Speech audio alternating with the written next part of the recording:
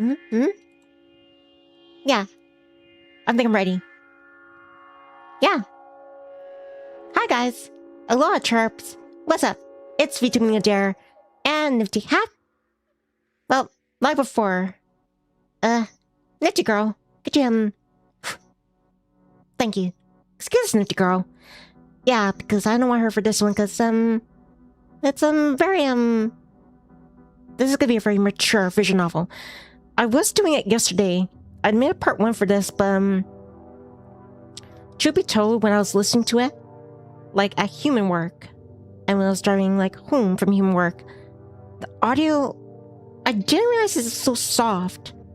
So I don't know if it's like, booming through your speakers or your headphones, but yeah, I boosted like the like the input and like the I increased the volume. It's practically blasting in my ears in terms of my voice.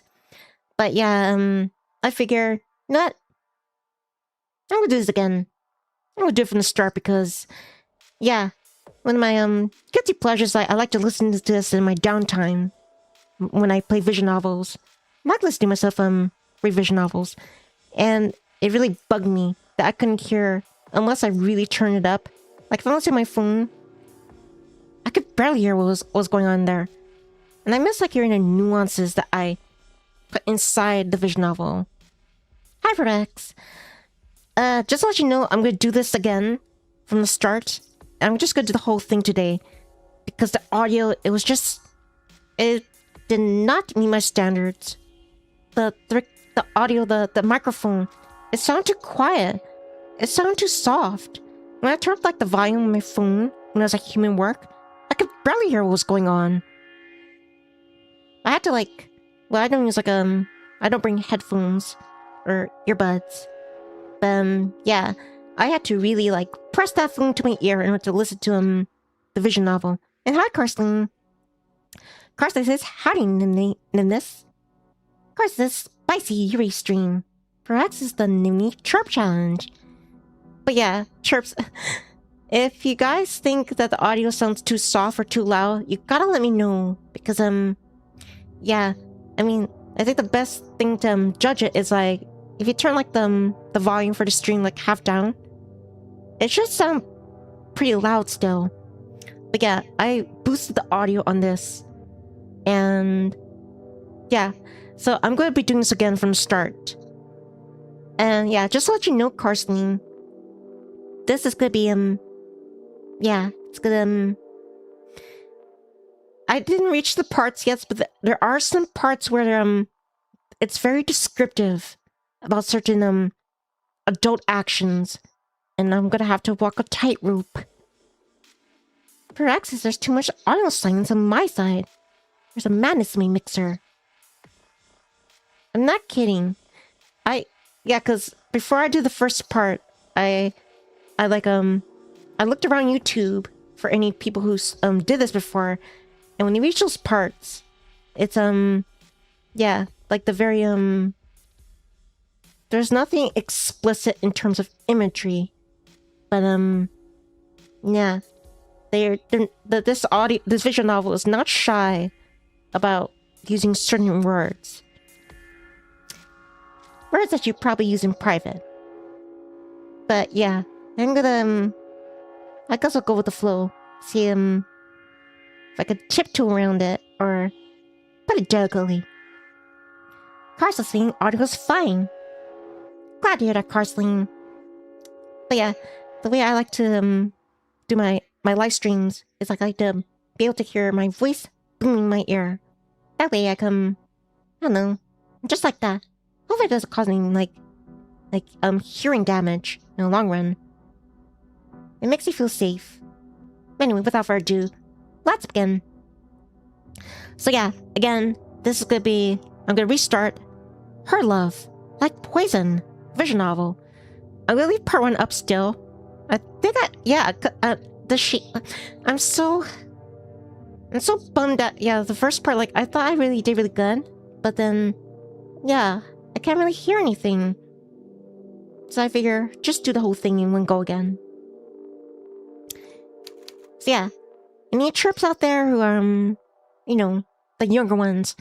I'm gonna have to ask you to leave because this one it's very adult compared to the other visual novels I've done. Nothing explicit, but it's also not, yeah, it's not, age friendly. Alright, let's begin.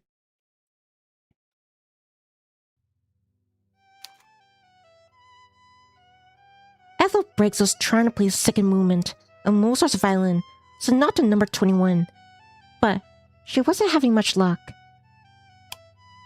It had been months since she last picked up her violin. A lack of practice had made her rusty. She played this particular piece numerous times, not for any competitions. She has been too shy to enter any, despite Miss Mangerly's gentle coaxing, but for her own satisfaction. Mozart's violin, Sonata 21, was one of her favorites. Ethel wasn't a huge Mozart aficionado. She didn't like how upbeat most of these pieces were, how frothy, flippant, and inoffensive. On the whole, she thought that Mozart was far too cheerful.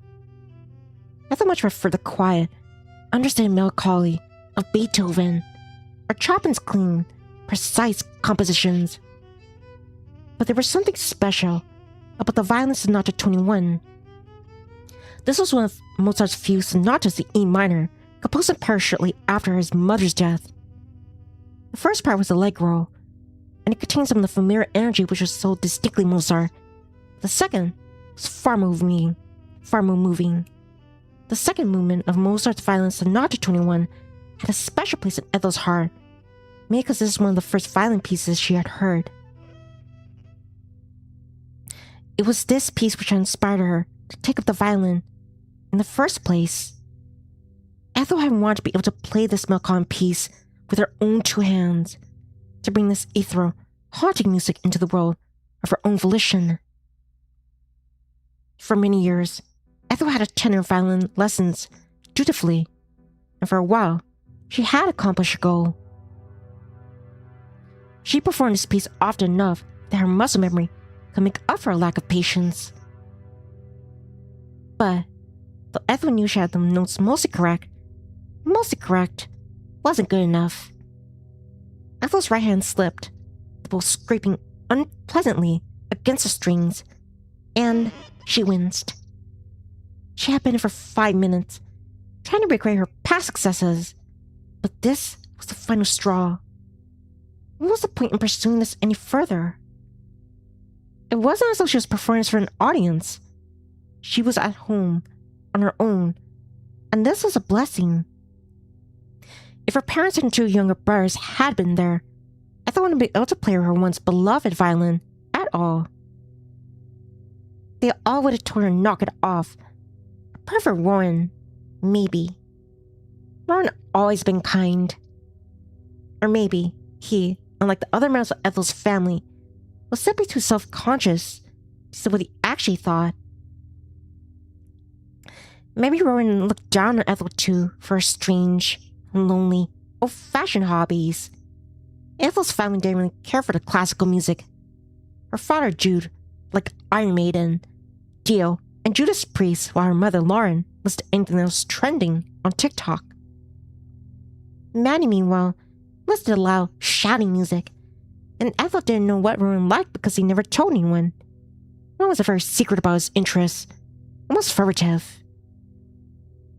If her family had listened to classical music, however, Ethel knew they would have preferred Mozart to Beethoven and Chopin. Mozart seemed like exactly the sort of person Lauren would enjoy chatting with over a pint. Come to think of it, the Mozart in Amadeus is all like the real man. Ethel sighed. She was disappointed in herself. She hadn't been playing the violin for very long. Her jaw was aching, and her fingers were already beginning to hurt. Gloomily, she set her violin down. Glumly, she looked at it, lying on the bed. Her eyes softened in a way that looked rather like an abandoned puppy. Then, feeling rather sad and sorry for herself, she sniffled. She had loved that violin once, but her love had long since dwindled. Everything which had once brought Ethel joy had become gray and faded since Clementine had left. What did her love for music matter now? Had it ever mattered? Ethel was already 21. Simultaneously, she was only 21. She was in her final year of university. The adult world loomed before her. Rather than welcoming, however, Ethel found herself shrinking away from her future responsibilities. That was probably why she had dug out her own violin, to play through her favorite piece from her childhood. She'd been trying to cling to her past. She simply didn't want to grow up. Ethel sat down on her bed, defeated. Though she supposed it wasn't her bed anymore, it hadn't been for almost 3 years. When Ethel was at university in Durham, Manny slept in what had once been her room. When Ethel came back for the holidays, Manny and Rowan were forced to share a room, something they both resented. "I know it's a tight squeeze," Jude always said, "but try to bear with it. Ethel can't be expected to share with either of you. She's the oldest, and she's a young lady. She needs her space. So don't be so unruly. Or Shirley." Rowan was good-natured enough that he didn't complain about this sleeping arrangement too much. Not to Ethel's face, at least. Manny was less so. "Hi, Victor." Victor says, "Hi, Nivni." "Glad you can make it for the stream. Welcome." "Hi, Julie." Julie says, "Hi, Nivni."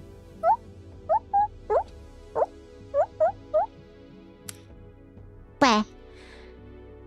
I decided to do this, to start from the beginning again, because the visual novel, when I was listening to it, it sounded very soft. My microphone. So I don't know if you could tell, but I boosted the audio. So ideally, you're listening back to this, or you listen to me right now, it should be like at half volume, because it sounds super loud on my end. So yeah, I'm doing this from the start again. But I'm still gonna leave that other part up because I thought I did a pretty good job on it. It's just it's so soft. Can't hear anything. Manny was only 13, and learned how to be tactful yet. Ethel's youngest brother had been in an awful mood all Christmas. A mood which Ethel knew was largely because of her unwanted presence. It had been a relief when her family had left the day prior for Luton Airport for the holiday they'd been looking forward so much. Now that Manny was no longer skulking around, shooting her nasty glares whenever their paths crossed, Ethel felt like she could finally breathe. Some smart of Ethel wished that she'd accompany her family. She'd never been to Australia before, and she was curious about it, but another part of her thought she made the right move. She didn't want to keep subjecting Manny to her company. She also enjoyed having the house to herself. That meant she could play the violin without having to worry about the sound carrying, and the dick carrying her parents' home, as the walls are so thin.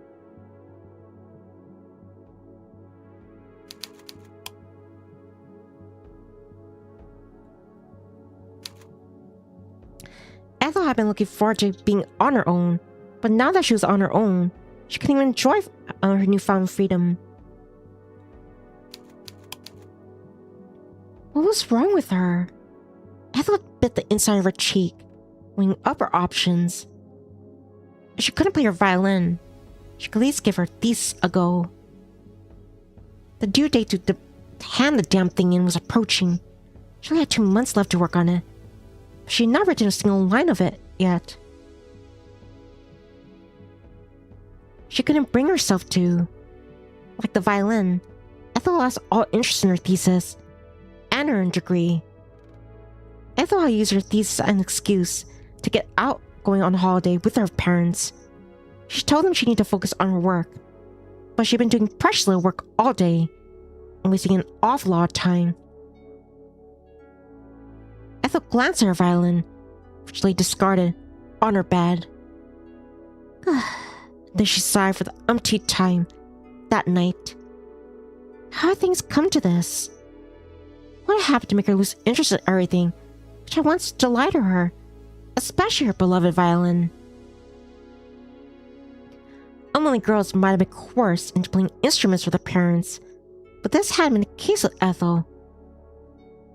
Ethel had been introduced to the world of classical music quite by chance, after discovering an old CD full of the stuff in a jumble cell for 15 pence. She had been drawn to the old crack CD because of the smiley lady on the cover, and she hadn't been too interested in the music itself. When she had listened to the CD, however, she had experienced a revelation. The song had spoken to her. She had been instantly drawn to the world of classical music, and all but thanks to Mozart's violin, Sonata number 21. Ethel had known, after listening to that CD, that her life would never be the same again. Shortly after, she had pleaded with her parents to take violin lessons so she could play just as well as that smiley lady with the pixie cut on the cover of the CD. Ethel has since long lost that life-altering CD. She lost many things which were important to her over the years, but she can remember the cover clearly. The one had been pretty despite her unconventional haircut, decidedly feminine in her blue wrapped dress and her dangly earrings. She had held a violin against the nook of her neck. In her other hand, she had wielded a bow. There had been something commanding about the nameless woman in blue, despite how skinny she had been, how slender her arms and legs. To young Ethel, she had seemed less like a person and more of a queen from a fairy tale, the crowns of flowers on her head only adding to this illusion. Ethel hadn't necessarily wanted to play the violin for the sake of it. She had just wanted to look like the nameless lady on the album's cover, a lady who, Ethel now realized, probably hadn't played any of the songs arranged on that CD. The woman on the cover had probably been a model, brought into a studio to pose with a violin she couldn't play. That, or she had been a stock image lifted from the internet. When Ethel had grown up enough to realize this, it saw the mystique of that seminal CD, a little how other children felt betrayed after learning Santa wasn't real. It had been an eye-opening moment, but maybe it had been for the best. This revelation had lessened Ethel's pain, at least, when the CD had gone missing a few years ago. In any case, Ethel's violin lessons had quite lived up to her expectations. Ethel kept at the violin, carried by initial childish enthusiasm, but her enthusiasm had faded when she started secondary school and realized that she would never be as smiley or as happy as the elfin woman on that CD cover. She would never be that pretty either. No amount of playing the violin could bring Ethel closer to her idol's image of perfection, something which became all the more apparent when Shania and her gang had started to bully her. Ethel grew so disenchanted with the violin, she gave up on her lessons at the start of the year 11. She had needed to focus on her GCSEs anyway, and had hoped that she had jammed her fingers during a netball game in PE that had hurt for a whole month to hold her bow. Jude had never liked it when she played in the house anyway, especially when there was a big game on. Manny, meanwhile, had always said her scraping sounded unbearable. It's like nails on a chalkboard. Can't you pack it in? Man used to say. In the end, Ethel just did that. She packed the violin in, but not for good. She could play here and there when her parents and brothers were out of the house and there was nobody to hear. Sometimes, Ethel even took joy in her playing, but these moments had been few and far in between. Once, Ethel had played the violin dedicatedly, once a week at her teacher's, Miss Manley's. Once, she played once a month, if that did so furtively, as if it were a shameful secret. Ethel couldn't help but feel embarrassed as she played, as though she were performing an obscene act even more intimate than masturbation. Maybe playing the violin was masturbation in a sense, because it only ever brought her pleasure.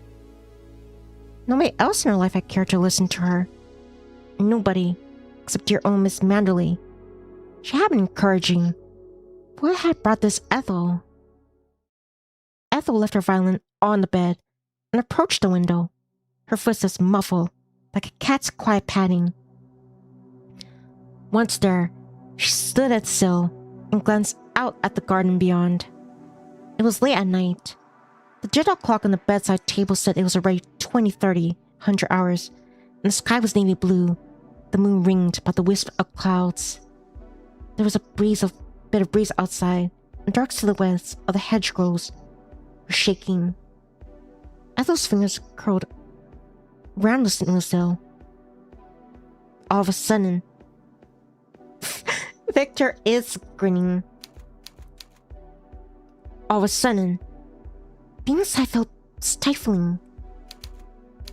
Ethel had been so caught up in her memories that she worried that would overwhelm her.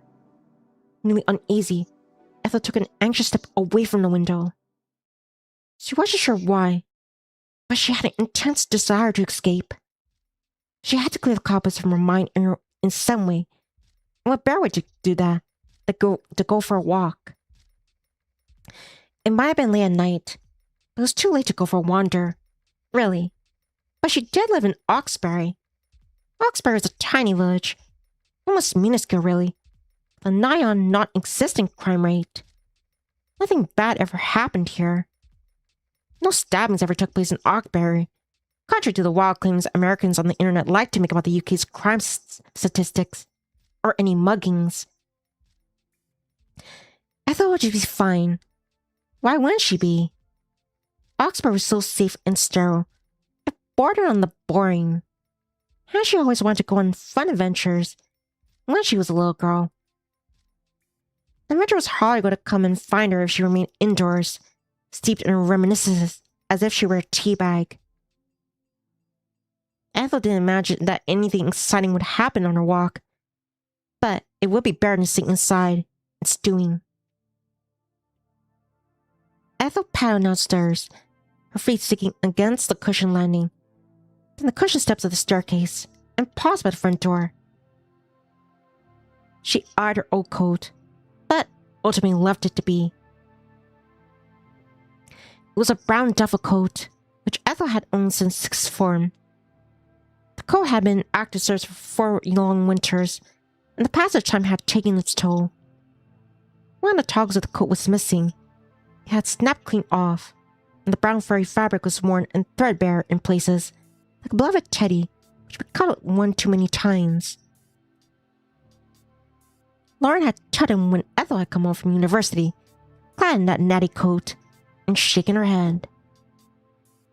"You're still wearing that old thing?" she asked, her voice incredulous. "I thought you bought a new coat by now. You look like you come straight out of your jumbo cell."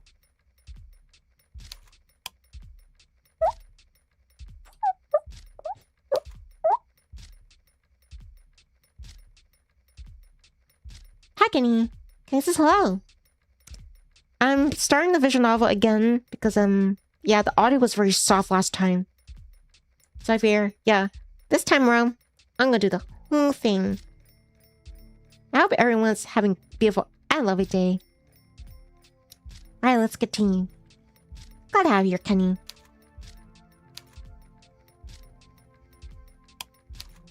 Ethel knew that her mother hadn't meant this as a compliment. Ethel's mother rarely complimented her appearance, but she had liked it nonetheless. I'm doing good. Thanks for asking, Kenny. I'm glad you're doing alright. Lauren offered to take Ethel to jumbo cells when she was a girl, optionally to find some cheap bits and pieces for the new renovated kitchen, but actually so she could have a natter with her friends. Hi, Guidance. How's how are you doing today? I'm doing good. Can't wait for tomorrow, so I'll be off from human work. And I'm starting this visual novel again. Yesterday was part 1, but the audio was very soft. Yeah, I was disappointed when I was listening to it. I had to really turn up the volume. So I'm doing it again.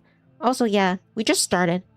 So yeah, Ethel here, she's just thinking about how like she was left behind in her house while she's on vacation from university, while her family is like vacationing in Australia. And she also went through a breakup with her girlfriend, so she's not in the best place. Lauren was stabbed by Auntie Jeannie and Auntie Morel's stalls.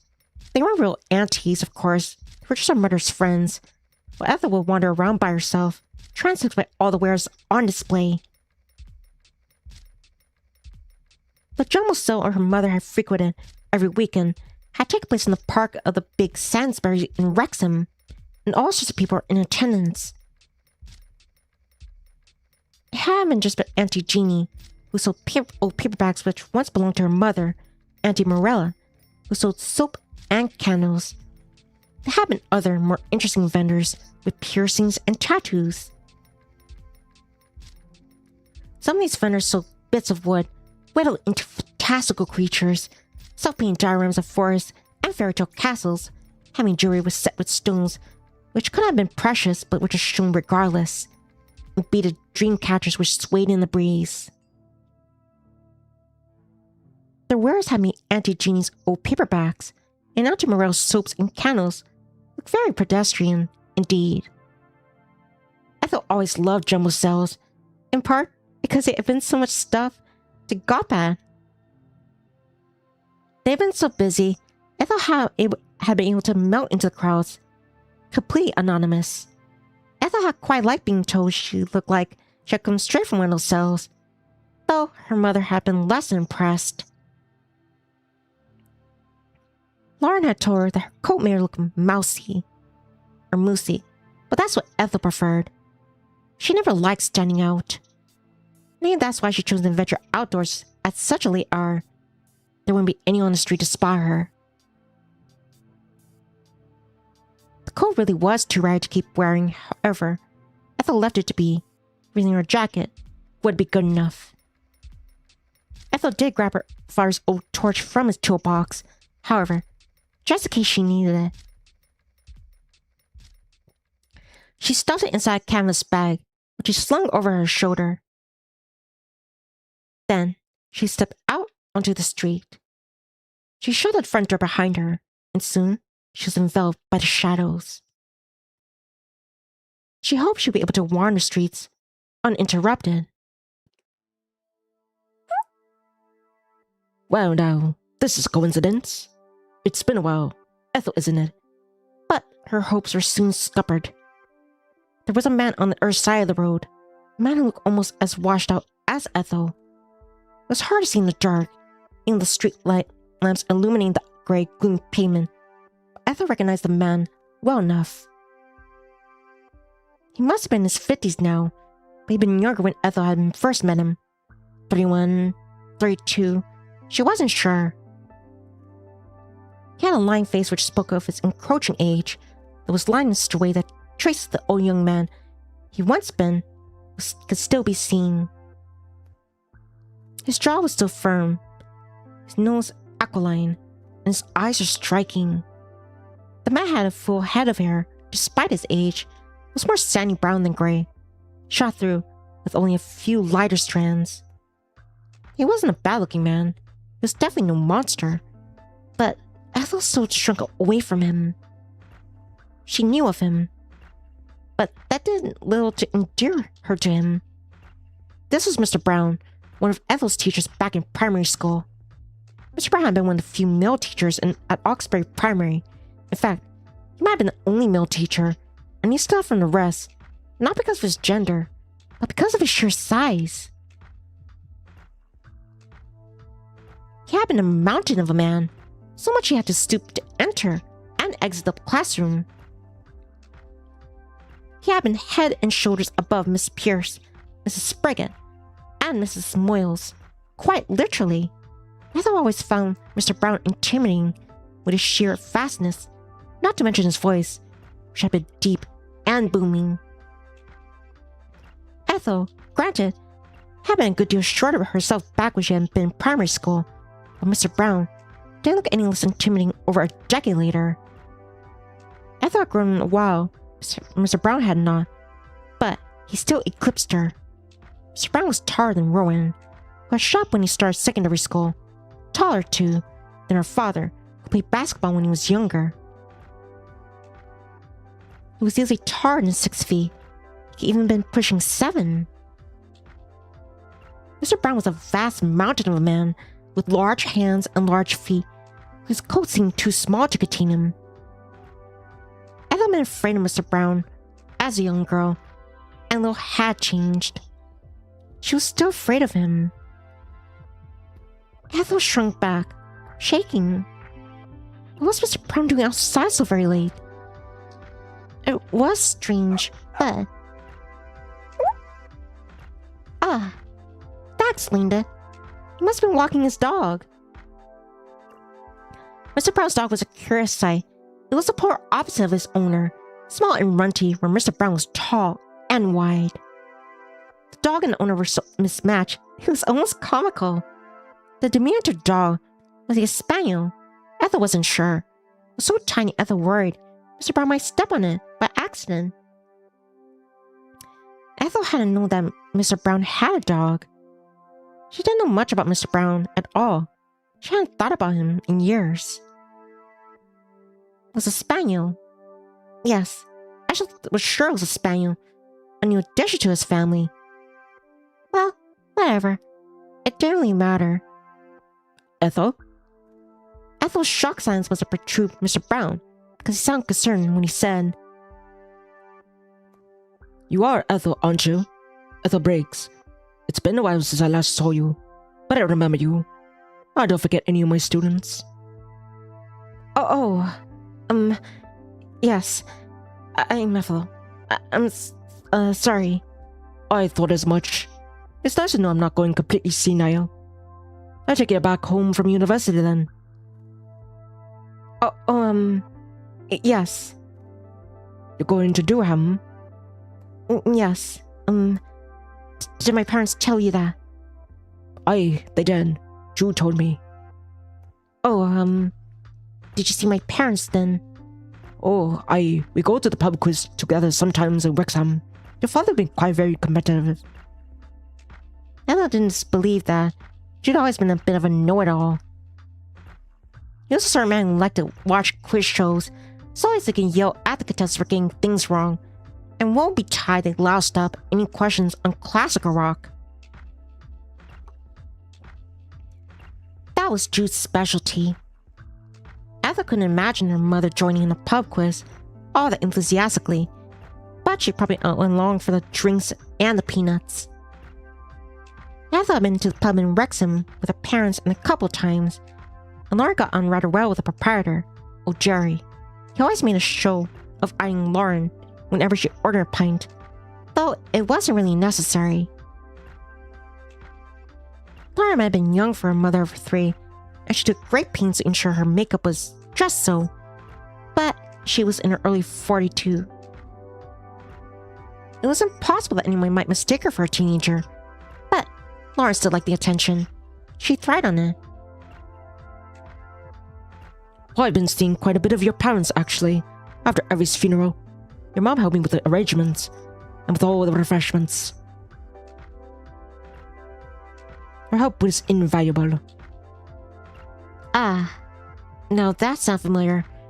Ethel thought her mother might have mentioned at some point or another that her old primary school teacher's wife had died recently. She hadn't given much thought, but she supposed her mother must have been talking about Mr. Brown.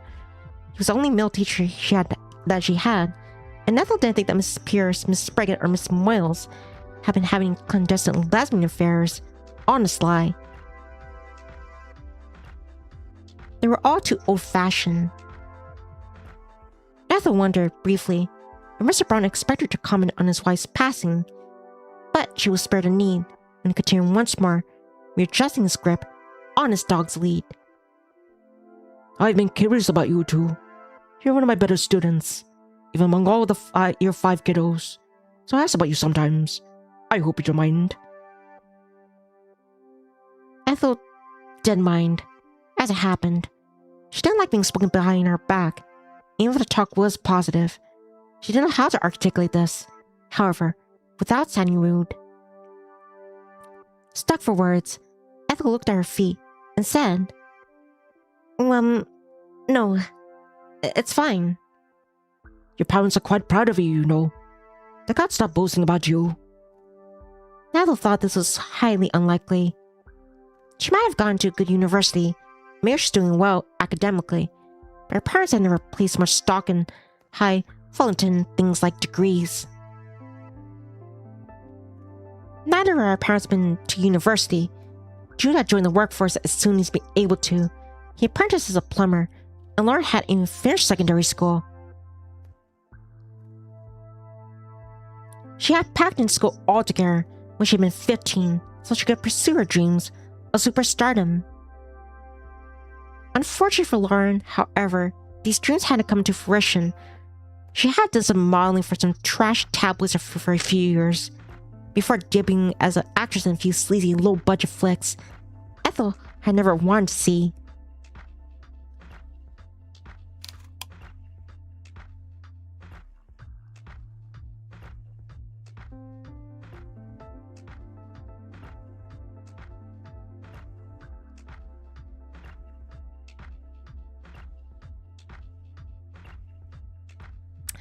Lauren had wound up settling down and starting a family with Jude when she was only 21, her age. Ethel thought, with a shudder. With a shiver, though she never seemed particularly bitter about her lot in life. Lauren had never taken much interest in her daughter's creative or academic pursuits, though she had not been dismissive of them either. Lauren had driven Ethel all the way to Wrexham once a week for violin lessons, with Miss Mandley, lessons she had paid for without complaining. She had seemed pleased too when Ethel had been accepted into a university of choice. The reply hadn't been much more effusive than the benign, "Oh, that's nice, dear. I suppose I'll have to get your student grants sorted out then, eh?" Ethel found it hard to believe that her mother had been boasting about her academically talented daughter. Lauren would have been more inclined to boast if Ethel had started to dress more fashionably, or she learned how to apply eyeliner without making her eyes water, or if she started her own successful TikTok channel. Lauren had a TikTok account of her own, where she filmed herself putting on makeup, taking off makeup, showing off her nails, and singing along to her favorite pop singers, or pop songs. Lauren was actually very successful on the platform. She managed to rack up 300,000 followers in the span of 2 years. She sometimes did sponsorships of makeup brands. It was newfound fame which had paid for Manny's fancy gaming PC, Jude's new guitar, the family's holiday in Australia. If Ethel had been like Lauren, bouncy and cheerful, Ethel imagined her mother might have been more inclined to boast about her. But as it was, Ethel thought it was doubtful. It was hard to imagine that Mr. Brown cared about Ethel's academic achievements more than her parents did. Still, it was kind of him, Ethel supposed, to bar spinning her a white lie like that. He must have been trying to cheer her up. "Oh, I'm sorry. Where are my manners? You'll be on your Christmas holidays now, won't you? I doubt you want to talk about university much right now."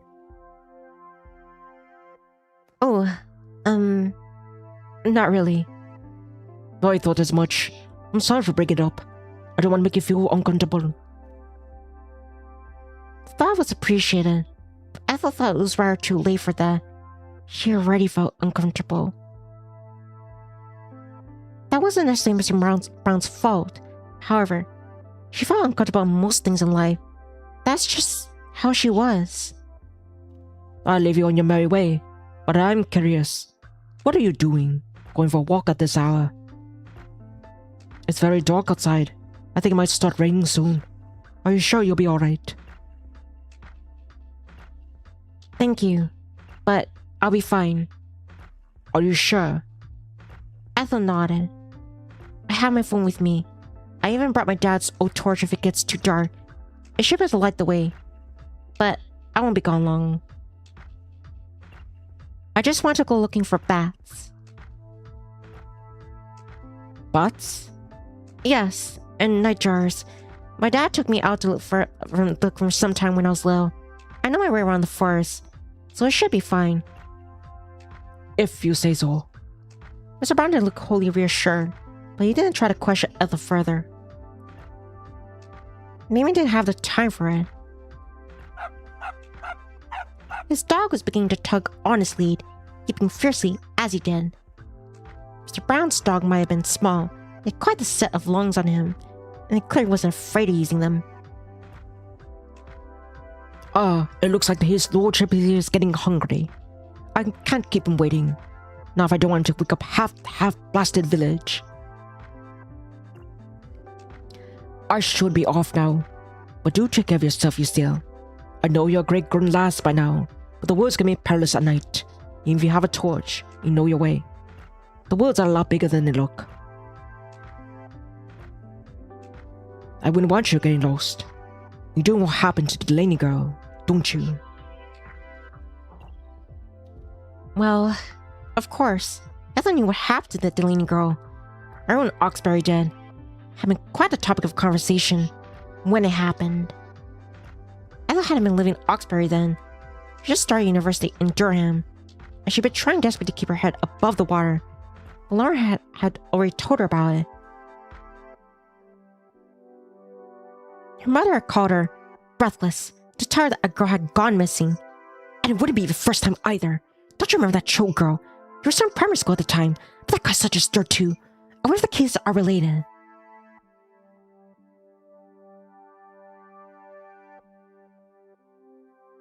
Ethel hadn't liked the way her mother talked about the girl's disappearance, as though it was like some amusing piece of gossip, no different from like who was dating on Love Island. So sis, Cinema. Hi Sol. Good to see you. I just started a few minutes ago. But yeah, even though I have a part 1 for this, the audio was really soft on that one. So I figure if I'm gonna try to do this whole vision novel today. I think for most people it takes like 3 or 4 hours. And yeah, the part 1 was like 3 hours. So I think it's like I had an hour left to finish that one. But yeah, I'm just gonna do the whole thing and go. And good to see you, so hope you have a beautiful and lovely day. She had found it rather tasteless. Ethel hadn't known the missing girl. She hadn't been a local of Oxbury, according to a local paper. She had been staying there for a few days with a couple relatives, and she didn't remember her first name. She thought it had been something unusual though, something exotic. India, maybe. Indigo. Well, in any case, the girl had last been sighted near the edge of the woods by a dog walker. The police had combed every inch of the forest, but her body had never been discovered, if there was a body to uncover at all. It was possible she'd grown bored of being stuck in Oxbury, and she hadn't run away. There was no guarantee that she'd come to a sticky end, and neither was there any evidence. But Ethel still wondered. And so it seemed. Mr. Brown dead, too. How it's been 3 years since the young Miss Delaney's disappearance, but had caused something of a pall over Oxbury. As a teacher, Mr. Brown must have been more concerned than most. He had spent the better part of his life looking after small children, cleaning skin knees, and breaking up arguments over who stole over whose favorite toy. Ethel could hardly fault Mr. Brown for worrying, but his concerns still rankled. There was something uncomfortably cloying about it. Did Mr. Brown still regard her as a child? Was that why he was lecturing her? Ethel was 21 now, but she knew Mr. Brown would never regard her as an adult in her own right. How could he, when he'd known her as a 9-year-old? This realization was an uncomfortable one. It made Ethel cringe. I'll be fine. Really. I know my way around, and I have my phone. If I do get lost, I can call for help. Who Ethel can call if she got lost exactly was a mystery even to her. She could hardly call her parents given they were in Australia, and she knew she wouldn't have the courage to call the police. Ethel would have hesitated to call 999, even if her phone had broken into open by a couple of machete-wielding muggers.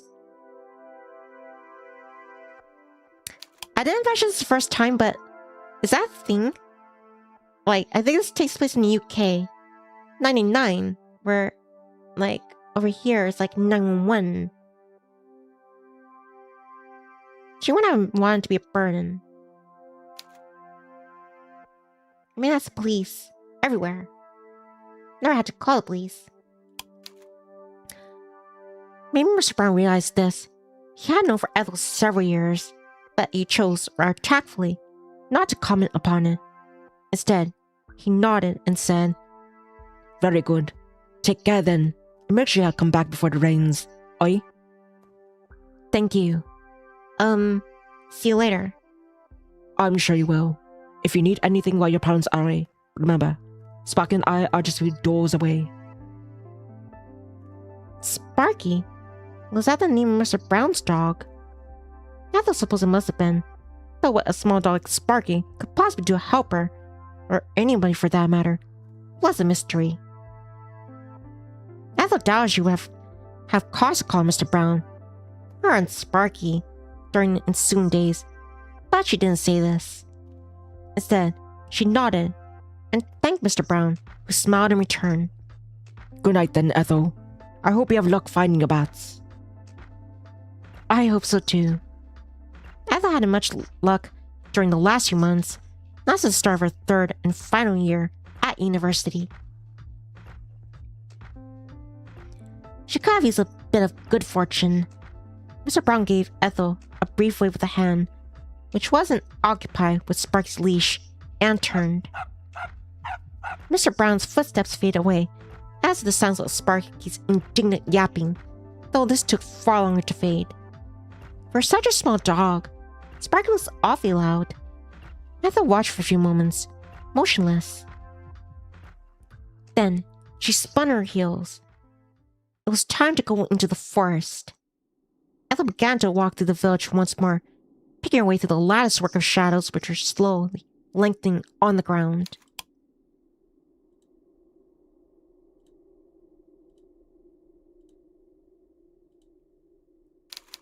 Her footfalls were dull on the pavement, a series of amused sounds which offered little competition and contrasted with the mournful moaning of the wind.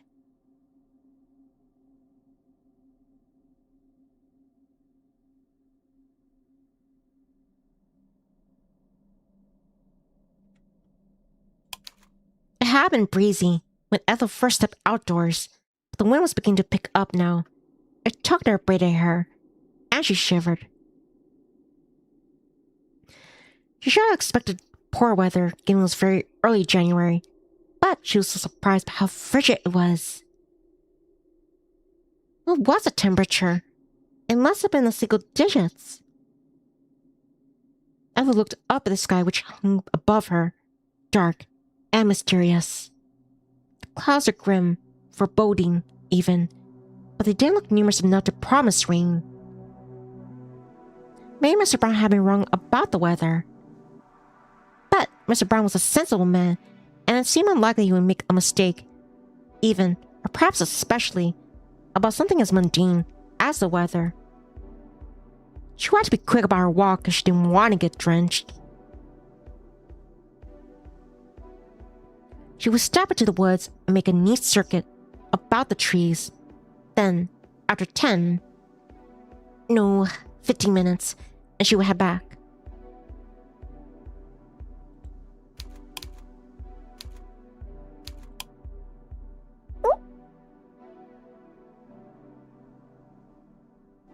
Oh, hi, monster.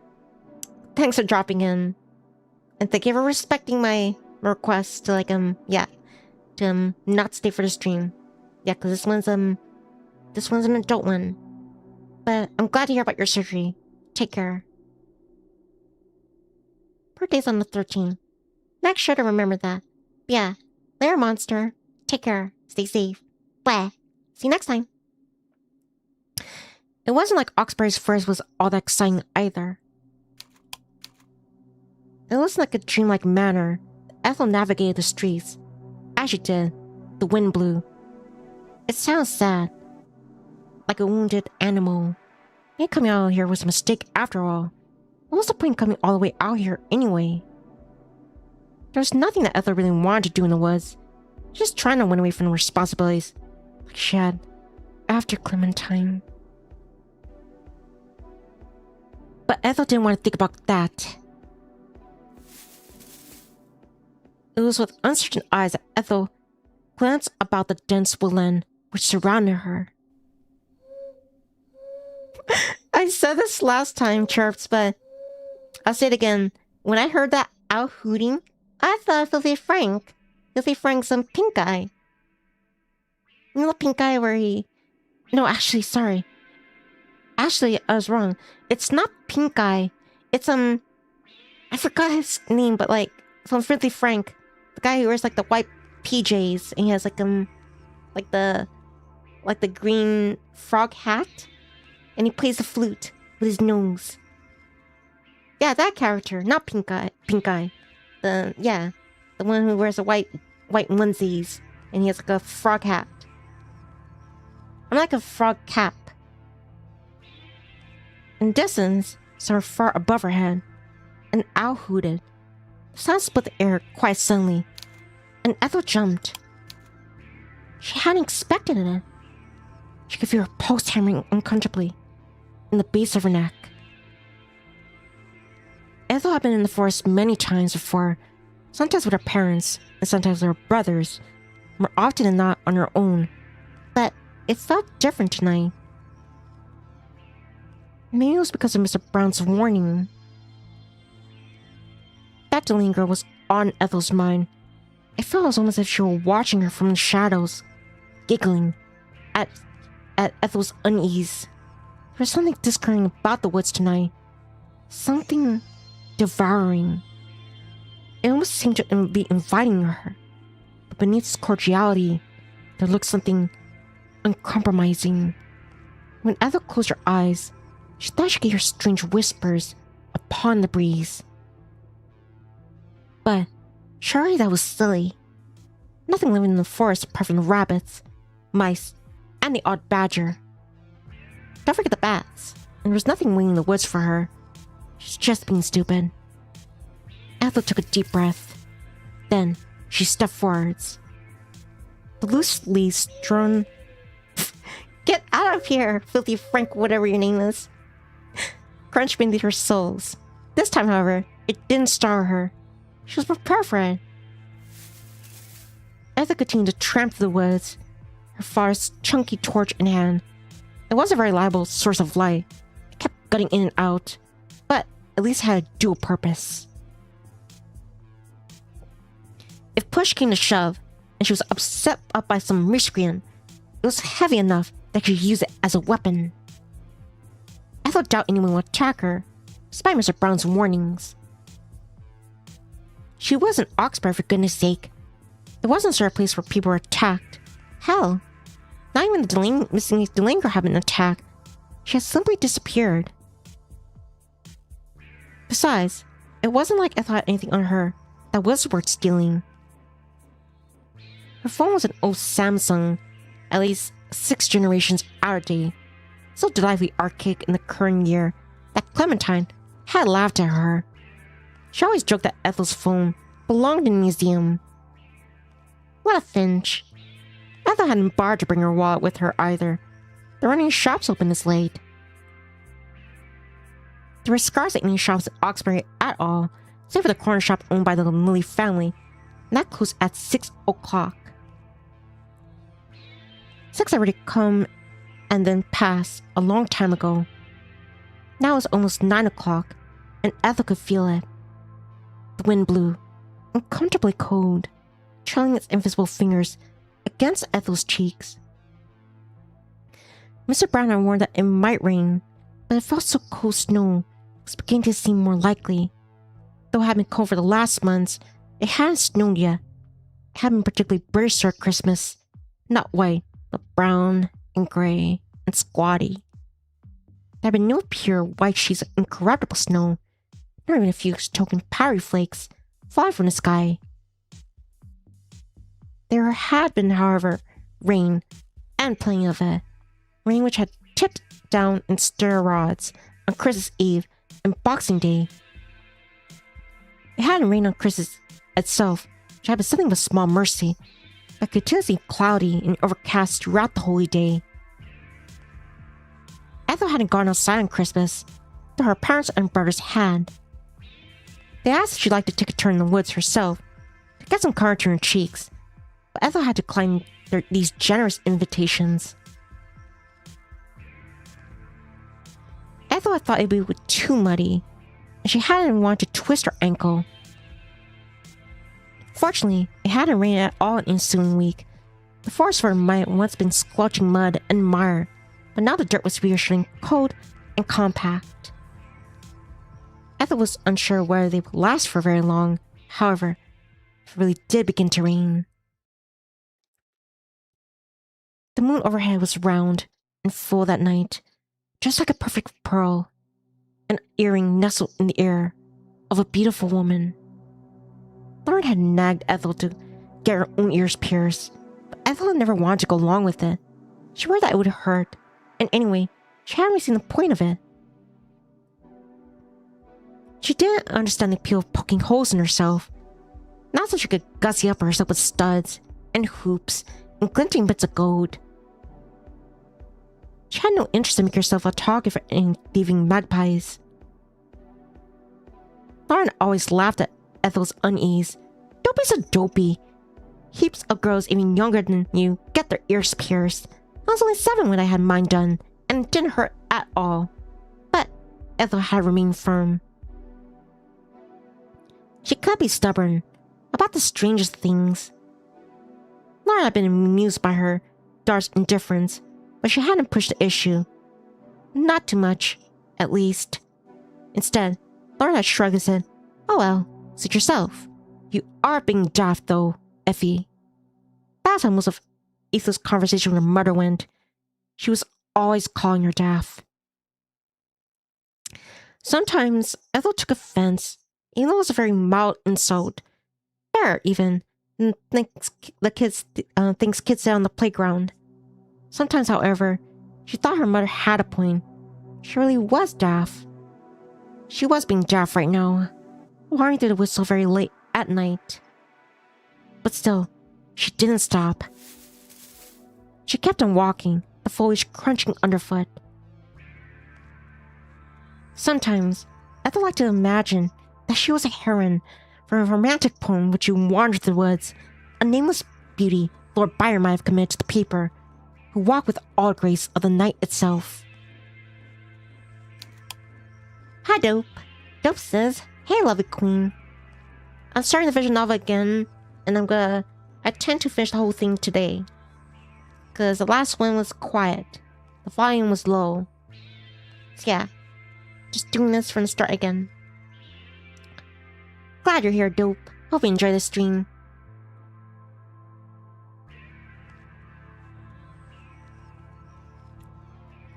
But Ethel knew there was nothing more than a fantasy.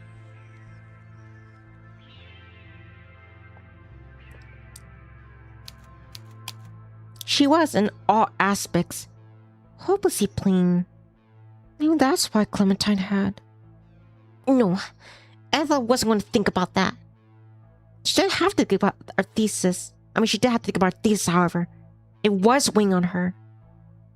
Why, she wondered, had she been silly enough to write her thesis on romantic poets when they focused so intensely, obsessively even, on things which were beautiful? If they were waxing poetic on beautiful women when they're writing of the beauties of nature, of lakes and forests and hills and dizzying hill-high cliffs capped with snow. Sometimes, Ethel liked to read about the beauties of nature. It was rare that she liked to read about beautiful women. The former was uplifting, the latter was just depressing. Was that why she was struggling with her thesis so much? Was it the subject matter? Ethel didn't think that she lost interest in her poetry, but her enthusiasm had definitely dwindled. Maybe it was inevitable, and Clementine had been the one to pique her interest in the subject. Clementine had always been very passionate about poetry, romantic poetry in particular. Though reading these old poems of Clementine, Ethel found something in them to appreciate herself, something she had never noticed before. But maybe it wasn't words of these poems she had appreciated, but the way that it sounded in Clementine's mouth when she spoke them. Had Ethel only pretended to be interested in poetry because she wanted to have more in common, Clementine? In retrospect, that seemed depressingly likely. Ethel wanted Clementine to like her. She had always been slavish in the way she followed her about, laughing at all her jokes a little too loudly, affirming that yes, of course all her essays were wonderfully original. She even offered to be Clementine's caddy when they were on campus. Ethel only been too happy to buy Clementine drinks from the vending machine or snacks from the student shop whenever she so desired. Ethel had wanted Clementine to like her so badly for such a long time. Then Clementine had liked her, and it had been wonderful. For over a year, Ethel had been suspended upon the clouds. Nothing could have hurt her until it came all crashing down. Had that been inevitable? Maybe she should have expected it. Ethel shuddered.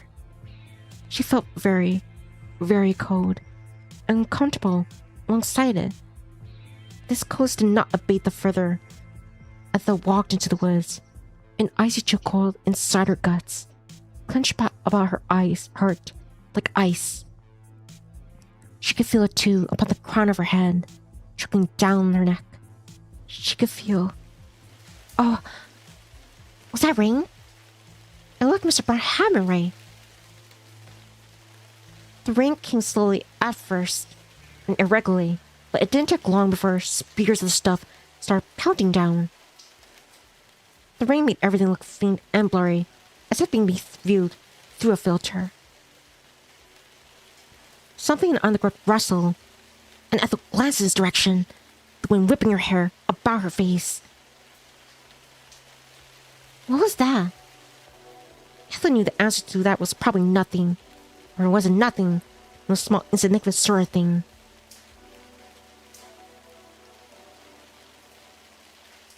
It must have been a rabbit, seeking shelter from the rain. That or a vole, or maybe a sodden squirrel.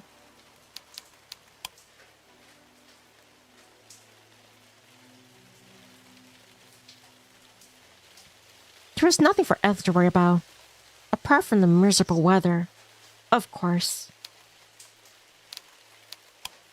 Ethel shouldn't have ventured so far into the woods, but it was too late to worry about that now.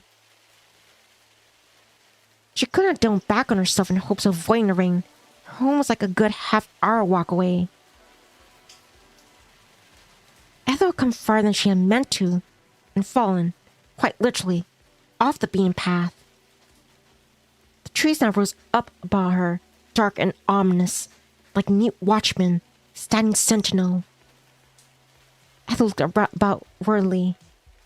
She had no idea where the rain was going to stop, but she doubted it would be anytime soon.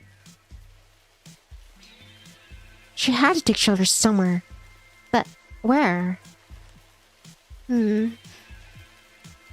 What about the church? The cabin was an old crooked building which bordered forest. It was located on the fringe of Oxbury, away from the rest of the houses. Ethel's parents were religious, but her grandmother was, and she'd taken Ethel to St. Catherine's a few times in the past, mostly for Easter and Christmas services, where they sang hymns praising God, none that put all that much stock in. Ethel wasn't very much religious either. She must have inherited from her father, just like his freckles, but she did wonder, on occasions, the world was governed by some greater power nobody can see. Ethel even tried praying a few times as it happened, to see if some mysterious greater being would answer. But she felt silly and self-conscious, even though she had been on her own, and she soon stopped. She had managed to get rid of the mental image of her father. Scoffing, he said, "God? What a little bollocks. The only God I believe in is Jimi Hendrix." Ethel had been about to praise Jimi Hendrix, of course, and the mere idea had been so silly, it damped her momentary religious musings. Ethel still wasn't sure she believed in God, but if he did exist, she was sure he wouldn't mind if she took shelter in one of his churches for a while. If she could avoid the worst of the rain, she would have nothing negative to say on the subject of organized religion in the foreseeable future.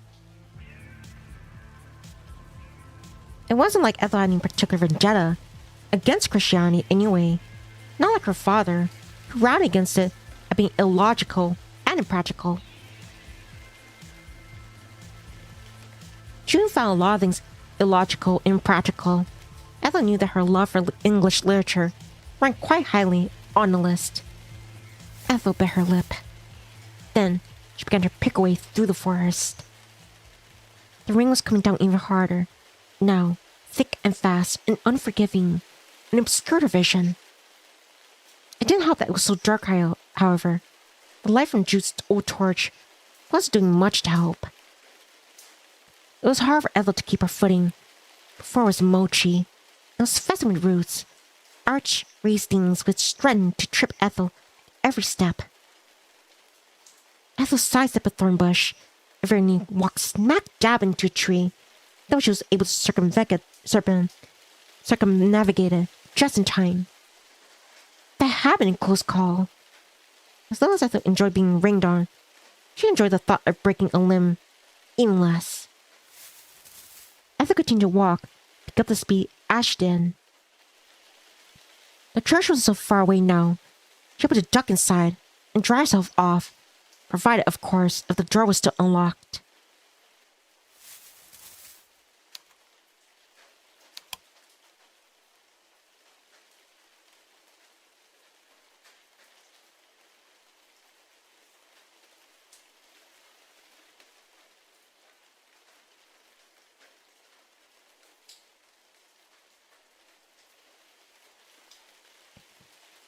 She broke the last lines of the trees, her clothes sticking to her skin, like tarpaulin, and looked up at St. Catherine's. The church was small and squat, but it did look oddly imposing in the dark, its tile roof superimposed against the wickedly thin crescent moon. St. Catherine's arch, wooden door, loomed over Ethel as she approached it, almost consuming in the darkness. Ethel had wished she would be able to take shelter here, like the persecuted Esmeralda and the Hunchback of Notre Dame. But maybe not. It wouldn't have been surprising if the warden had locked the church come sunset.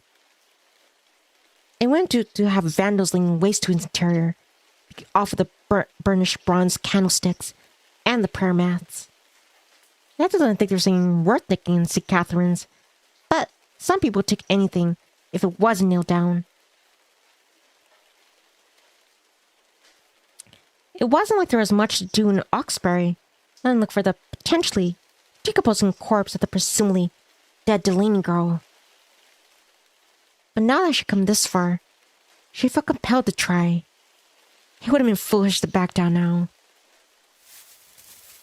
Ethel paused to wipe her brow free of rainwater.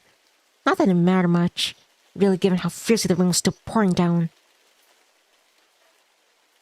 Then she reached for the door of St. Catherine's.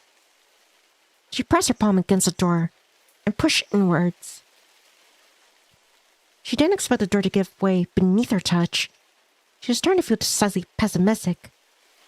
But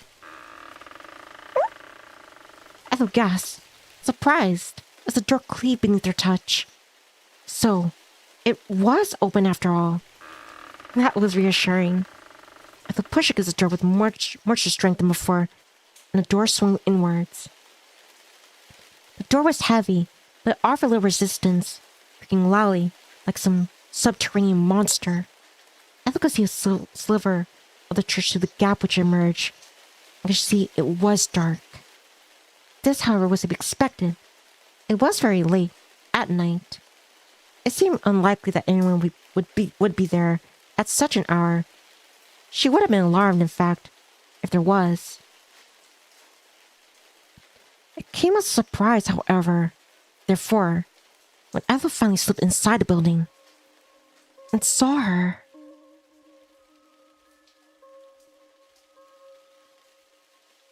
The girl was just standing there in the chancel, framed by the stained glass window. Ethel couldn't see the girl's face, but she could see how slender her waist was, how shapely her calves. The girl wasn't dressed for a downpour. She wasn't dressed for a British winter in general, the rain notwithstanding.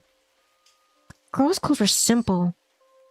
A summer dress cinched in the back with a ribbon. Her legs were bare. She wore no leggings, nor no tights. It didn't look like she was wearing any socks. Instead, she wore a pair of sandals, which had a slight suggestion of a heel. The backs of the girl's feet were exposed, which were arched and raised a couple centimeters above the floor. The girl was only standing, but there was a curious grace to her, even as she remained motionless, which made Ethel's heart ache. Ethel had yet to see her face, but she didn't need to. She already knew that this girl would be heartbreakingly beautiful. The girl wasn't even a little damp. Not like Ethel. She must have arrived at the church before the rain had started.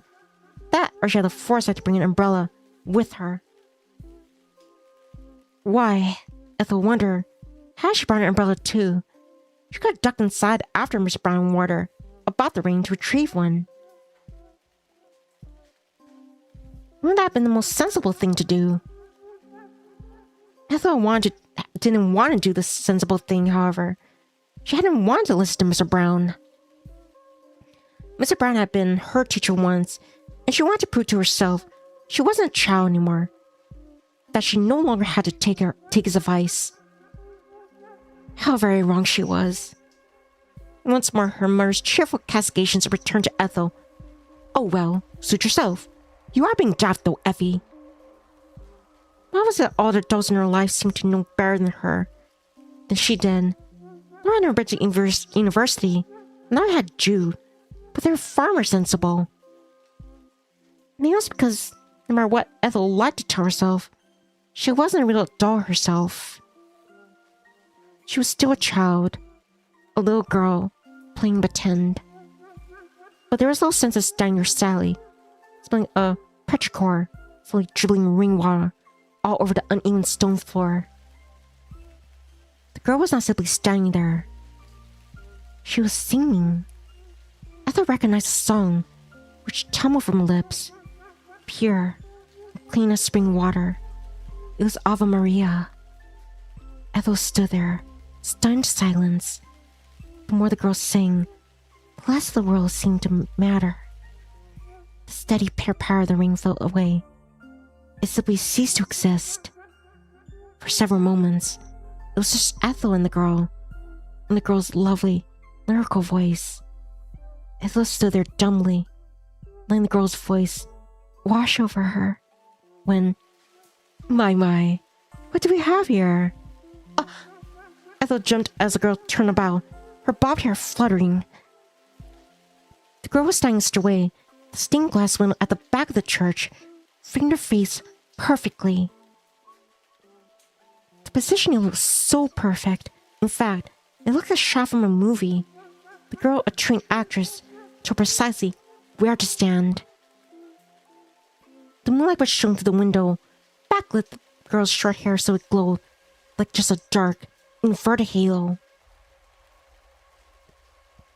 The girl didn't look like any of those angels Ethel had seen pictured before, however, not the dramatically dessert with like golden locks and blue eyes, nor the biblically accurate ones made of flickering flames with 100 of vast staring eyes. The girl only had two eyes, which were positioned where they should have been, and framed with a sweep of dark lashes. Her nose was snub, and her lips curved upwards into a small smile. Her skin, meanwhile, was very white. She didn't have wings, neither did she wear a robe, though her pale green dress looked almost angelic. There was too much mischief in her smile for her countenance to be truly Sephiric, but she still took Ethel's breath away. Hello, stranger. I've not seen you around before. Not that it's saying much, I guess. I don't know how many people are around here. Were you watching me? Ethel's face, which always had a pinkish undertone, now turned red.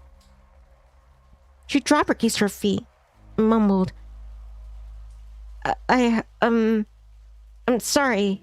I didn't mean to. So, you were watching me.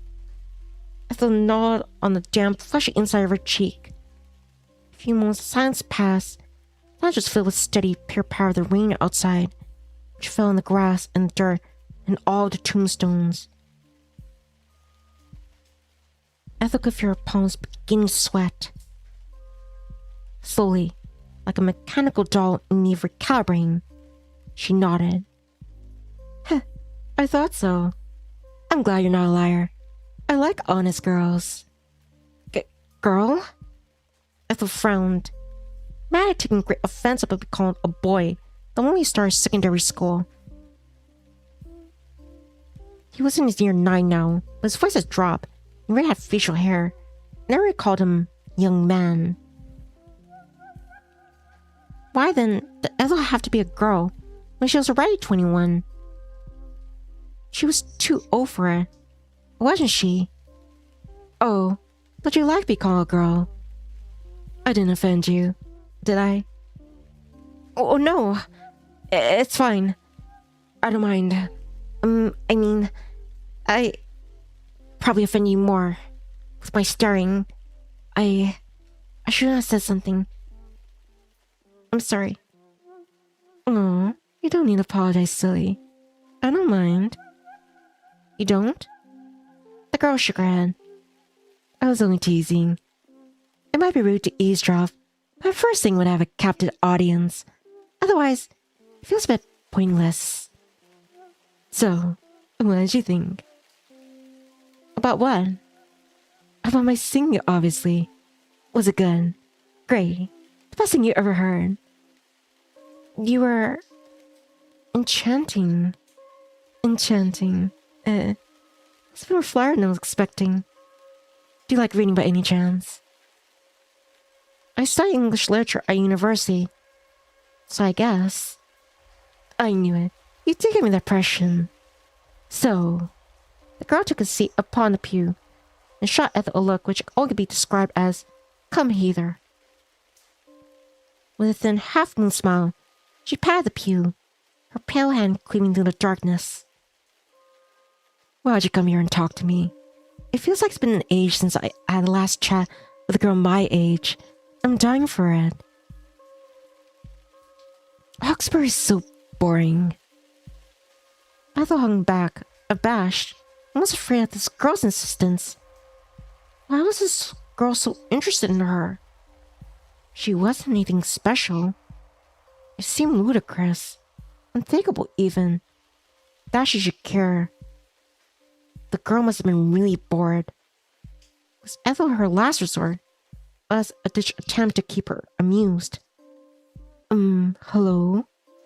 The girl cocked her head to one side, her smile an amused, impish one. Didn't you hear me? I would have thought the rain would have washed those ears of yours out. Won't you come and sit with me? I could hardly have a conversation with you from all the way across the church. Unless you're afraid that I might bite.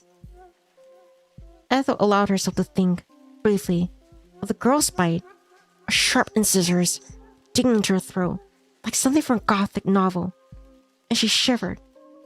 She wasn't sure if she wholly disliked that thought, and this left her feeling unsettled. Oh, no, it's fine. I'm not afraid.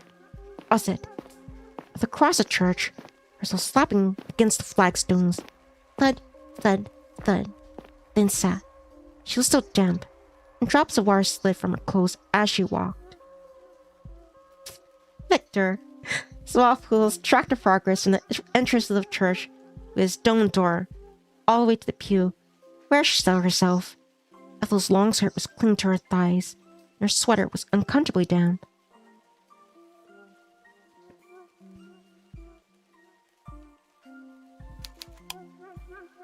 You're good, Proto X. No worries. Ethel tended to wear baggy, oversized clothes. The wrinkled hair rendered them uncomfortably skin tight. She would have felt subconscious regardless, being seen in such a state by anybody, even Mr. Brown. But being seen by a girl as pretty as whatever her name was, she like she could have been a Celeste or even Celine. Wasn't doing her self-esteem any favors. Wetly, Ethel looked down her lap, and wanly, she threaded her fingers together. So, she had sat just as the girl had asked. My, you're quite the awkward one now, aren't you? You've barely said more than a word to me since seeing me. Please, don't tell me you're afraid of me. What? Oh no. I'm just shy. I'm sorry. You've not done anything wrong. This is all my fault. The girl frowned, one hand resting beneath her chin. You say it's not your fault, but I don't think you did anything wrong either. You don't? No, I don't. I don't see why you feel the need to apologize. I'm not as sad. I was just stating a fact. You're so quiet. I was worrying whether I'd done something to upset you. But I guess it's the way you are. I've never been very good at small talk. I never know what to say. So I'm sorry.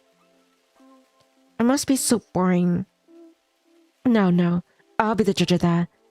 I'm not knowing long enough to find you boring. And I would have started talking to you in the first place if you hadn't piqued my interest. You don't think I'm a poor judge of character, do you? In this case, maybe she was. But Ethel was so afraid of offending the girl, even inadvertently. She hastily said, I don't think so. It's her state. I mean, I don't know you very well. You raise a good point. We are strangers. And this has been a pretty strange meeting. I wouldn't be surprised if you're wondering who this crazy girl is who's been singing by herself in the church at night. I must seem like a total nutter. I don't know if I say that. You probably wouldn't. No, I think you're too considerate. I wouldn't be surprised if that's what you're thinking, though. Well, go on. You can be honest with me. You must think I'm barmy. I don't know if I call you that. But this is a bit strange, I suppose. Oh, come on. You're being too generous. I know I'm more than being a bit strange. Your hobbies might be a bit unusual, I guess. Again, with a tact. You make a good politician. But who am I to judge? I went for a walk in the woods late at night when I knew it was going to rain. I'm not much better. I guess not. Maybe that's what brought us together then. What? The rain? No, silly. I think there's a deeper meaning behind our meaning than this. Deeper? Yeah. It must be like two alike souls. Or maybe two birds of a feather. It doesn't sound too out there. We're both weirdos, so we ought to stick together. The world's very accepting of people like us. Now, what's your name? Charlene must have one. Oh, I'm Ethel. Ethel's voice was quiet when she replied, as if she were repeating a curse word into her ears. It might as well have been one. As far as names went, Ethel was very flattering. It was very old-fashioned. It spoke more of like elderly spinters than it did 21-year-olds. Shania had teased Ethel by her name incessantly, as though she hadn't been named after the country singer. Ethel would have preferred to be a Shani any day of the week, over boring old Ethel, though. Ethel ought to present her parents with a lanyard with that name. Though it was mostly Lauren's fault, she supposed, for naming her after her grandmother, Ethel's great-grandmother, especially when her brothers had still been modern names. Why was she the one stuck with a name plucked straight from the dusty archives of a Victorian poorhouse? It was so unfair. The girl didn't seem to mind Ethel's name, however, because she laughed. Ethel, how pretty. No, it isn't. You're teasing me. No, I'm not. I'm honest to God. We're in a church and I've never dared to take the Lord's name in vain. I'm a good Christian like that. You know. You are? No. Now I'm really pulling your leg. Right. I suspect as much. You shouldn't be so self-conscious, though. That's a perfectly nice name. I met girls who were sad with much, much worse. Right, well, try doing that Shania. Hi, it's the Age of Kurisu. I decided to start this visual novel again because part 1, the volume was like really low. So yeah, I decided I'm just gonna do the whole thing today. How are you doing? Hope you have a beautiful and lovely day.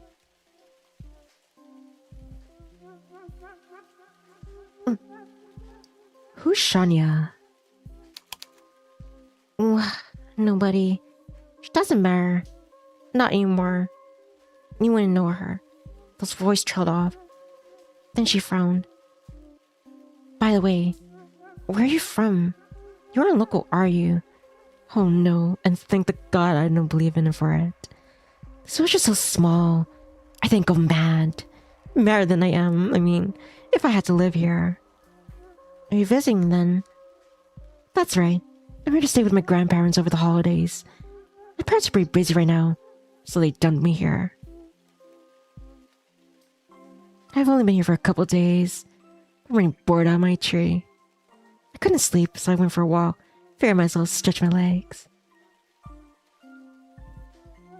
I was afraid I'd go stir crazy otherwise, but maybe it's too late for that.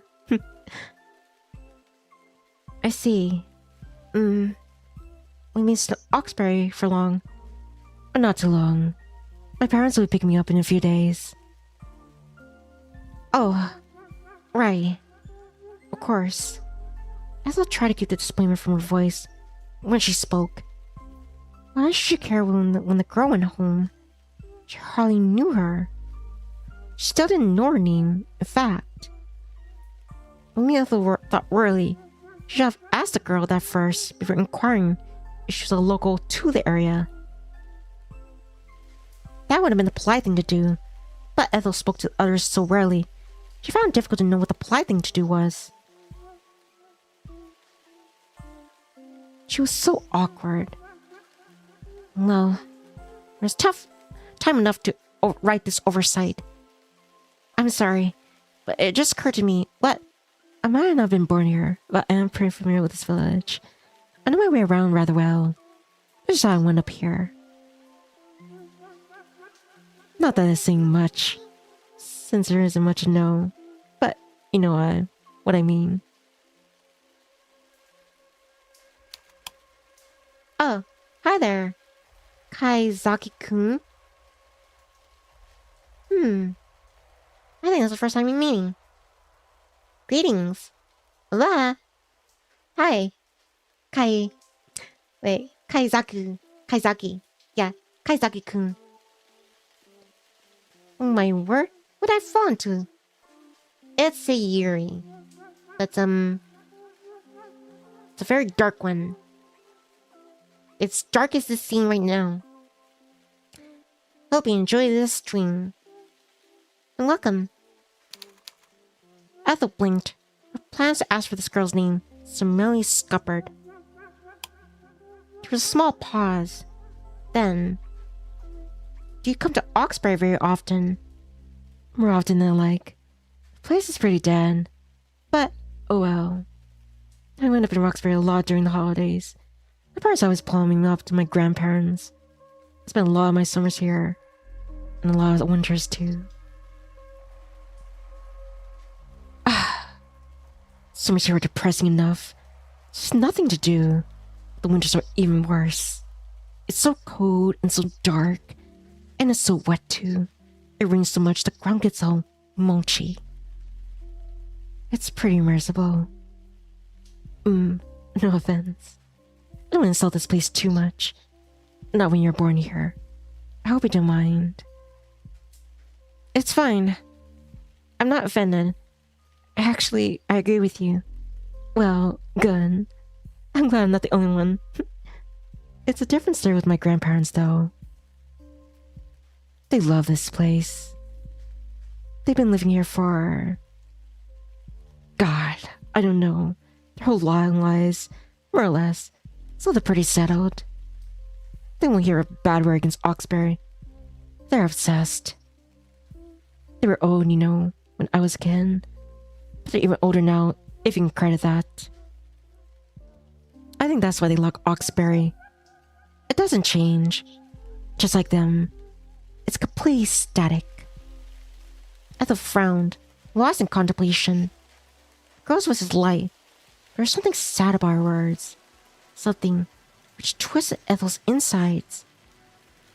When people reach their twilight years, typically when they pass into their 80s, it became almost impossible to discern their age from their appearance. There wasn't that much difference, or so Ethel had always thought, between the 80 and 90-year-old.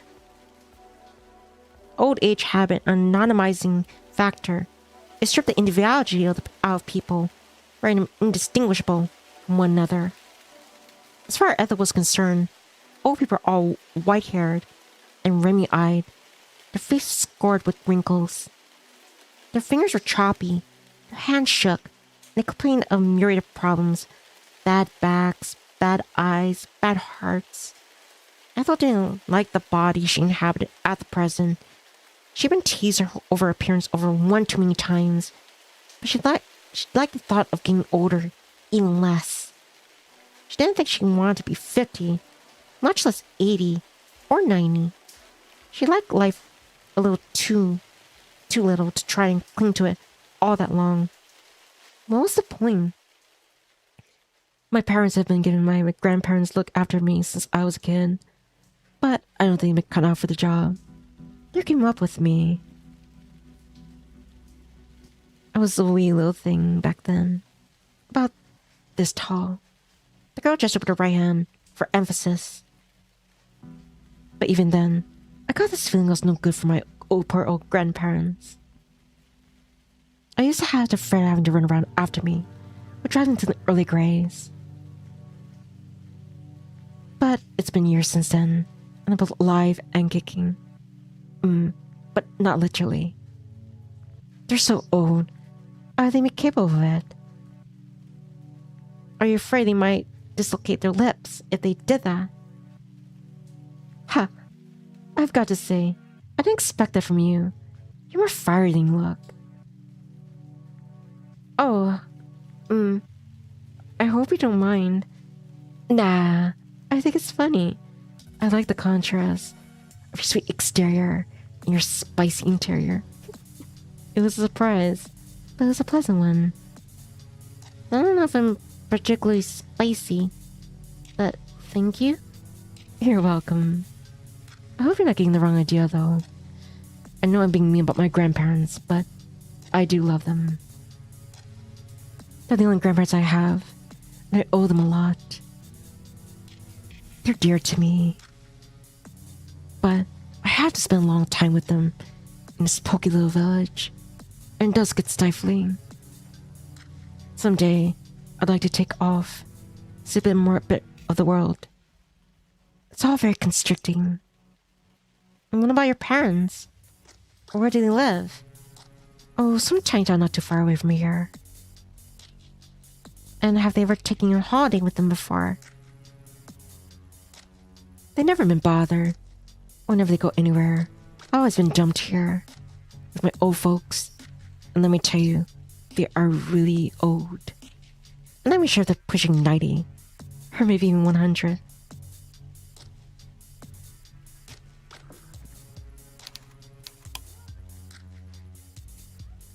Haizaki-kun says, so I'll take a sip and a cup of life. I like a sip of water.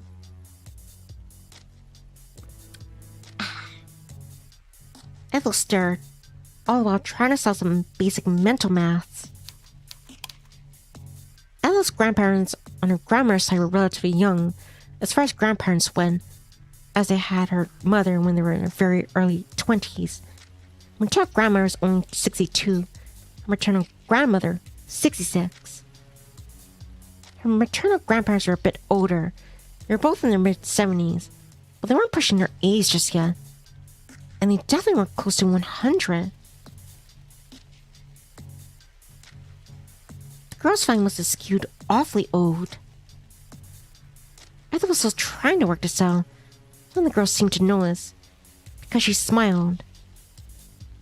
I'm exaggerating, of course. Oh, right, of course.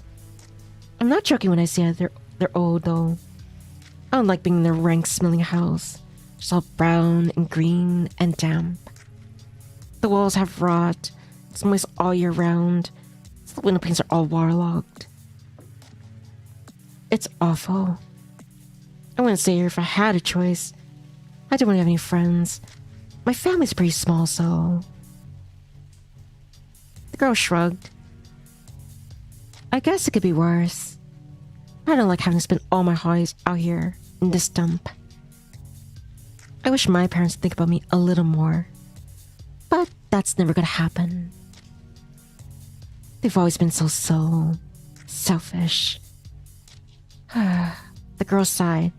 She sounded bitter, unexpectedly so, given how lively she was talking. There was always a degree of resentment simmered beneath her seemingly irreverent surface, resentment which didn't seem buried all that deeply. Well, she had inner demons. She wouldn't be the only one. She was only human. Oh. The girl suddenly gasped, wide-eyed, as she stared at Ethel. Where are my manners? I spent all this time talking about myself.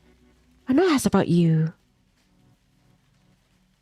You were born in Oxbury, weren't you? Oh, yes. That's right.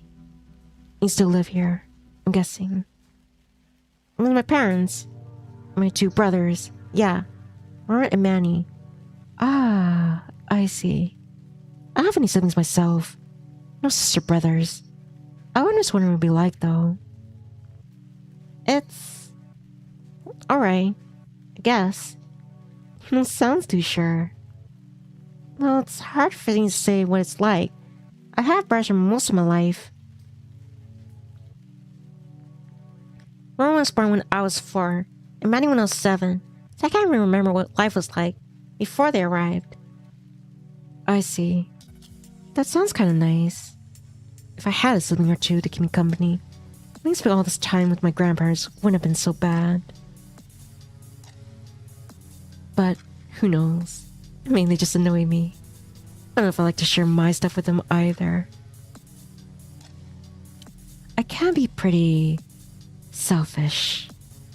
The girl's eyes glinted when she said this, with a spark of mischief, which made Ethel's skin prickle. There was something a little unsettling about the way she looked at Ethel. Her eyes were intense. I thought she wanted to devour Ethel from tip to toe. But surely that was nothing more than fancy. So, where's your family right now, Ethel? Are they back at home? Waiting for you. I hope they're not worried about you. It is pretty late. I wouldn't want to make them anxious. Oh, no, it's fine. They won't be waiting. Wait, they're not even at home. They've gone to Australia. Australia? That's so far away. I've never been there before. It's true their seasons are all mixed up compared to ours. The reverse. Yeah. The winter is like our summer. It's something to do with like the hemispheres. Crazy. I'm so used to wet, damp old Oxbury. I think that'll take some getting used to. That's what I thought too. I was worried going there would throw me off. Especially when it's so cold here. Is that why you didn't want to go then? Did you turn down the invitation? Or did they not invite you? They did. Yeah. My ticket was booked and everything. Well, I've been planning for few months. Ever since April this year, actually. She was pretty insistent with that I accompanying her. It was supposed to be a family holiday, but...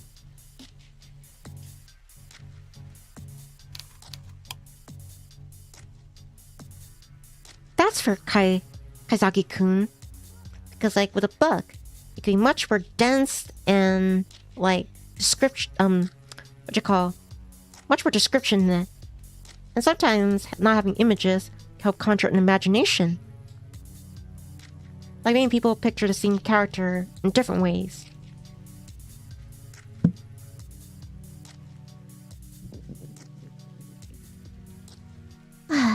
Ethel sighed. How, she wondered, was she supposed to explain her reasoning for staying behind to this girl?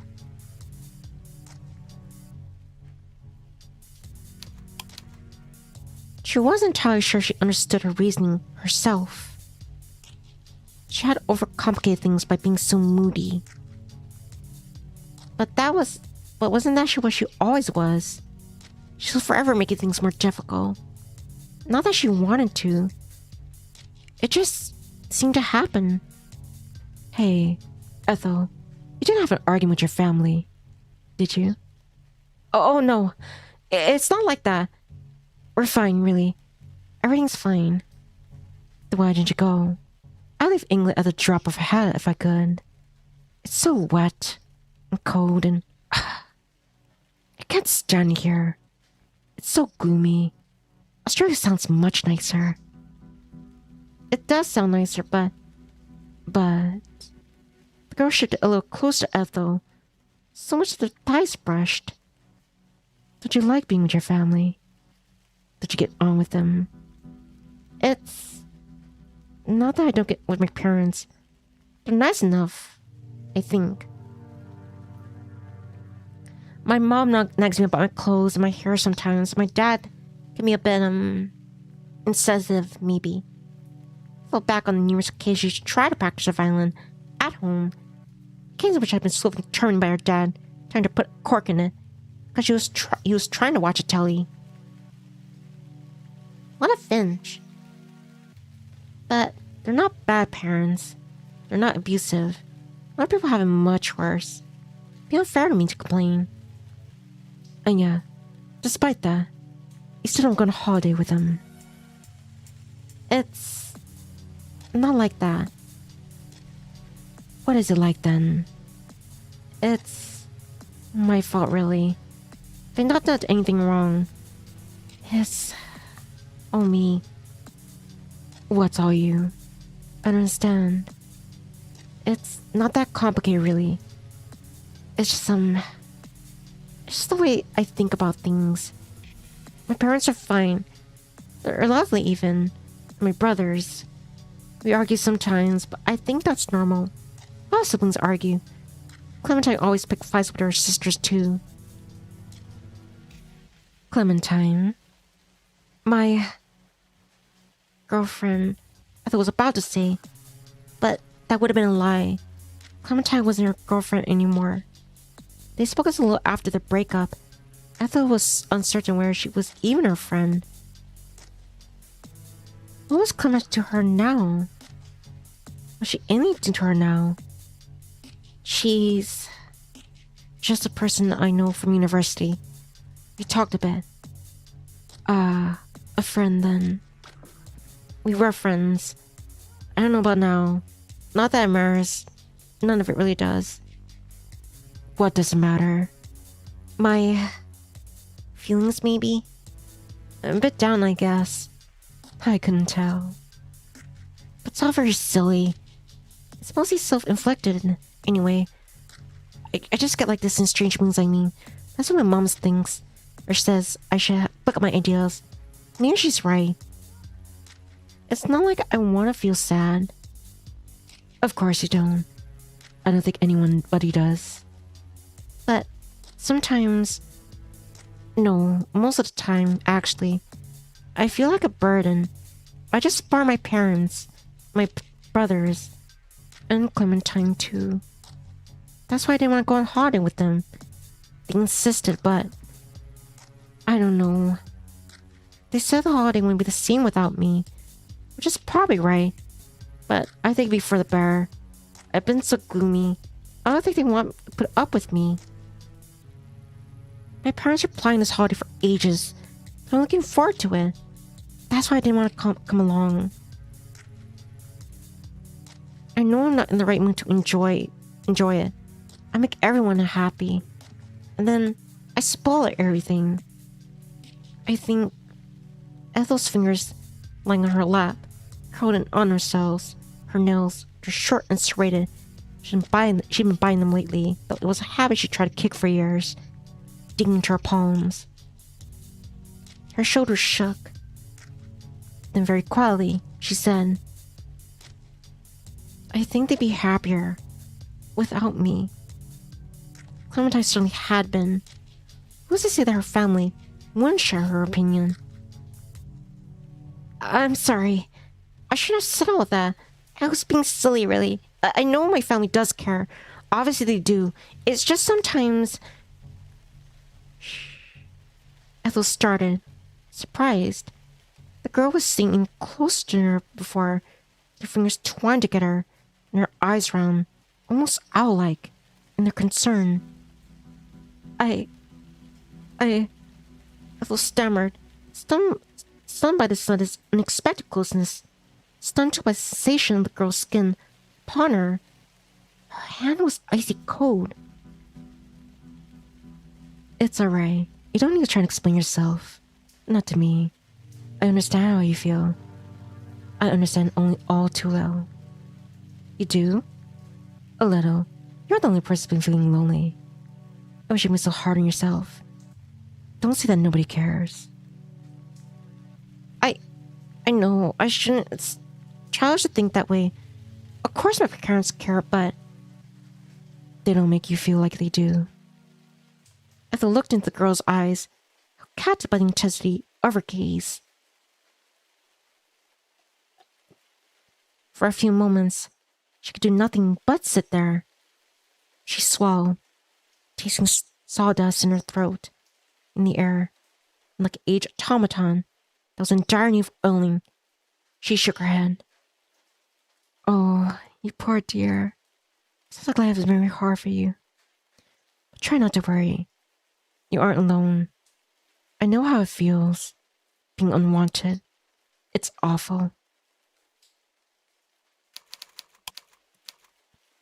It feels so unjustified in your case, too.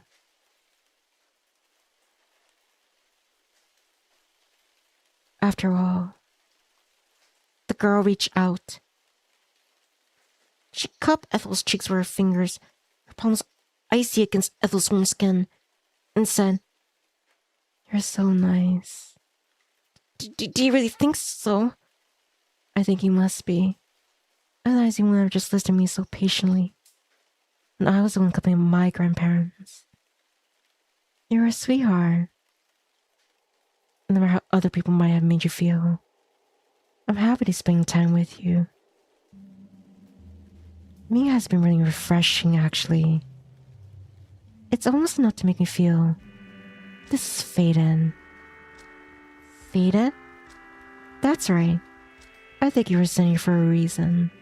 You can laugh if you want. But I'm a pretty superstitious person. Because I spend so much time with my grandmother. She always puts stock into that sort of thing. Tea leaves, alignment of the planets, and star signs. And I don't think our meeting happened for no reason. It must have been ordained by, I don't know, fate, destiny, karma, kismet, call it what you will. May have let one too many grandma's silly stories get to me. The girl leaned in even more closely, as such a thing was possible.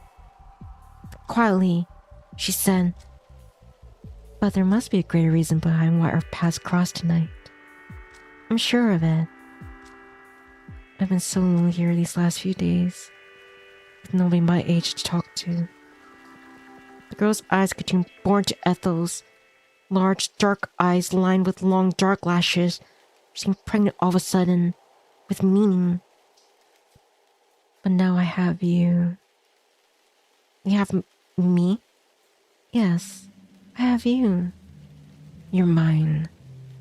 And I'm yours. I could be a strange singing girl who takes refuge in the church at night, beside Hines, and you give me my wet, windswept stranger, coming here to see me. I'll wait for you tomorrow night too, in this church. Gonna retrace inside this crooked old building. How does that sound? Don't you think it's romantic? It's just like something from a fairy tale. Ethel thought of this.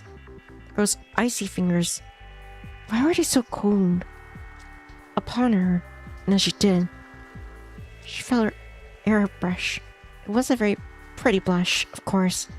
Ethel was pretty in general. The brushes, when they came, were uncomfortably intense, red and blotchy, and also dissimilar from acne. She wasn't attractive. Ethel knew she wasn't attractive. But she wondered, that quiet, understated moment in the church, whether she was prey to the dark-haired girl who cupped her cheeks. If this is a fairy tale, will this be a happy ending? Well now, that depends. On what? On whether you come back, of course. I'll be waiting here, so don't be a stranger. Stop on by. If you don't, I think we'll both regret it. I mean, impishly, the girl smiled. Then, I won't be able to do this. The girl dipped her head before Ethel could say anything. Before she knew what was happening, Ethel soon felt something soft against her lips, and she gasped. She could hardly believe it, but the girl was kissing her. The kiss lasted for a few seconds. It was a little more faint than brushing the lips. It was enough to make Ethel's heart stammer. She knew, as the girl kissed her, her palms so pressed against her cheeks, that this signaled a change. But what sort of change it was exactly remained a mystery. It was undeniable, however, that this would alter her holiday for the good. Things would never be the same again. The girl had branded her. Her kiss corroded like acid, disintegrating all of Ethel's thoughts, as if they were made of nothing more than the flimsiest, most insubstantial of crepe paper. There was the church. There was the girl. There was a kiss. There was nothing else at all. Nothing in the whole world.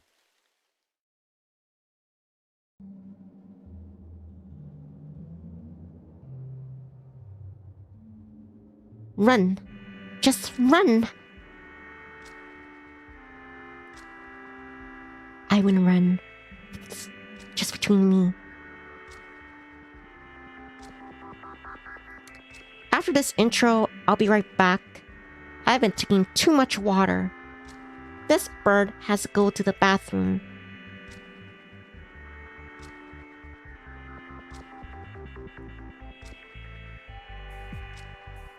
Damn! That girl. That's no girl. She's a woman. Something which could consume Ethel alive. Yeah, alive. Ooh.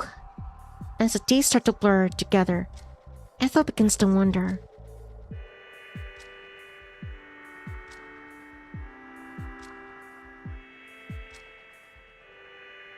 Would it be so bad to give in? Her love, like poison.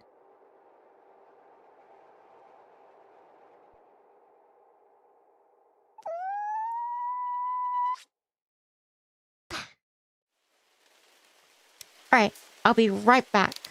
Please excuse me, chirps. Wah.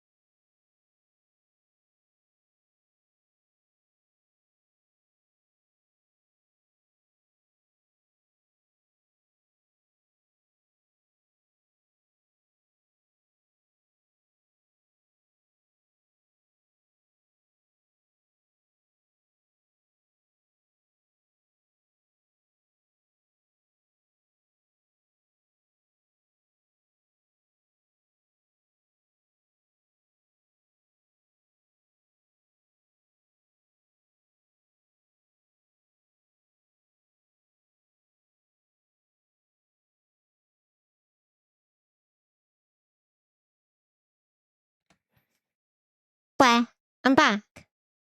Carson says you forgot the background music. No, that was a deliberate decision because I didn't want the my upbeat background music to break the mood of this vision novel.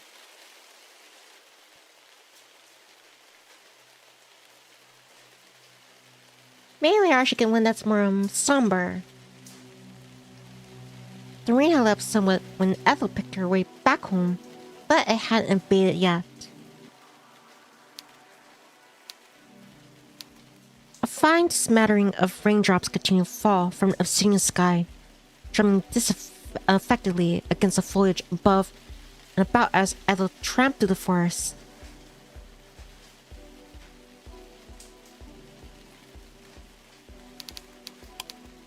The ground was muddy and uneven, and Ethel had to take great care with every step she took. One wrong move could easily spell a sprained ankle and muddy knees, bruised and bloody palms. The rain struck Ethel's scalp. It trickled down the nape of her neck. It stuck her clericals, and it chilled her to the bone. By the time Ethel finally managed to make her way home, more than half an hour later, she was sniffling.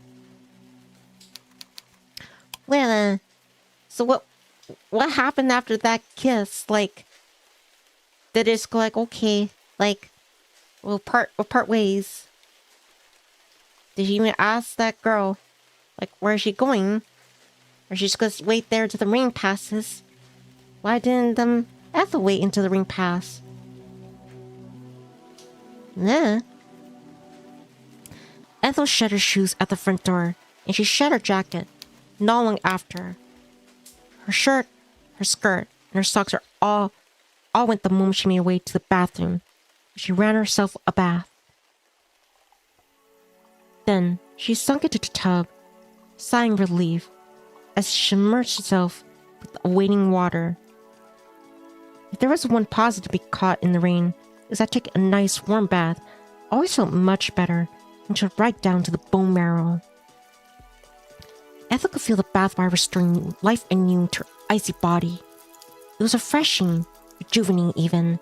She sighed in dazed relief from it. Ethel almost believed as she curled herself up inside the tub that she was being reborn. The water was restorative. It would help shed her old skin, butterfly-like, so she emerged in the bath as a brand new girl, a more confident, conventionally pretty one.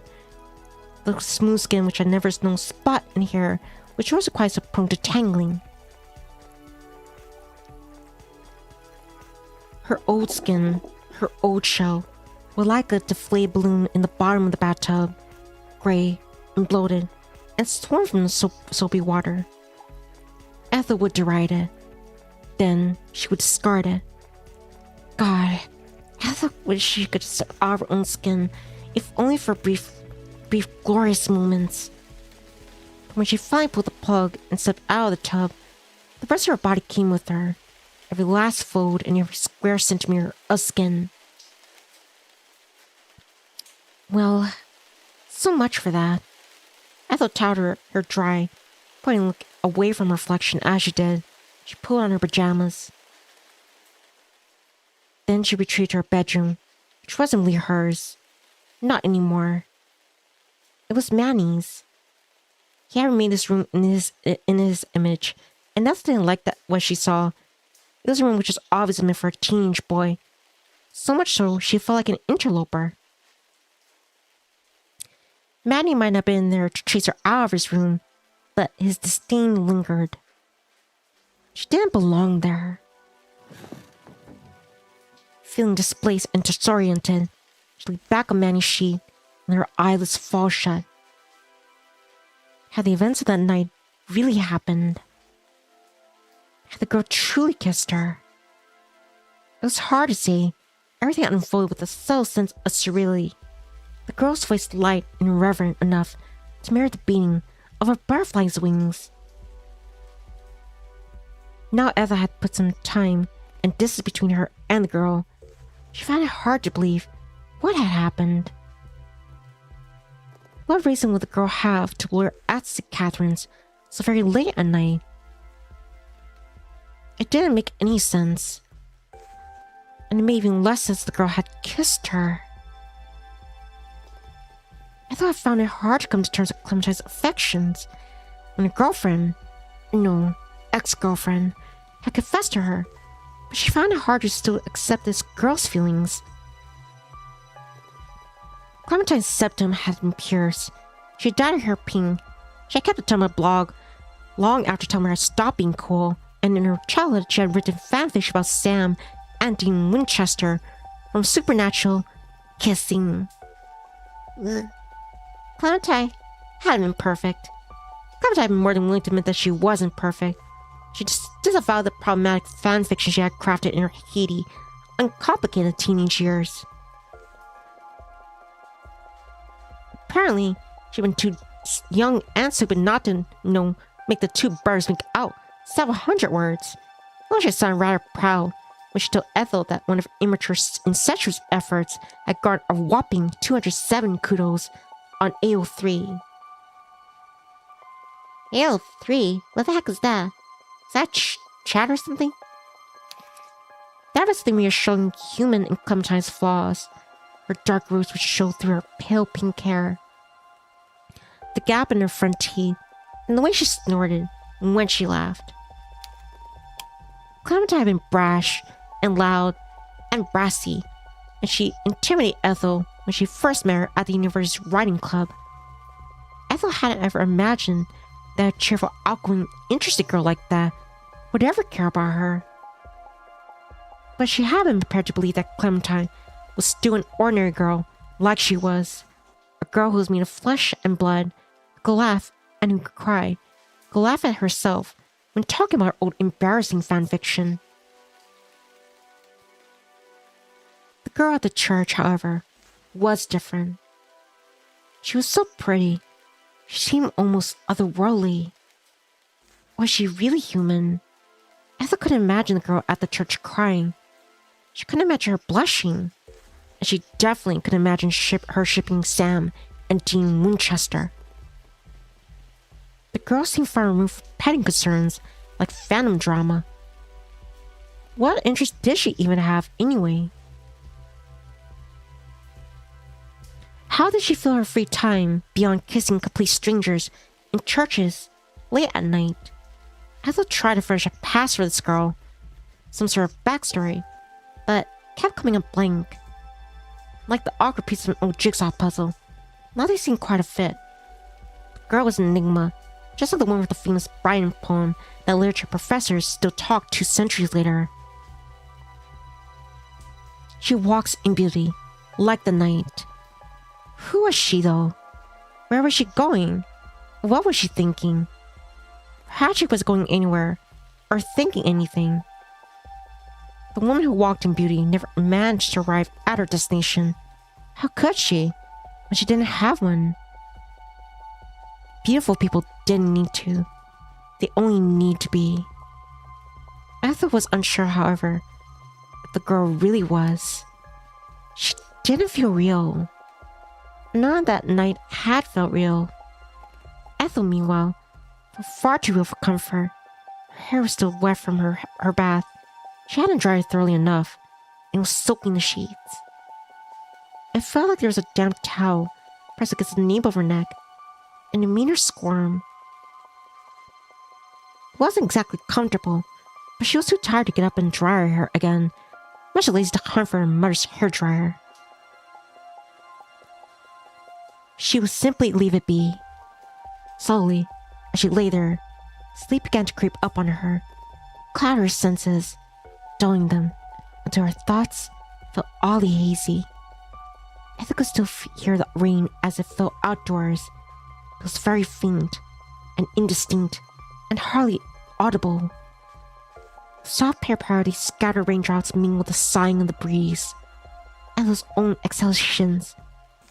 Once again, Ethel thought of the strange girl and her strange kiss. It must have been over an hour since the girl had brought their lips together. But Ethel's body was still burning. Her thoughts, meanwhile, continued to run to one another, all of them blurring together into incoherent, indistinct mess. Ethel saw Clementine in her mind's eye, her sweet smile, her fluffy pink hair, but she's beginning to skew, to twist, to split apart, like a reflection viewed in a film of water's undulating surface. Ethel couldn't pin it down. One of Clementine's eyeballs fell out of its socket. Her mouth began to melt. She was starting to shift. Ethel wasn't picturing Clementine anymore. I mean, not anymore. It was the girl from the church instead. Ethel saw her vivid eyes. She saw her pale skin. She saw her legs so slender, like a ballet dancer's. She thought of how those legs had swished back and forth, like metronomes. The girl smiled at her. Then, Ethel's conscience failed her, and she fell asleep. Ethel's sleep was anything but restive, however. In her dreams, which were faint and half-formed, she was in the forest again, flanked all sides by the walls of damp, dark vegetation. The forest was pulsing about her just like a living creature. It throbbed, and Ethel felt her own heart throbbing in tandem with it. She was running, her bare soul sinking into the dirt, though she had no idea what she was running from, didn't know what was pursuing her. What was it that chased her in the dark, lurking amongst the trees? Ethel thought to turn her head, fully to discover the identity of her shadowy assailant, but she couldn't afford to let her attention wander. Tripping and falling would spell disaster. Ethel continued to run, on, her heart hammering in her chest all the while. Her hand fluttering as she skirted the trees, and her long shirt bellowed about her. She turned this way and that, searched desperately for an escape. But a part of her already knew it was already too late. Her shadow pursuit was fast approaching. It was much quicker than she was, and she could never hope to outrun it. She could never outpace it. It would find her, and when it did, its lips would curl upwards in the corners, its teeth sharp as knife points glinting in the moonlight. It would sink its fangs into her neck. Then, it would tear out her throat. She would scream, of course, as she oozed red black blood. And then, suddenly, Ethel stumbled. Her right leg snagged in the root of a tree, and she fell. She tumbled forward, her arms flapping, her eyes wide and afraid. But she didn't hit the ground.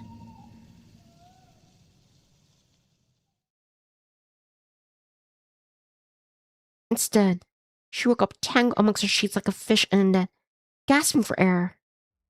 Her face was uncomfortably flushed despite it being another cold morning, her palms slick with sweat. There was an unpleasant taste in the back of her mouth, like mold or decay, and her tongue felt oddly furry. She'd forgotten to brush her teeth last night. Ethel tried to cast her mind back, but she couldn't. Her mind felt like it had been scrubbed clean, her thoughts a vague, hazy blur. The back of her head hurt.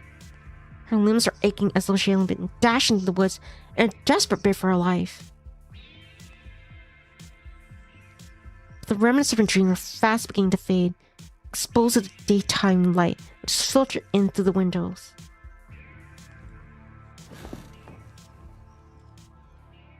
Ethel sat up, then pressed her palm against her forehead. It felt clammy. Was she getting sick? She hoped she hadn't caught a fever after wandering about in all that rain. She didn't want to prove Mr. Brown right. Not she supposed that it mattered all that much. She doubted that she'd be seeing him again. Ethel blinked, her eyelids heavy, and stared at the wall of her bedroom. A bedroom which had once been hers, but was no longer.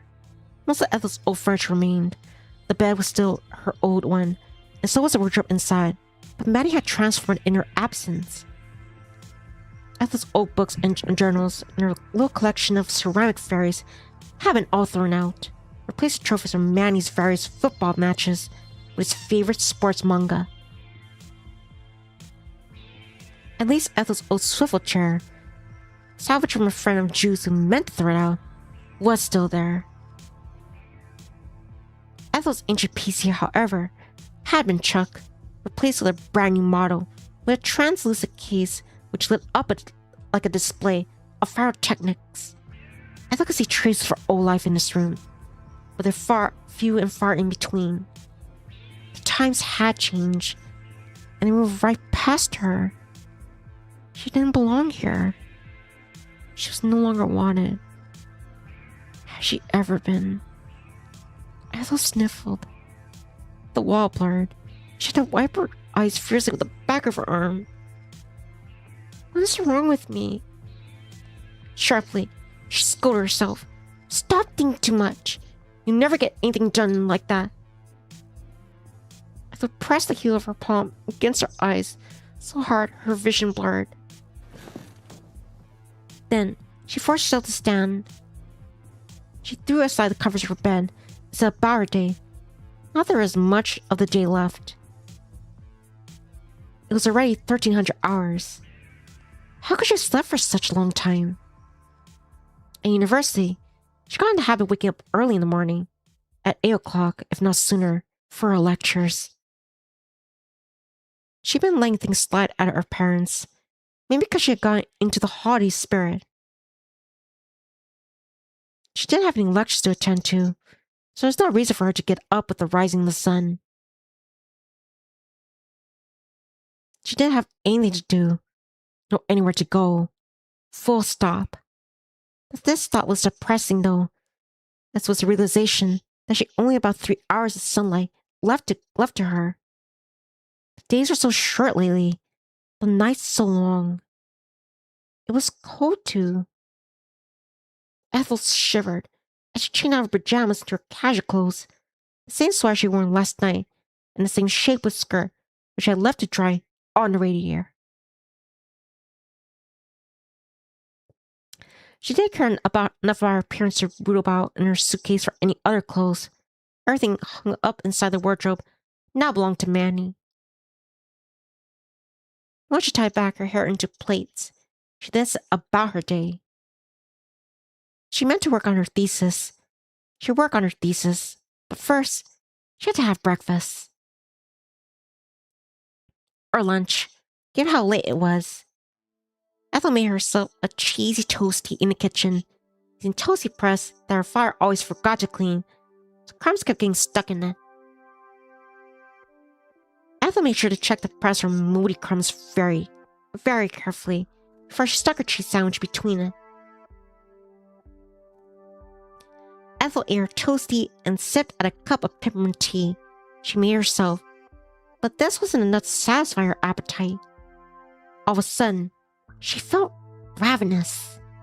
She made another toastie, with ham this time, bright pink like sunburnt skin, and she ate that in silence too, and a second cup of peppermint tea. Ethel even thought, after the ham and cheese toastie, to go for a third, but it was here that she stopped herself. There wasn't much bread left, or much cheese, and she didn't fancy trekking to the corner shop. She wasn't in the mood for human interaction. Ethel washed toasties pressed in the sink, if only to stop herself from daydreaming about a third toastie, and set it on the rack to dry, alongside the butter knife and her plate. This task accomplished, she brewed a third cup of tea, and still played tea bags at least, and took her mug to the living room. She'll work on the thesis later. She still had time. First, she wanted to see what was on TV. There was nothing wrong with that, was there? She needed to relax. Ethel flipped through the channels, but nothing caught her fancy. They were mostly showing old Christmas movies, Santa Claus, and the like. It was appropriate, Ethel supposed, given the season, but she wasn't much in the mood to watch any Hollywood actors wearing fat suits ho-hoing. And in want of anything else to do, Ethel wound up rifling through the DVD shelf. Maddie might have thrown away her old wind chimes and her fairy figures, but her DVDs were still there. Boxes of Buffy and the Vampire Diaries, and Doctor Who. After some deliberation, Ethel settled on Supernatural. She's seen the series multiple times, but the Adventures of the Winchester brothers always cheered her up. The series is old. It was definitely corny, but there was where all the appeal was. It was fun. There was something Ethel's life severely lacked. Ethel watched 5 episodes of the first season of Supernatural, and you start on a 6. She paused at intervals to make herself fresh cups of tea or to snap snacks from the kitchen. Then before she knew it, the day disappeared. I like how like the Supernatural, like it's actually on the TV rather than being blank. When Ethel checked her phone, she saw it was almost 2100 hours. Where had the time gone? Ethel gnawed really on the end of her plate as she weighed up her options. It wasn't too late to make a start on her thesis, she supposed. She wasn't tired despite being pitch black outside, not because she'd woken up so late herself.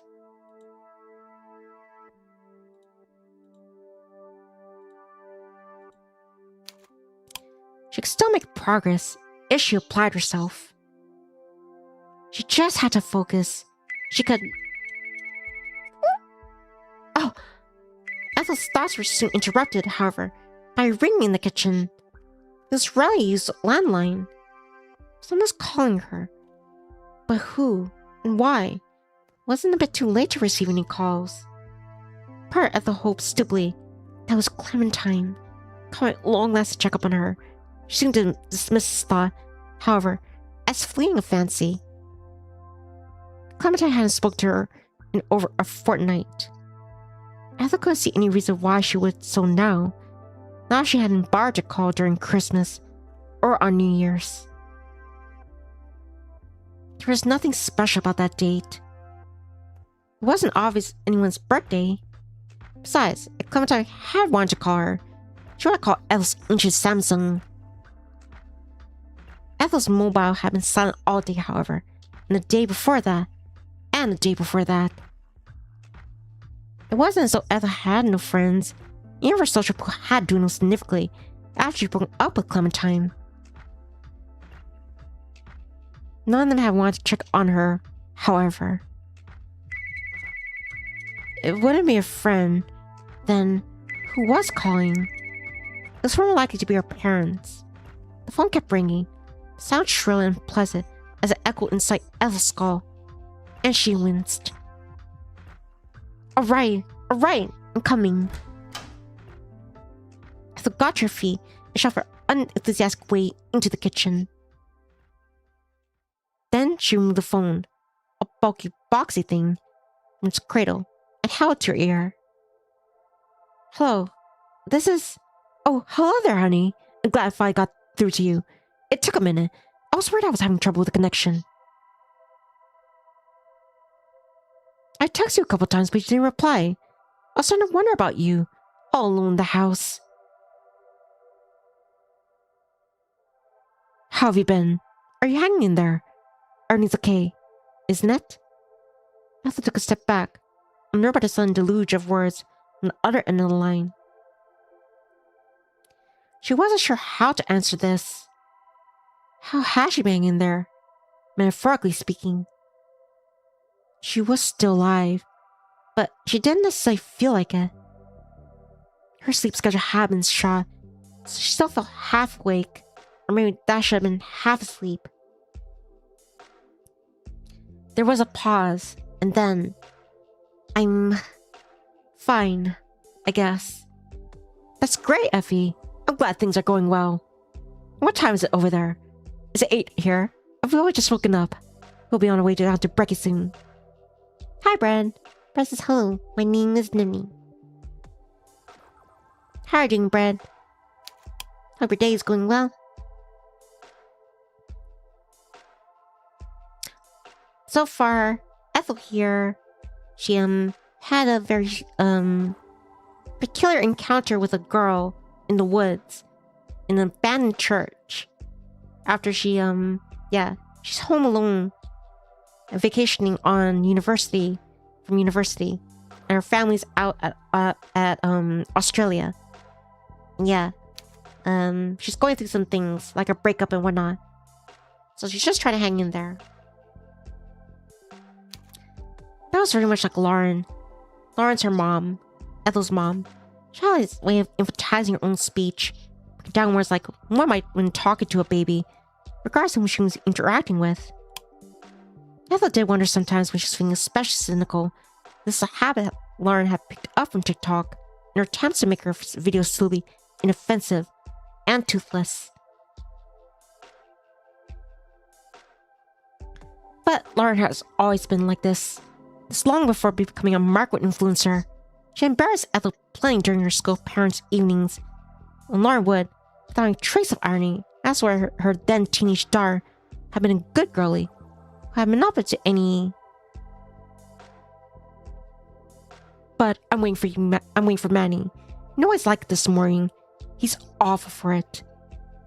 Oh, yes, I know.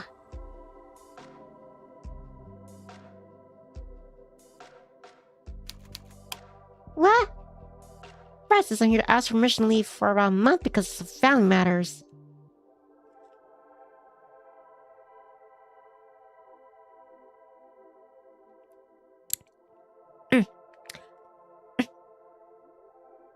Brad, you don't have to ask me for permission. That's silly. You're silly. But I hope everything's alright over there. But yeah. You gotta be away for a long time. That's fine. If you have things to take care of. You're always welcome back. But glad you can let me know about this. I'll be wondering, like, what happened to Brad? That's the one about another chirp, one of my first, chirps. Llama shoe. I wonder whatever happened to him. Anyway, yeah, thanks for informing me. But don't ask me for permission. That's silly. Anyhow, she bound receiving Manny's sour taste more times than she could count over the last couple of years. Got back to her parents from university. You're welcome, Brad. Manny had been sweet enough when he been a child. Ethel could still remember the way he clung to her, begging her to play with him, but undergo a drastic transformation once puberty had hit him.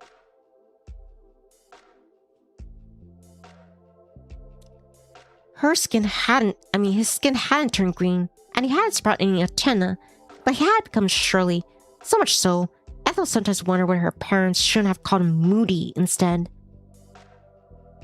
Manny had also become something of a night owl. It wasn't common for him to stay up until the early hours, gaming. He would commentate Rowan's old laptop when Ethel was at home, so he could no longer access his fancy PC, but he said it was too old to run his favorite games properly, that it stuttered and lagged.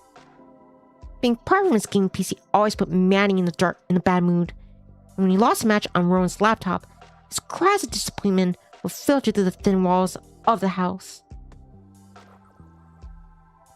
It looked like Manny was up to his old tricks and even Australia.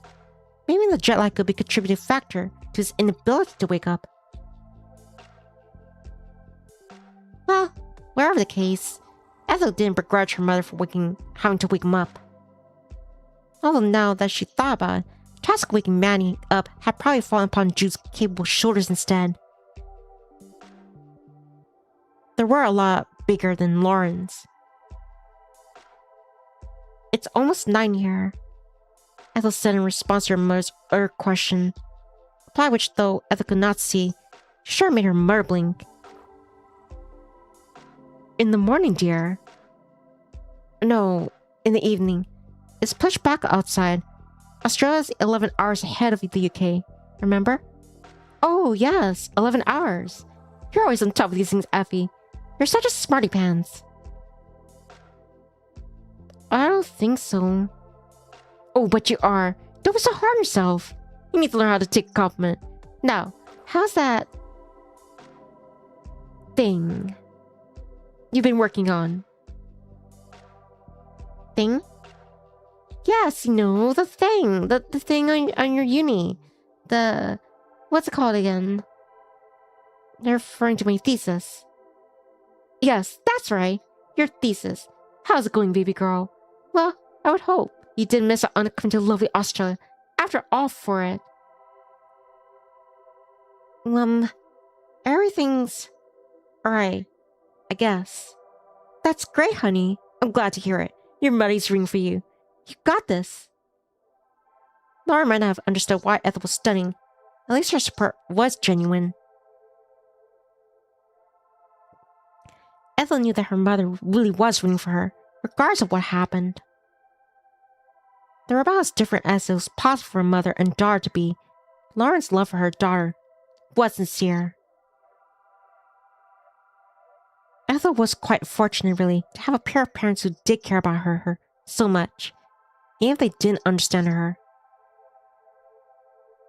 She appreciated everything her parents had done for her. But that only made her feel worse for fudging the truth. Why couldn't she be more honest? Well, I'll leave it to them, my little genius. Study hard, but not too hard. You know what they say, all work and no play makes Effie a dull girl. Go and have fun, if you can. There's not too much to do around Oxbury, I'll admit. Still, you can always get the car. Maybe go for a drive to Marsden. I can't drive, Mom. I didn't pass my test. Oh, yes, my mistake. Still, you're always there. Even I could drive when I was hopeless at school. Miss Pike said I was always thicker than a brick wall, but she was probably right. You should be able to manage your driving test easy peasy. Clever clogs like you there. There's nothing to it. Just don't kill anybody, and you'll be golden. Thanks. I'll try to keep that in mind. Atta girl. Now, I must be off. Looks like you was finally managed to get Manny out of bed. And about time too. He was sleeping like the dead. I'll speak to you later, Effie. Have a nice rest of your night. Not as much of the night left. Ta-ra now. Yes, goodbye. Just click on the other end of the line. Then, there was nothing. Lauren had gone. She left her sad, serious daughter, who was sequestered away in her too small home in the grey and desolate Oxbury, returned to the sea and the surf of exotic Australia. Well, the sea and the surf would come later, probably. First, Lauren and others would be going down to the dining room, where they could eat their fill of fried sausages and fried mushrooms and baked beans. Ethel frowned. Her mother ate just as much as she did, if not even more, but she was still skinny as a post. Ethel, meanwhile, couldn't look at a full English fry-up without gaining weight. Life could be so unfair. Speaking of food, Ethel could hear her stomach grumbling. May was trying to reach the fridge again. With some luck, she would have found something worth eating. Ethel commenced her search and soon was rewarded with some spoils, which looked promising. At the back of the fridge, covered with a taut layer of cling film, was a shallow baking tray full of her mother's cherry pie. Lauren was the best cook. She tended to wing things, and her culinary creations always end up overcooked or underdone as a result. But she was surprisingly a decent baker. Lauren's grandmother, Ethel, Ethel's great-grandmother, whose name she had inherited, had taught Lauren the arcane art when she was younger, and Lauren had always been very close to her granny. Lauren had taken her granny's recipes to heart. She practiced and perfected them for her birthday parties, village fêtes, and charity sales, until her brownies and blondies and chocolate chip cookies became the talk of the mothers at Oxbury Primary. Lauren had stopped baking quite so much once Manny had grown up, but she still liked to dabble from time to time. That was where this cherry pie, sitting on the bottomless shelf of the shelf, had come from. Lauren had been anxious the night before her flight. She was afraid of heights and terrified of planes, and she hadn't been able to sleep. Not knowing what else to do with herself, she'd gone downstairs at 2 in the morning, wearing her favorite pink nightgown, which made her look a bit like the stuck-up poodle from Oliver and Company, and she began to bake. When Ethel herself had woken up later, much later at 1 in the afternoon, her parents and brothers had already left for Luton Airport. They hadn't woken her to wish her goodbye, but perhaps they had a need to. They had said goodbyes the night before, and in case, Lauren had left her daughter a note. "We are lying left for the airport, love," she written.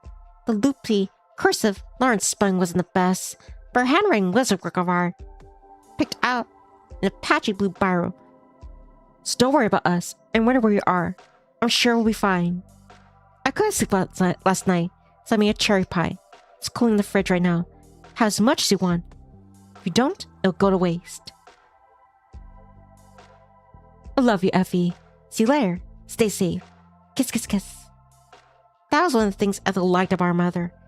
They might have seen eye to eye on a lot of things. Lauren was exactly stingy with her affection. Ethel allowed herself a small smile as she took the cherry pie from the fridge. It had been a few days since her parents left for Australia. She had been grazing on the pie in their absence. It wasn't good as it has been. The crust has been lost some of its crunch, the cherries inside the contradictory sweet sharpness, but it was more than edible. There was only one slice left, and Ethel meant to make it short work of it. She slid the remaining slice of cherry pie on an old IKEA plate, which she then shoved inside the microwave. She let the pie rotate in the microwave for a couple minutes before drying it out. The center of the pie had a crater, and the bright red cherry filling looked almost garish. It was streaked across the plate, bright enough to be obscene. The darker pieces of cherry, mixed among the lighter, more inoffensive sauce, looked unnervingly like blood clots. Ethel was reminded rather forcefully of the toilet bowl during her period, and her stomach turned. Maybe she wasn't as hungry as she thought. But for a few moments, she considered scraping the cherry pie into the bin, but she discounted the idea. She didn't want to throw away her mother's hard work. Ethel took the cherry pie to the kitchen table, then sat down. She began to eat, rather trying to force all the unfortunate associations with the lopsided pie on the plate and the toilet bowl to one side. But this soon proved to be a difficult endeavor, especially when its strange musky taste spread across her tongue. Ethel's nose wrinkled. What was that? It tasted like Jude's compost heap in the garden smelt of dirt and decay.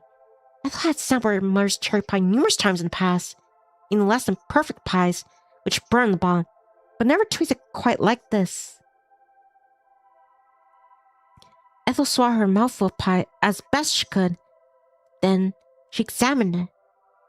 It looked normal at a cursory glance, but a quick excavation of its underside with the tine of her fork revealed something rather alarming. The crust which encased the pie, once a uniform gold, had endured a troubling transformation process. The pie crust was flecked with scar patches, ghostly white, and more worryingly, a sickly, lichen-like green. Was that mold?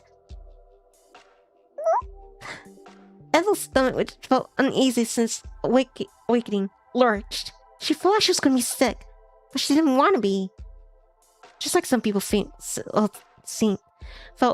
faint at the sight of blood, Ethel couldn't stand the sight of vomit, a fact which had made her very popular at Madeline Dawes' 6th birthday party. Madeline forced an all-play game overseen by her mother, where the participant had to stuff as many marshmallows into their mouth without gagging. One girl, Naomi, had managed a whopping 21 marshmallows before her gag reflex had kicked in. She had thrown up, a horrible pastel pink, semi-thick sludge, which oozed, not trickle, down her chin and onto her frock. Naomi's vomit had smelled awfully acidic, but had a sickly, coiling sweet at the same token. Her vomit semi-solid and full of pilly pastel chunks of marshmallow. It had been the smell of it, more the sight of it, which had turned Ethel's stomach. Her innards had twisted like kneaded dough. Then in sympathy for Naomi, she also vomited. This had triggered a chain reaction by the end of Madeline's party. 4 children had emptied the contents of their stomachs all over Mrs. Dawes' newly installed Siberian white carpet. Ethel hadn't been invited to Madeline's house again, though Naomi had. Ethel always found that unfair. Naomi had been the one who'd thrown up first, but maybe it didn't matter who'd done it first.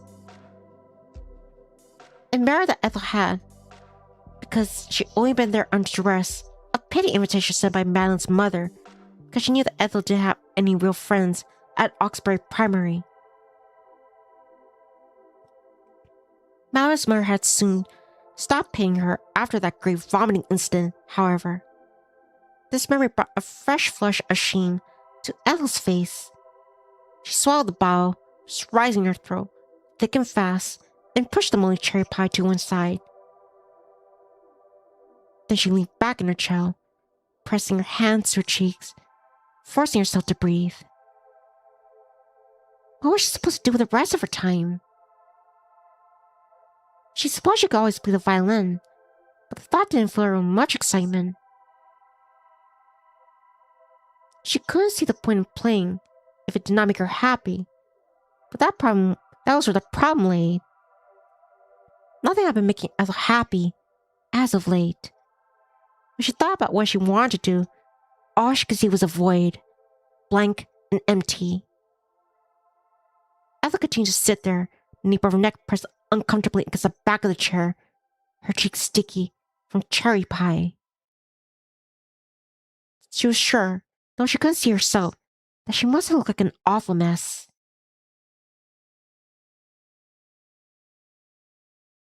But the girl yesterday, in the church, had been nice to her. She probably deserved. She called her pretty.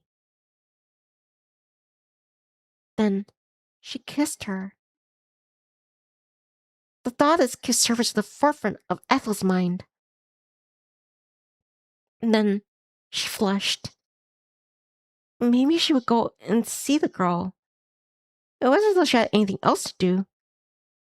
Ethel rose from the dining table and padded over to the front door. Once there, she put on her shoes, which are only old and worn like her clothes. The insides worn away from rubbing inside against Ethel's soles. They felt a little too snug around her feet. Perhaps she ought to buy a new pair, but Ethel endured it. The physical discomfort was a worthwhile trade-off, the reassuring familiar fit of them. Dressed and ready to weather the great outdoors, Ethel retrieved her father's torch from his toolbox once more, where it slumbered in the dark alongside his other tools, his screwdrivers, Allen keys, and other bits and pieces Ethel couldn't name. Now armed, and feeling a little like a discount knight from an old fairy tale, Ethel then left the house. I'll be back, Chirps. Please excuse me. Bye.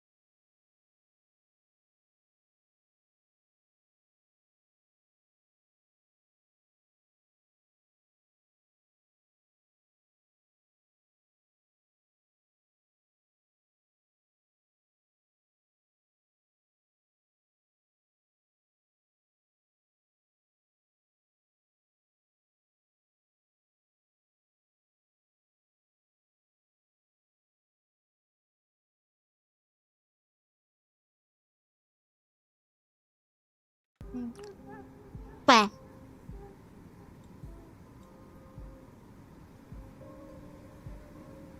Alright. Let's continue. Ethel closed the door behind her with a thud and fumbled the keys for a few moments. She tried to jam them futilely into the lock. First she realized he was trying to use the back door key instead.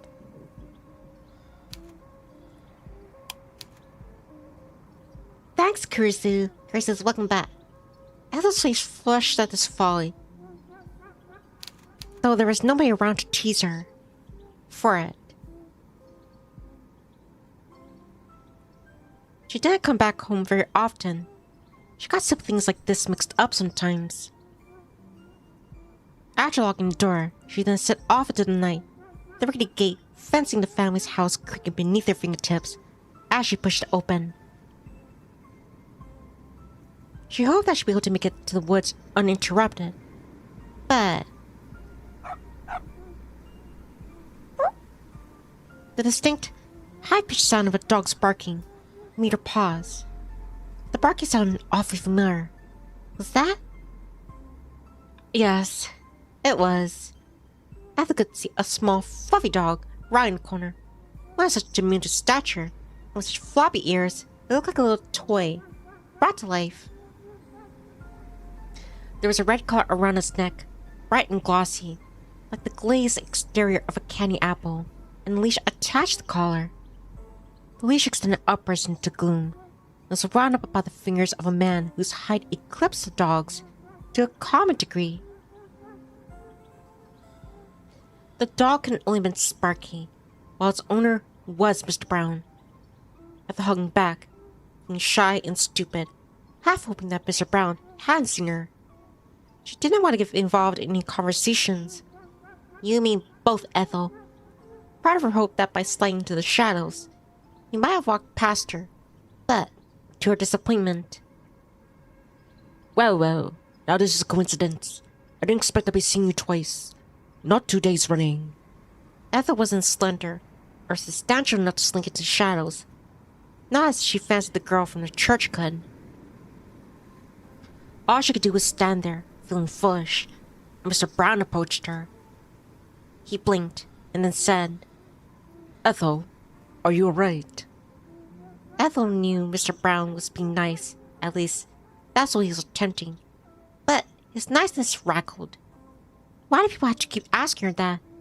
Did she really look that merciful? I'm fine. I just thought I'd go for a walk. Another walk? Mr. Brown raised his eyebrows, which were full and bushy. Didn't you get your fill of exercise last night? No, well, I just want some fresh air. Oh yes, the air is fresh around here, if nothing else. Makes a nice change from the city. Or shall I say, like I've not lived here for almost 30 years. You used to live in the city? Ella didn't mean to take any interest. She didn't want to carry this conversation out any longer than it had to. But she couldn't help herself.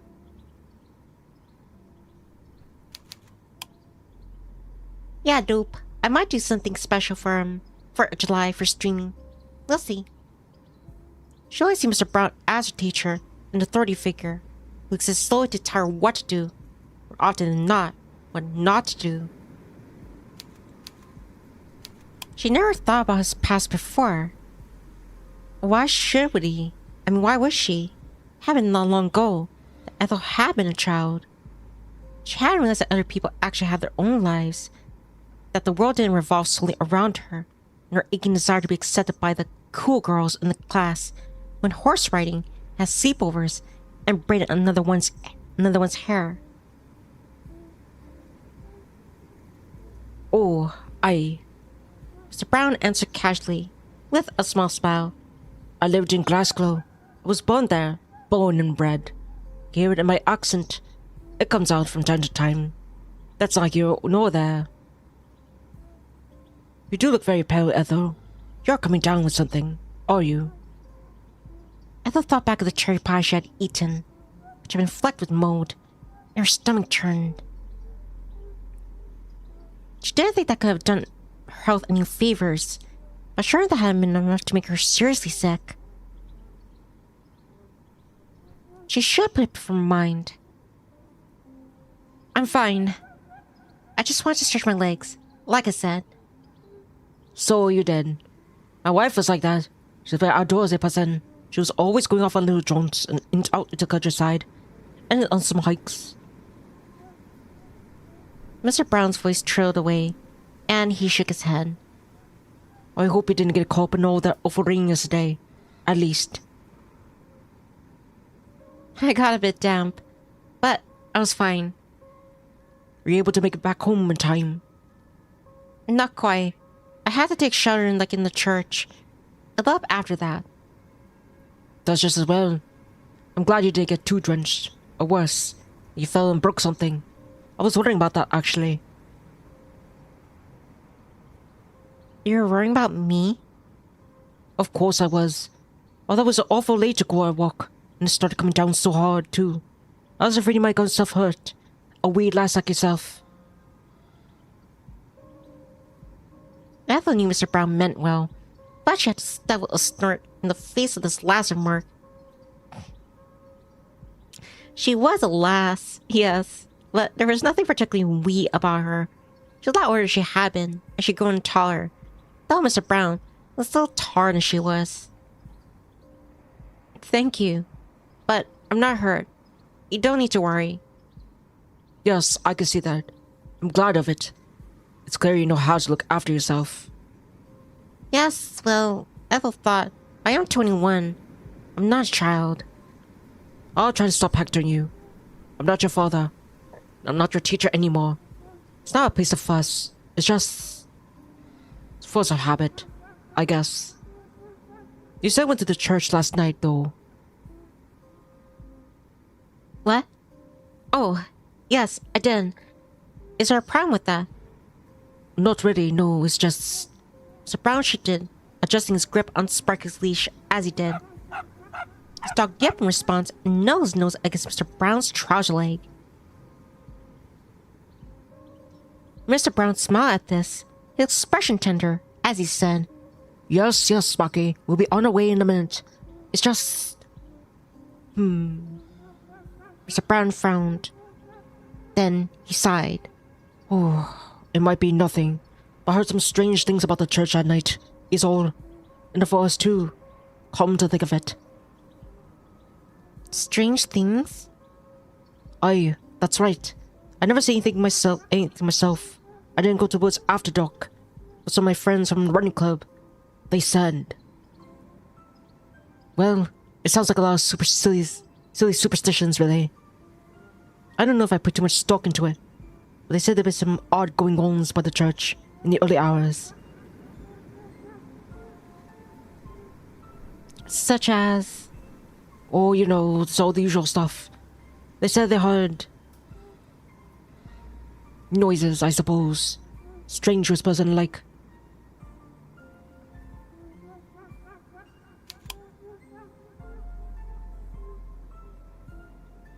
Ah, Becky dope. I was skeptical at first. I thought it might be down to some small animals, rabbits or like, but they're rather insistent that something's going on in the forest. I can't say I've ever heard of anything out of the ordinary myself. But, like I said, I didn't go out there at night.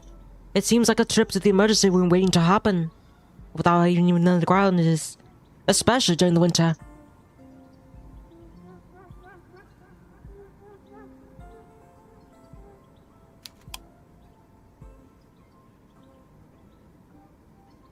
That's a strange compliment. The best thing I ever read from you as a lovely VTuber. Thanks, I guess. It's not safe. Not because of any bugbears, or ghouls, or goblins, and what have you. It's also the dead Delaney girl. Hi then, man.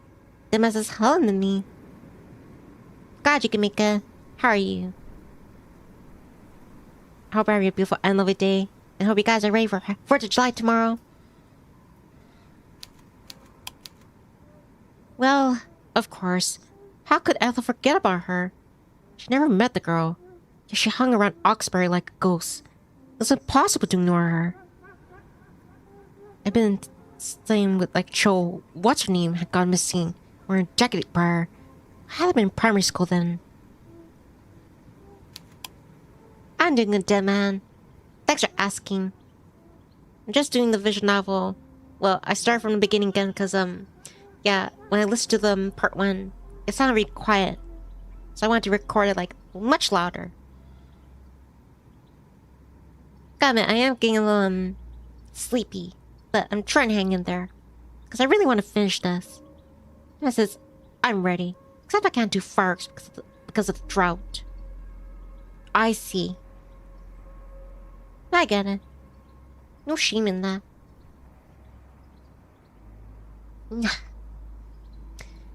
She hadn't really understood the significance of a teenage girl, only 14, 15, sneaking out of her parents' home late at night and just being without a trace within the woods. Well, Ethel said without a trace, but more child had been found, the nameless Miss Delaney. I think I've been pronouncing that incorrectly. Delaney. Yeah, Delaney. That found one of her shoes almost 6 months after her disappearance, deep in the woods, half buried beneath the leaves. If you keep a good head on your shoulders, I'm sure you'll be fine. You're all too old for me to tell you what to do, but be careful. I hate to have to explain to your parents when they get back what you're doing in the hospital with a broken leg, or worse. Mr. Brown's words were light. Ethel rather got the feeling there's more to his warnings than he was laying on. His tone seemed a bit too irreverent. No matter was it all like his like his usual staid, serious style of speech. Mr. Brown set more store in ghouls and goblins than he wanted Ethel to believe. A cold wind blew, disturbing Ethel's braids. Temperatures low enough that it made Ethel's fingers tense like claws, buried though they were in her pockets. Her teeth, meanwhile, were chattering, but this wasn't necessarily from the cold. Maybe there was something ominous about the woods. Ethel thought she had felt it herself, the easy feeling of invisible eyes trained upon her. But that was all in her imagination. There wasn't anything dangerous lurking in the woods. Not really. Or was there? Ethel made slow progress as she walked through the woods, her passage impeded by how muddy and uneven the terrain was. It had rained too much the night prior, and the forest had suffered from it. Earth academy of the dun brown mud, loose leaves, and fallen foliage. Heavy rainfall had transformed the path through the forest into a veritable quagmire. Ethel didn't have any hiking boots. She didn't go outside often enough to justify it, and she hadn't been forced to sell for her trainers. Her trainers were relatively sturdy, but the heels were particularly thick, and they sunk into the mud with every single step she took. Ethel tried to go as carefully as she could. She knew that she was clumsy, but she didn't want to take a spill when the ground was so muddy. She stumbled on several occasions. During one particular anxiety-inducing moment, her foot caught in a tree root and she nearly toppled into the dirt. Fortunately, the tree trunk with the aforementioned root had attached to was in the immediate vicinity, and Ethel had been able to use it in order to steady herself.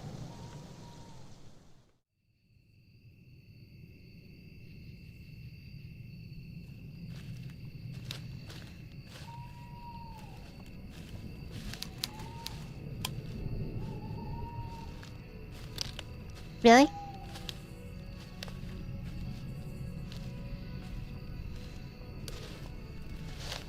Did Lanina?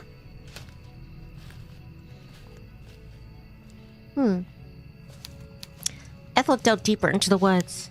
The trees sprang up around her like pagan monuments. Typically, when Ethel went walking in the woods, she would hear the wind through the boughs of the trees and nocturnal animals, moles and rabbits, stuffing about in the undergrowth. Oxbury's forest never really slept, no matter how late the hour. There was always something to see, and if it was too dark to see, there was something to hear. Ethel couldn't hear much of anything, however, as he traversed the forest, beyond the squelching sounds of her own footsteps and her nervy inhalations. It was quiet, perhaps too quiet. There was something eerie about it. But maybe this we could attribute to the rainfall. It had poured down rather a lot prior to night, so much the leaves still looked damp from it. The late night animals, with their inquisitive snouts and their scrambling calls, must have taken refuge, still in case another storm was brewing. Mr. Brown had said the weather looked clear enough tonight. How were the animals to know that? It wouldn't make sense that they were being skittish.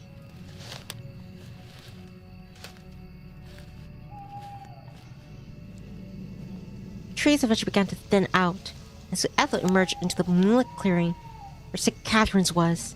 The church didn't exactly loom out of darkness. It wasn't grand enough for that.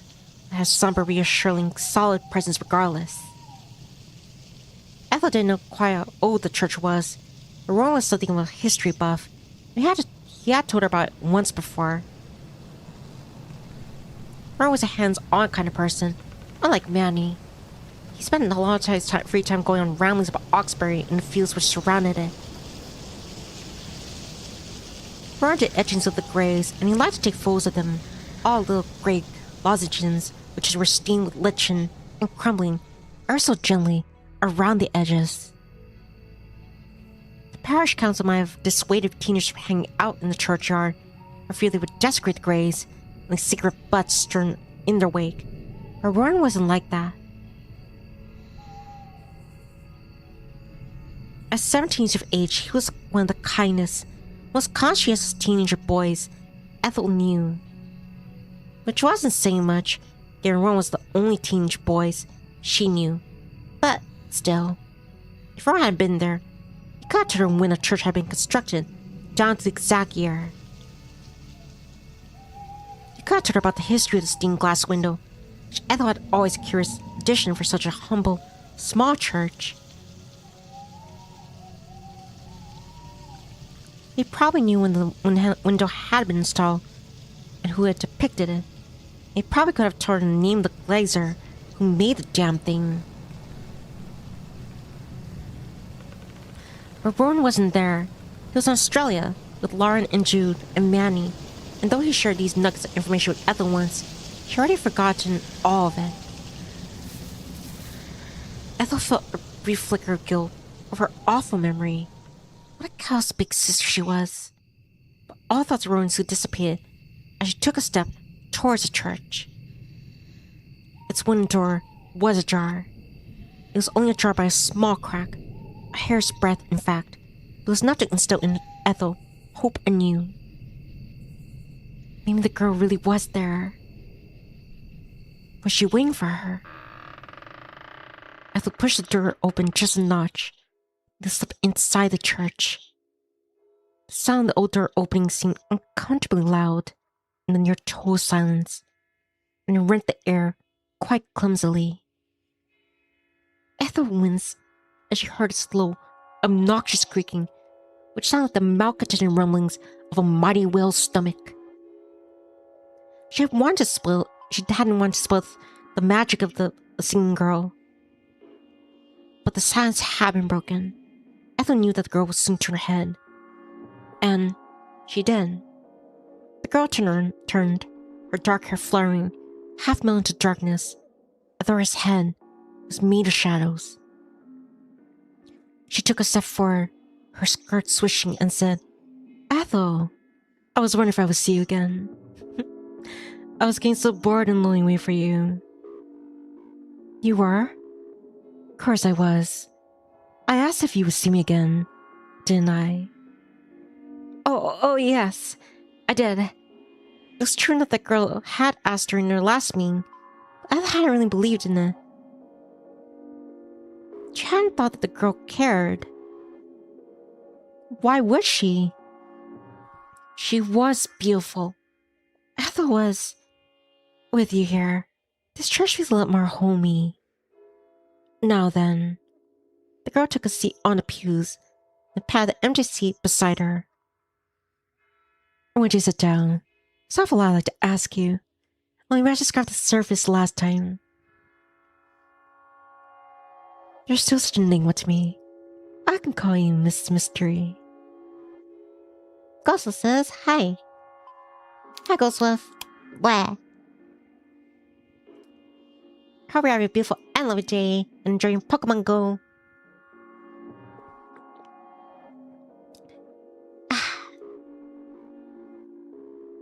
I think I say the same thing about you.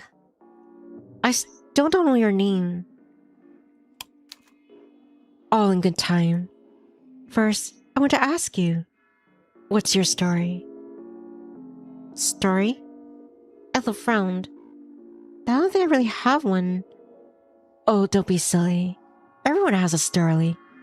You hardly grew out of the ground, did you? Like a turnip. Ghostlet says, Nivni, does this have voice acting or is that you? It's me. Then you must have a story to share. Parents, grandparents, maybe some siblings. Hey. Didn't you say you had a couple brothers?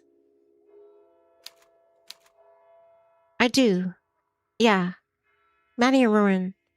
They're both younger than me. How come it's not going on now? Right. And whatever they like.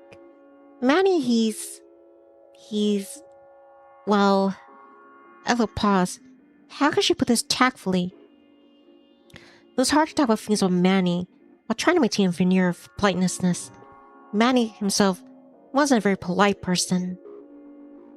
Manny was practically glued to his PC, having been banned from numerous lobbies for using words he shouldn't have. And he swore around the house as though he owned the place. He padded about the kitchen barefoot, sometimes shirtless.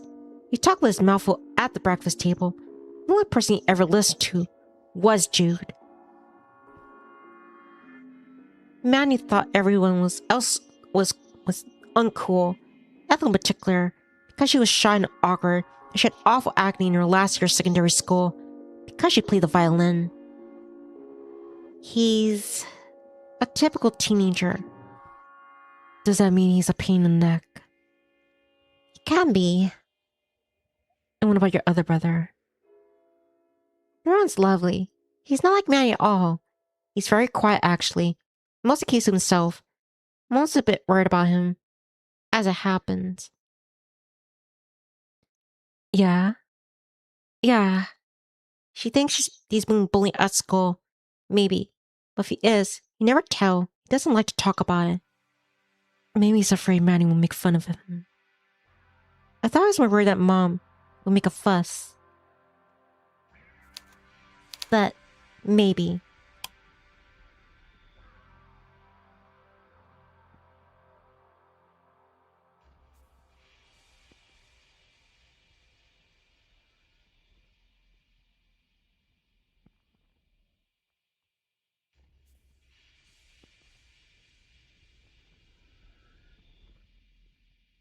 Teenage boys can be like that. They have a lot of pride even. No. Especially the quiet ones.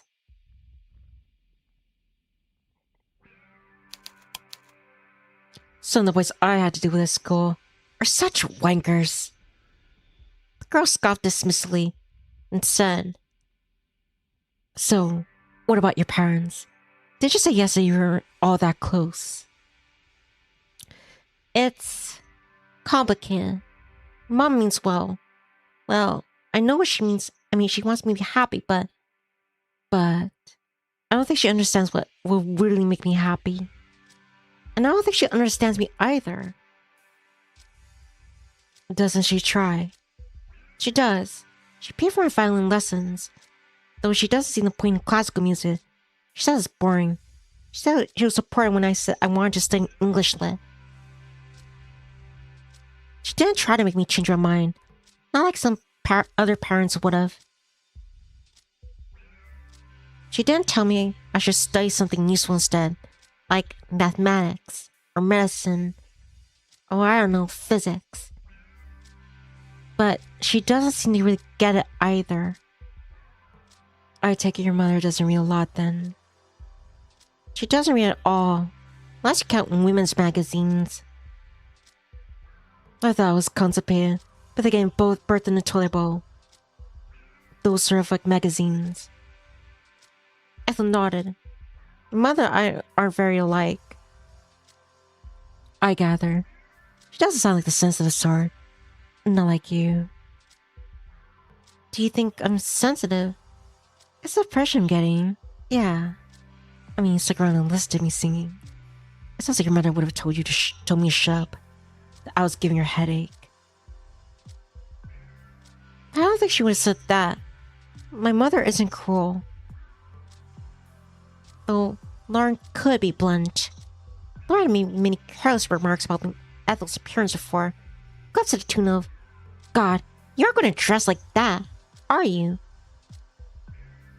Ethel knew that Lauren didn't mean any ill by it. She was probably trying to show interest in her only daughter. Sometimes the way her mother looked at her hurt.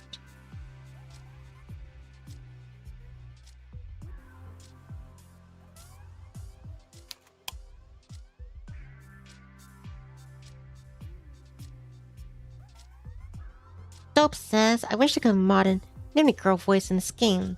If we could buy this and we could put Nivni girl mod voice, I'll still be excited for a player for her chirps. I don't know about that. I don't think I'm a professional, like, voice actor. But thanks for the compliment, Dope. Lauren was nice because Ethel was her daughter. Ethel knew that if her mother had been one of her peers, a Shania, or a Monjin, or a Morgan back in school, she would have teased her relentlessly. Lauren, with peroxide blonde hair and French manicure nails, had probably made a number of frumpy, unfashionable girls cry when she'd been a student. Lauren had never been a conscious effort to upset her only daughter, but she definitely made Ethel cry on more than one occasion. Cruel or not, it doesn't sound like she takes much interest in you. We just like different things. It happens. We might be related, but that doesn't mean we'll have similar interests. And what is she into then? Love Island. And TikTok mostly. Love Island. It's a reality TV show. It's awful. Contestants are all hard. I think that's why Mara likes it so much. I tried watching with her, but it felt like gawping at like animals in a zoo.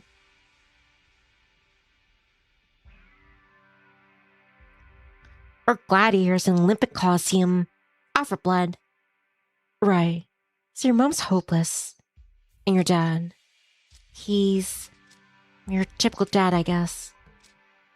Meaning, he likes football and Formula 1, and his favorite band is Iron Maiden. He does woodworking and DIY. He can play the guitar too. Ooh, so he's creative then. In a way. He was like in a couple of local bands when he was younger, but never went anywhere. I don't think he resents it. Though, he was just having fun. Dad asked me once before why I bothered practicing the violin so much. It was obvious. I never get anywhere with it. He didn't. He did. He said, if he had not been able to get anywhere with his band, there's no way I'll be able to make it. I mean, he was playing punk and I'm doing classical. So... He shouldn't have said that. Whether he was right or not, it was uncalled for. Some people like to perform their own sakes. You don't need to be popular to make your pursuits worthwhile. Gosling says, Nivni, your voice changer sounds amazing. Thank you.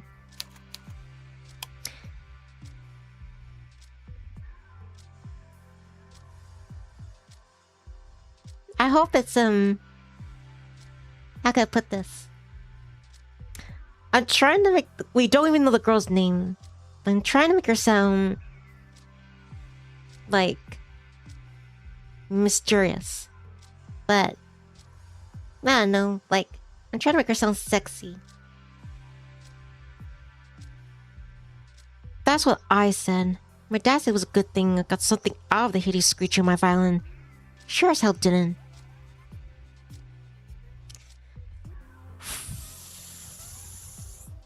Ghost says, what does your original voice sound like?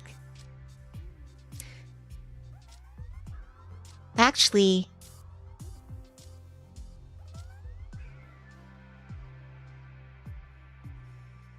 well, I guess it's unlikely, but the voice I'm using for the girl, the mysterious girl in the church, that's almost close to my real voice, actually. I was hesitant to say because I'm self-conscious about my voice, but also, like, I don't know. I don't want, like, the chance of, like, I know it's, like, really infinitesimal, but, like, somebody, like, I don't know, tracking me down or doxing me.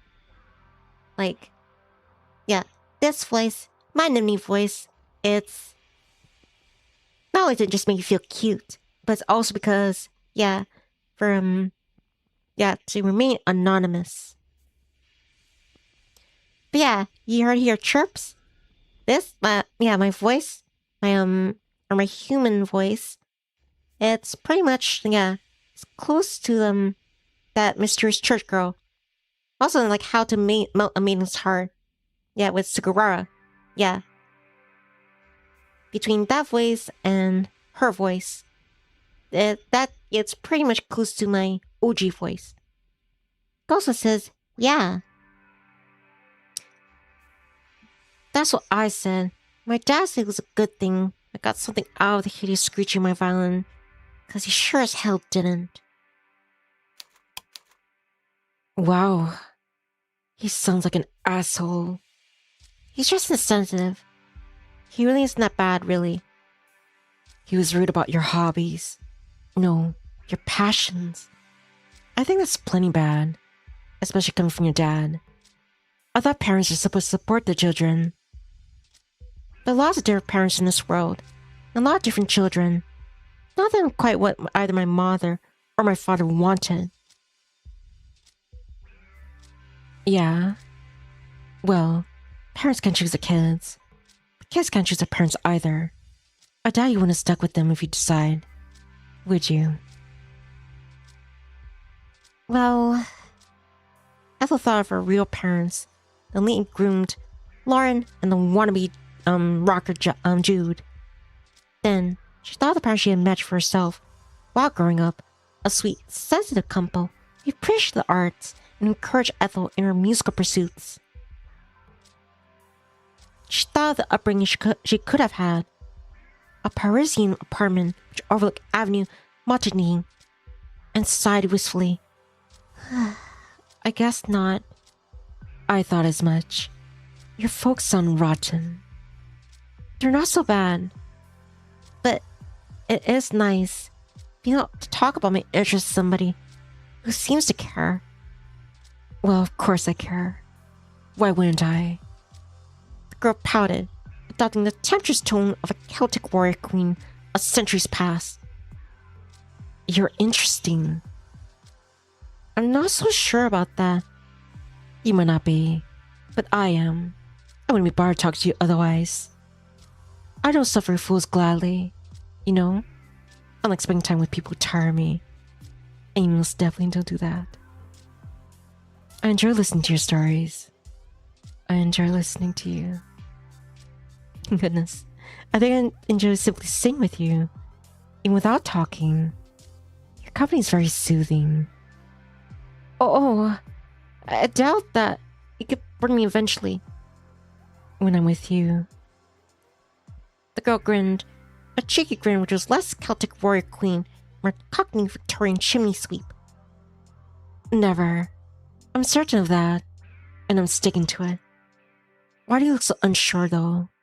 Haven't people ever told you that you're interesting before? Not really. Well, people are stupid. You should pay attention to what they think. Or don't think in this case, because it does sound like they don't have any sensible thoughts running around in their thick skulls. They're too empty-headed to realize something truly special when they see it. Ethel didn't reply.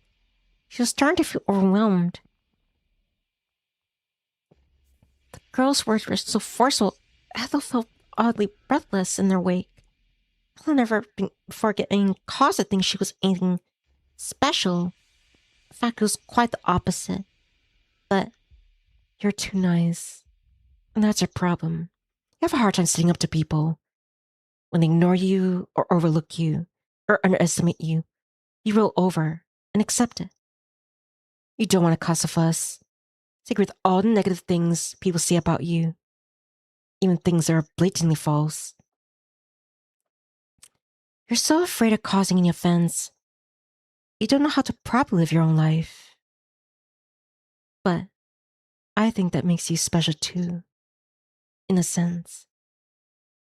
It means that you're very kind. You're a lot kinder than I am. At least, I never let anyone else insult me like that. The girl leaned in as she spoke, cupping both of Ethel's cheeks with her hands. The girl's skin might have been cold, almost inhumanly so. The words that pushed from her lips were so warm, they made Ethel's body tingle. It was dark, cold night. But she was beginning to blush. Ethel couldn't help but feel self-conscious about this. Shining over there, she was pouncing in the smallest sign of weakness. But the girl didn't use it against Ethel. She wasn't trying to hurt her. Her voice was even sweeter than honey as she said, "But maybe that's why we got along so well. Can make up for it, for what I lack. And maybe I can make up for what you lack too." What I lack? The girl nodded. If you can't tell people what you want, then I'll do it for you. What makes you think you know what I want? Oh, I think I have a pretty good idea. You might be bad at being honest with your true feelings. Verbally, at least. But they show up regardless of your pretty little face. Pretty? Yes, that's right. I think you're very pretty. And really easy to read too. It's so obvious what's going inside that dome of yours. The girl leaned even closer, the tip of her nose brushing against Ethel's. She inhaled, and then she said, her voice unusually playful, "And I think that's very cute.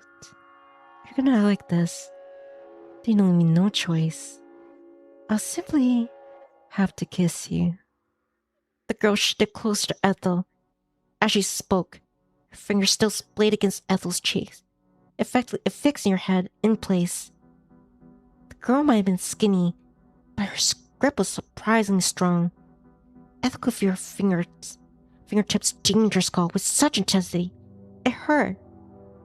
Ethel trembled, her eyes a little too large, as the girl brought their lips closer. She exhaled, and when she did, Ethel felt the girl's breath go against her. It was just Ethel's imagination, but for a few moments, Ethel thought she could smell something subtly off about the girl's breath. There was something odd about the air which brushed Ethel's cheeks, if age indeed had a smell. It put Ethel's mind of an old person's home, the same one her great uncle had been sequestering away in his health when his health began to deteriorate, could no longer shuffle around his bungalow without stumbling over his own slippered feet.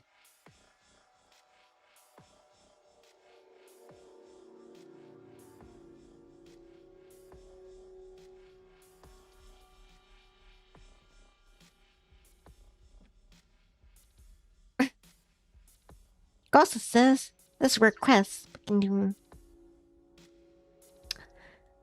I have to think about Ghostwolf without stumbling over his own slipper feet. Ethel had only visited her great uncle once and a handful of times in the old person's home, despite her mother's frequent invitations that she tag along. She hadn't liked it. All those old men and women had upset Ethel, their faces wrinkled and their wizened fingers gripping the arms rests of their chairs, their skin shrunk down to the bone. Everything in the old person's home had been brown. The floors, the walls, and the chairs. And though it had been scrubbed clean from the top to bottom with Lysol, there had been a pervasive stench which cut beneath the clinical cleanness. The air had smelled unpleasantly rank, just like mildew. It had reeked of rapidly impending death, impossible to staunch. The girl's breath was just like that. There was a perplexing wrongness to it, which made Ethel's skin prickle. All of a sudden, Ethel wanted to pull away. But then, the girl's mouth was upon her, her lips wet and warm and yielding, and this didn't smell wrong. The girl's tongue was inoffensive, as it slid between Ethel's parted lips, as the saliva which coated it. Ethel couldn't find any reason to squirm away from her. If anything, she'd rather squirm against her. And so she did. Ethel felt the girl's tongue exploring her mouth, slowly at first, but she moved more vigorously. A second elapsed, and Ethel made no attempt to push her away.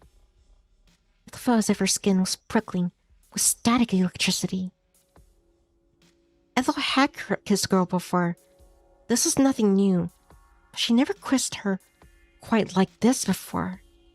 It was intense enough to leave her head reeling, intense enough to render her breathless. Speaking of her breath, Ethel soon realized that she had been holding in. Her lungs are burning. Was kissing supposed to hurt quite this much? Ethel had never been kissed like this intensely before. Not by Clementine. Their makeout sessions now began to seem almost demure, even when they escalated to roving hands beneath shirts. Roving hands between thighs. The girl had yet to take her hands from Ethel's face, but her kisses, unlike anything Ethel had ever known before. They were intense and driving. It was so scary, but it was also exciting too. Ethel's blood was beginning to fizz inside her veins, like cream soda. Her head, meanwhile, felt light. But her lungs are starting to burn. This is no good. She had to get some air in her. Otherwise, Ethel was afraid she would asphyxiate, drowning her own pleasure like a rat in a vat of soup.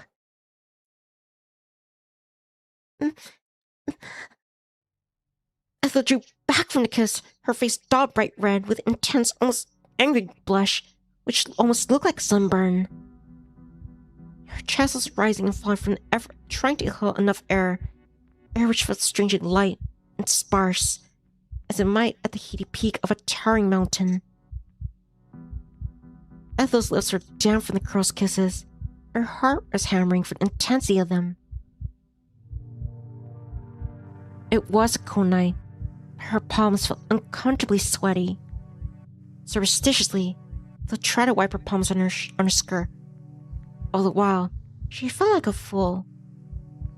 Why was she worked up about a kiss of all things? It was Harley at first, but she never felt anything like this before.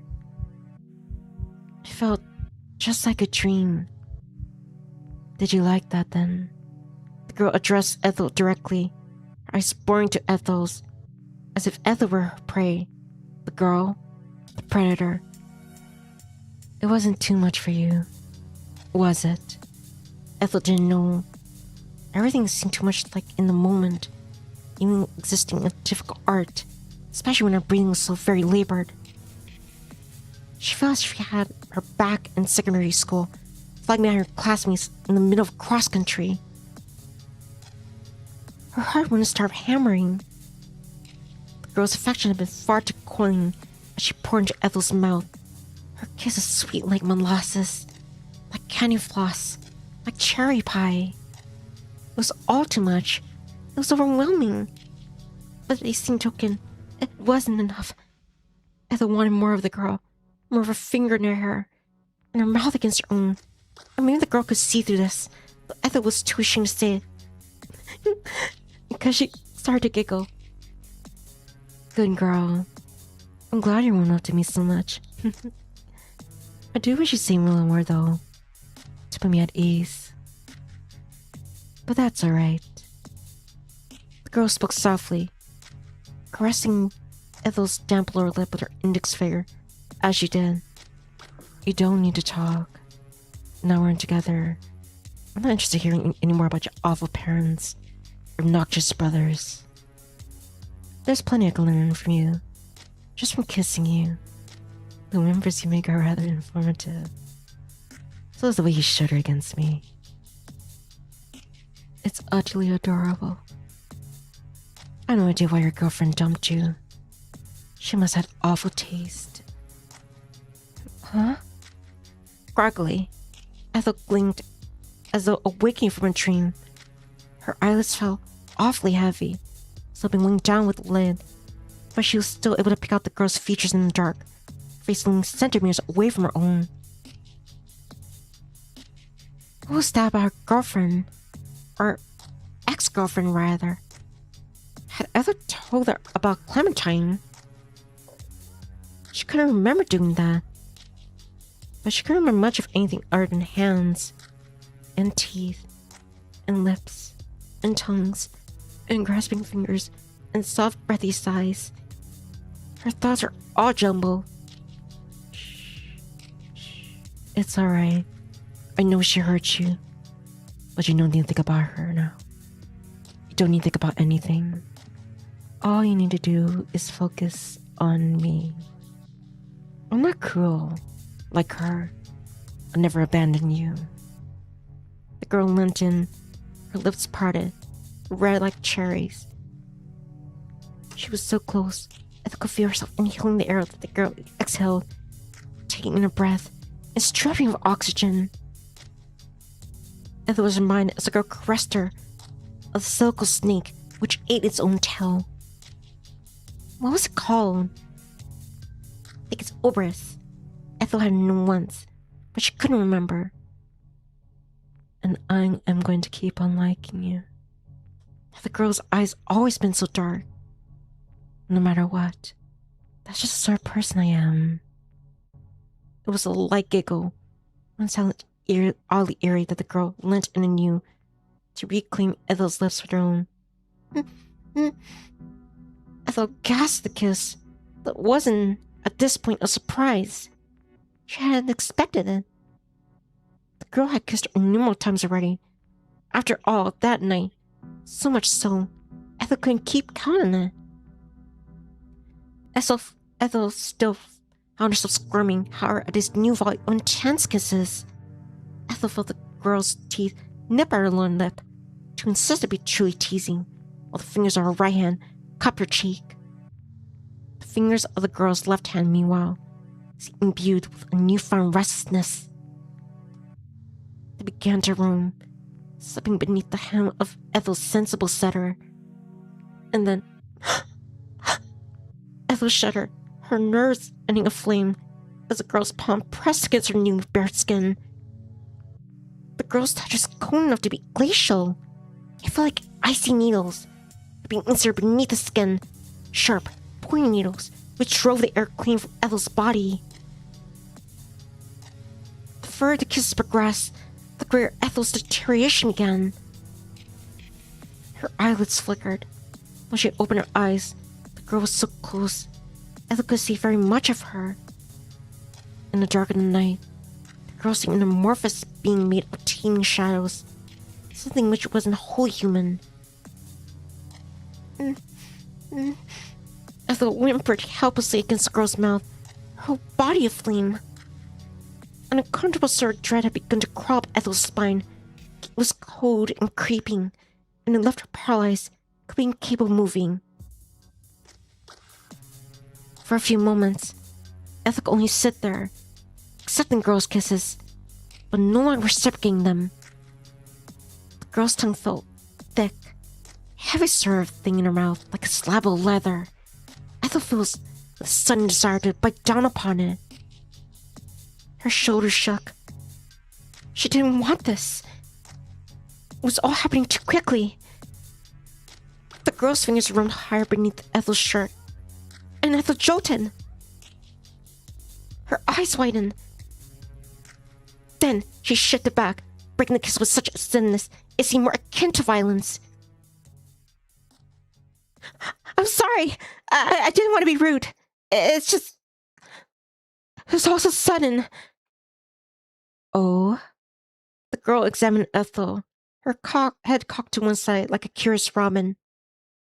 Her lips curved into a smirk, and her voice slightly amused, she said, "What's this? Don't tell me you're getting all over shy." No. It's just... Ethel looked away from the girl, incapable of meeting her gaze. Who was she anyway? Ethel didn't even know her name. She had been a serial killer for all she knew. A shadowy stranger who seduced hapless young girls. Not that Ethel herself was so young. Not anymore. That then led him to their deaths. This seemed a bit far-fetched assumption. The girl had been singing when Ethel had first seen her. Wasn't that something the sirens did in Greek myths of old? The sirens are beautiful women with long, curling hair and glittering tails who had perched prettily upon the rocks, calling out to passing sailors. They had drowned more than a few hapless men that way, reducing their boats to pulp driftwood on the pointed, impersonal rocks. Ethel herself was no sailor, but she felt as though she was drowning. Her lungs might have been filled with fetid, muddy water, and the longer she sat with the girl, the more intense this feeling became. Ethel pressed her fingers against her lips. They were tingling, her fingers and her lips both. Her brow, meanwhile, felt cold and clammy. Ah. The girl, evidently taking Ethel's silence as a tacit confession that yes, she was feeling shy, giggled. That's very cute. Keep saying that, but am I really cute? Of course. Gotta be a little cute, else I wouldn't be kissing you so much. In fact, I've become quite taken with you. It's a bit of a shame you decide to cut out our little rendezvous short. Rendezvous? Is that how the girl was going to determine? How delightfully European. Almost made what they had done before. The girl's tongue shut inside Ethel's mouth. Seemed cultured. But it's alright. I don't want to push you. Not too much. At least. So I'll play it nice for now. I won't demand too much of you. Although... The girl's smile widened till, modulated by the shadows, it looked uncanny. If you care for me, at least. Let's just say 1/5 as much as I care for you. Triple games with my poor heart. Blowing hot and cold will only keep my interest for so long. We'll have much time together. Not after today. I don't know if you wind up missing me too much. It'd be a shame if you never got to say anything you want to say. Or do everything you want to do. Here, the girl raised her eyebrows suggestively, in a manner which didn't seem quite in keeping with her harshly faced. So you might as well make the most of it. Or at least try to. They do say it's better to regret things you've done, things that you've not done. It was a saying that Ethel was familiar with, but she didn't have much stock in it. There were a lot of things she'd done during her short life that she wished in retrospect, and she hadn't. She wished she hadn't plucked the courage to hold Clementine's hand for the first time, and they both gone to the cinema to watch some mindless superhero movie. She wished that she hadn't had the wild idea of asking Clementine out on a date once the film had ended and the credits had started rolling. And she wished that Clementine, giggling, had said, "What's this? I thought we were ready on a date." If a relationship had never begun between the pair of them, Ethel never would have known how much it would hurt. when a relationship fell apart, one that you cared about. She regretted that rather a lot. Sometimes, Ethel wished she could scrub her mind clean their entire relationship. All night texting, trip to the movies, sleepovers at Clementine's dorm room, which had been bigger than Ethel's.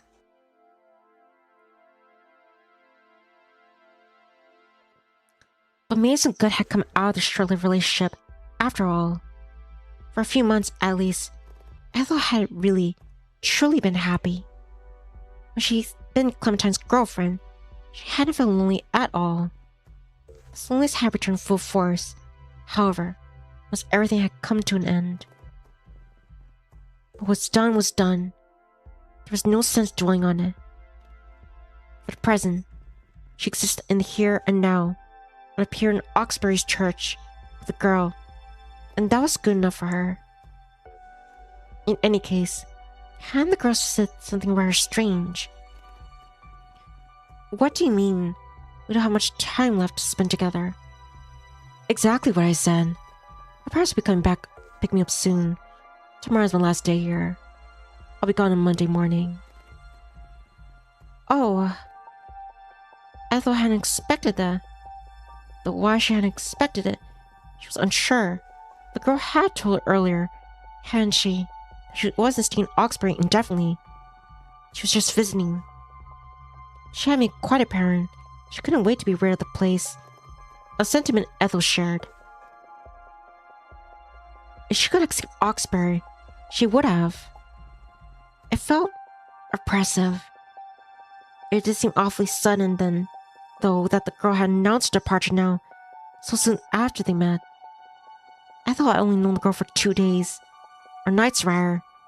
They barely had a chance to talk. Hell, they rarely had a chance to speak. The girl had been so aggressive when it came to kissing her. Very little in the way of actual conversation had passed between them during the last 15 minutes.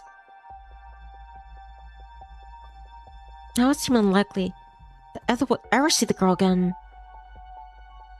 There. The girl, perhaps seeing Ethel's anxiety, let her hand rest on top of Ethel's own. She smiled gently, and said, "We have one more day, at least, to share our little dirty secrets with one another. So don't worry. This isn't the end. Who knows? It might even be a new beginning." A new... what? Ethel was stuck on the girl's words. They're rather corny when the girl leant in. Then the girl pressed her lips against Ethel's cheek. The kiss was a fling one, of magnitude less intense than those she had previously bestowed upon her partner. But Ethel still blushed. She simply couldn't help herself. Not around that girl. She was hopeless. I don't mind giving you my phone number. Or my address. Heck, maybe give you my national insurance number, if you wanted it. Oh, I don't think you need to go quite that far.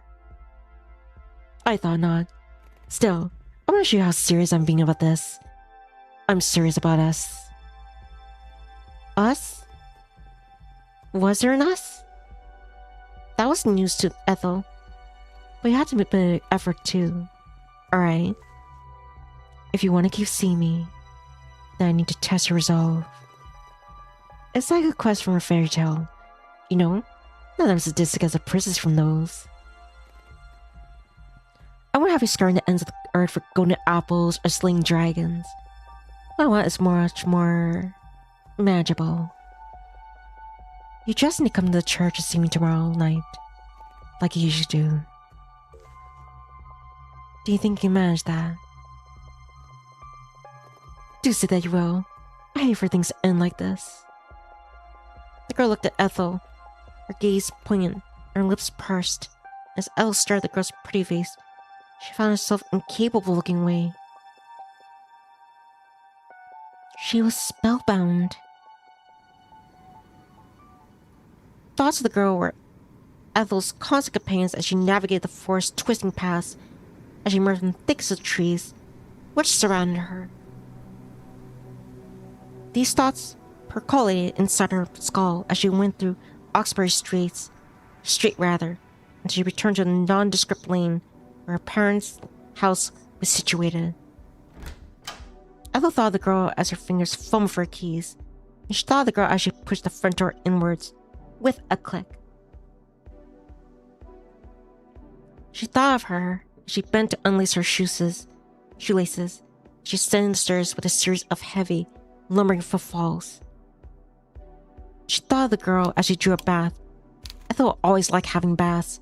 It was nice being able to fill the tub so late at night without having to worry about waking up her parents.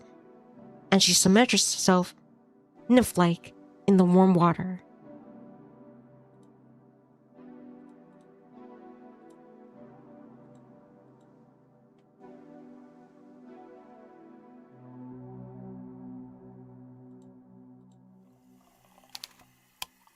Ethel had run the hot water on purpose. She liked baths to be scalding, hot enough to sense the water, as the skin on her soles began to prune and her face turned pink, as she felt permanent in her pores. She curled up inside the tub like a newborn, shivering as the ceramic pressed against her skin. The hot water was soothing, as was the sound of the water as it rippled around her. But though she was now far away from the forest, and from the church which dwelt within it, Ethel's thoughts had yet to stray from the girl. Still, she thought of her, turning her visage over and over in her mind, as a child might play with pebbles on the beach. The girl had overtaken her thoughts entirely, in fact it had been permeated through Ethel's skin into the corner of her very being.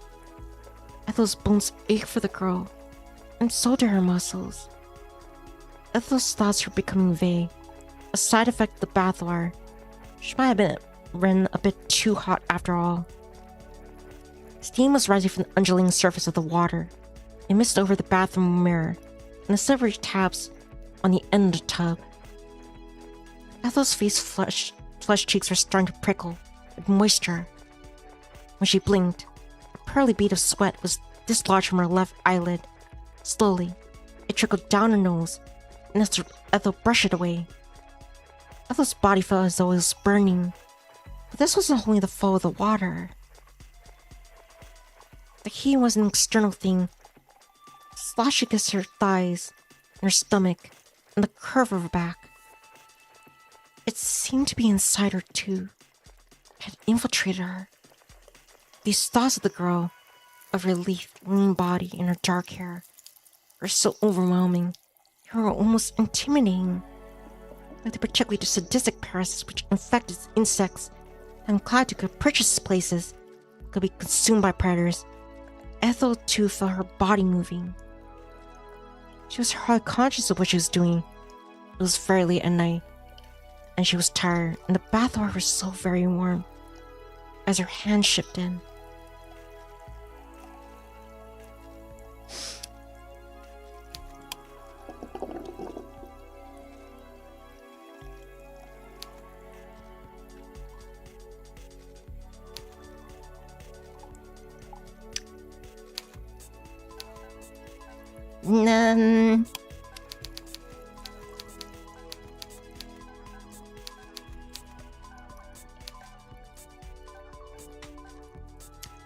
Alright then, the heat death of the universe, also known as the Big Freeze, is the leading scientific theory of how the cosmos will end.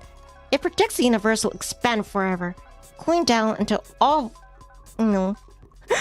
usable energy is depleted. Entropy reaches its absolute maximum, and all its physical processes permanently cease. Why is it called the heat death? Let me explain to you. 1.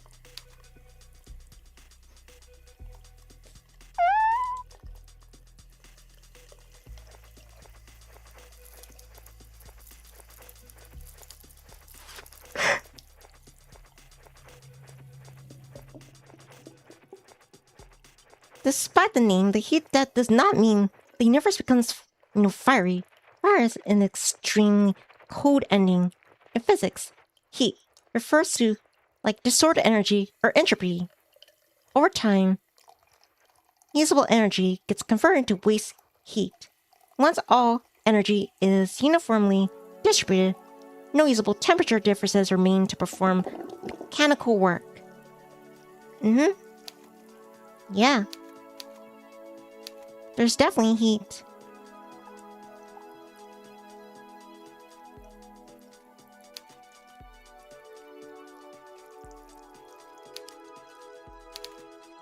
Hold on.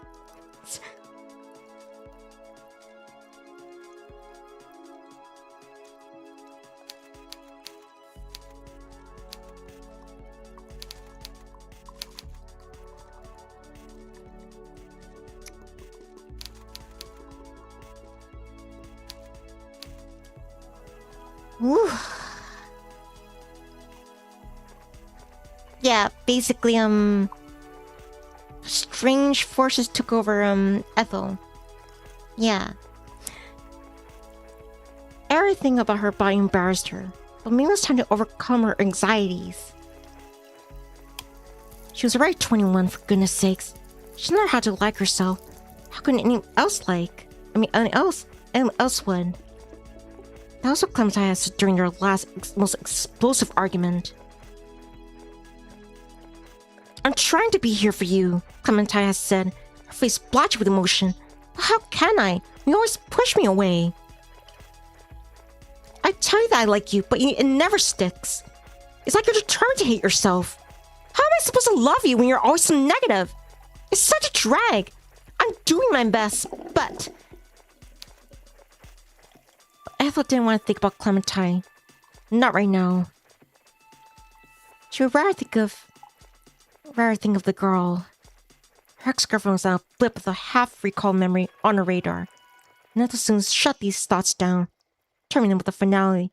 She stopped herself from dwelling on her thesis. It was better to forget, drift away from her own memories, to daydream.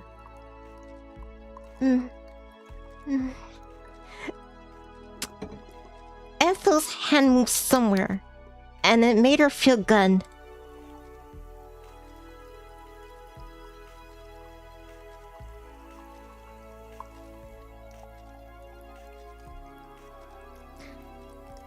Yeah, her hand went somewhere, and it felt good.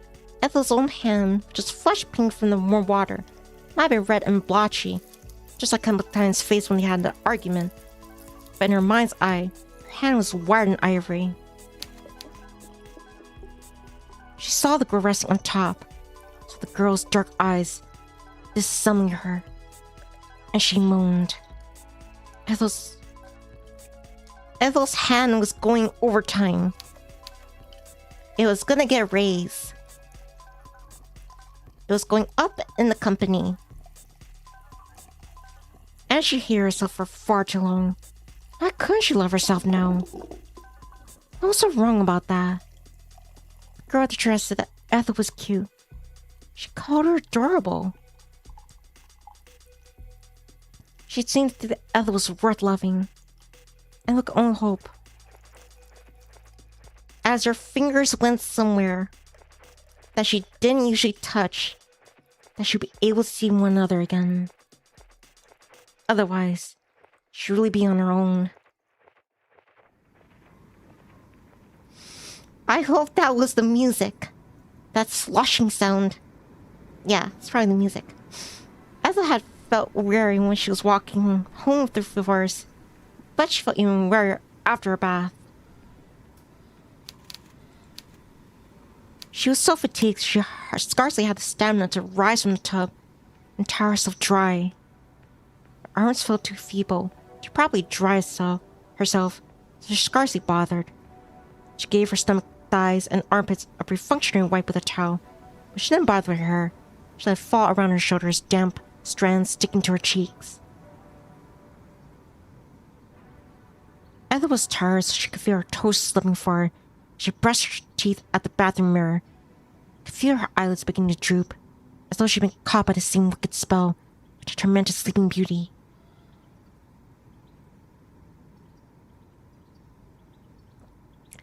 This was a fanciful thought, however, one which Ethel scoffed. She might have fulfilled the sleeping part of the equation, but she was no beauty. She was plain and dull and uninteresting in each and every way. It still seemed a dream that a girl had taken such great interest in her. But she still had. Ethel clung to this thought like a talisman as she bent, like it was almost buckled beneath her to remove the plug from the bath. She rose and turned the lights off in the bathroom. The girl was interested in her. She cared about her. The actress Ethel had engaged in earlier.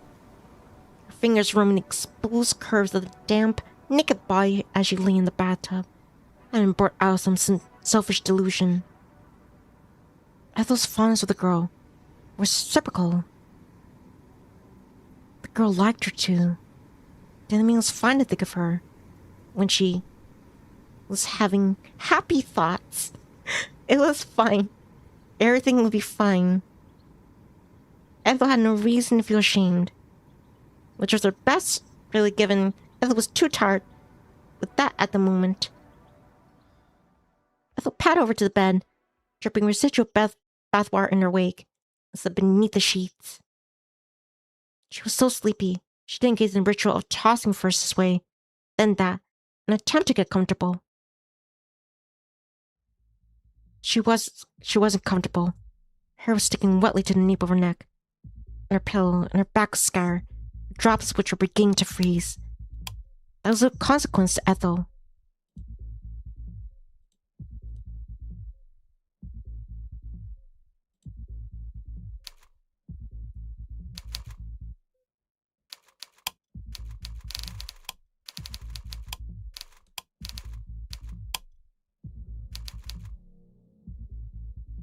She wasn't comfortable. Her hair was sticking wetly to the nape of her neck and her pillow, and her back was scattered, with droplets which were beginning to freeze.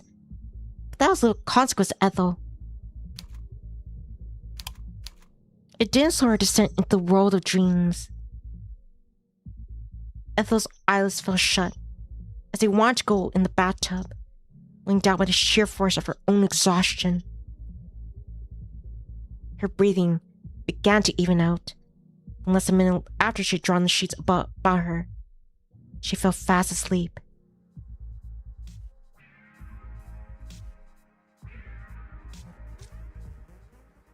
Ethel felt weary when she woke the following morning. But was it the morning? Ethel's curtains were ajar. She must have forgotten to close them last night. The light which filtered in them had a butterscotch sort of like tinted gray by the encroaching evening. It must have been past midday. This would daylight to take on such a burnished caramel sort of color. Ethel was rather more preoccupied with the dull, heavy aching of her limbs and the humming in the back of her skull than she was the exact hour. Sleeping was supposed to be a restorative act, but Ethel didn't feel particularly soothed upon waking. It wouldn't have been an exaggeration, in fact, to say that she felt rather wretched. There was a foul taste in the back of her throat, one which reminded her of their mother's moldy cherry pie, and her bones hurt, her ribs and her wrists, and even the individual phalanges of her fingers. Ethel could breathe without any complications, but her stomach was churning so uncomfortably. She might have been on a dingy out in the Atlantic Sea. Maybe she was getting sick. Did she have a fever? Ethel didn't feel hot, though. If anything, her skin felt uncomfortably cold and clammy. Maybe because she'd fallen asleep without properly drying her hair. And the night before, Ethel had long hair, though it was more owing to necessity than choice. Ethel didn't like going to the hairdresser. She found the thought of engaging in small talk with strangers a terrifying one. In any case, there was something uncomfortably intimate about the thought of letting a stranger run their fingers through her hair. Ethel didn't like when people brushed her hair either. It made her feel tense. Ethel kept her hair long because she didn't want anyone else touching it, anyone else cutting it, but she didn't trust enough to cut it either. Ethel's hand-eye coordination was good enough when it came to playing the violin. It evaporated when it came to appearance. That's why Ethel never wore makeup either, despite her mother's best dance teacher. Laura tried to show Ethel the benefits of foundation, eyeliner, and lip gloss, but Ethel never taken to it. The one time she tried to apply eyeliner, she had poked herself in the eye with a pencil. Her eye had watered horribly from the encounter and was swollen for 2 days afterwards. Shania had teased Ethel about her eye at school, because of course she had called her Cyclops. It was a bit of a highfalutin insult coming from a girl like Shania, but they had been studying the Odyssey in English.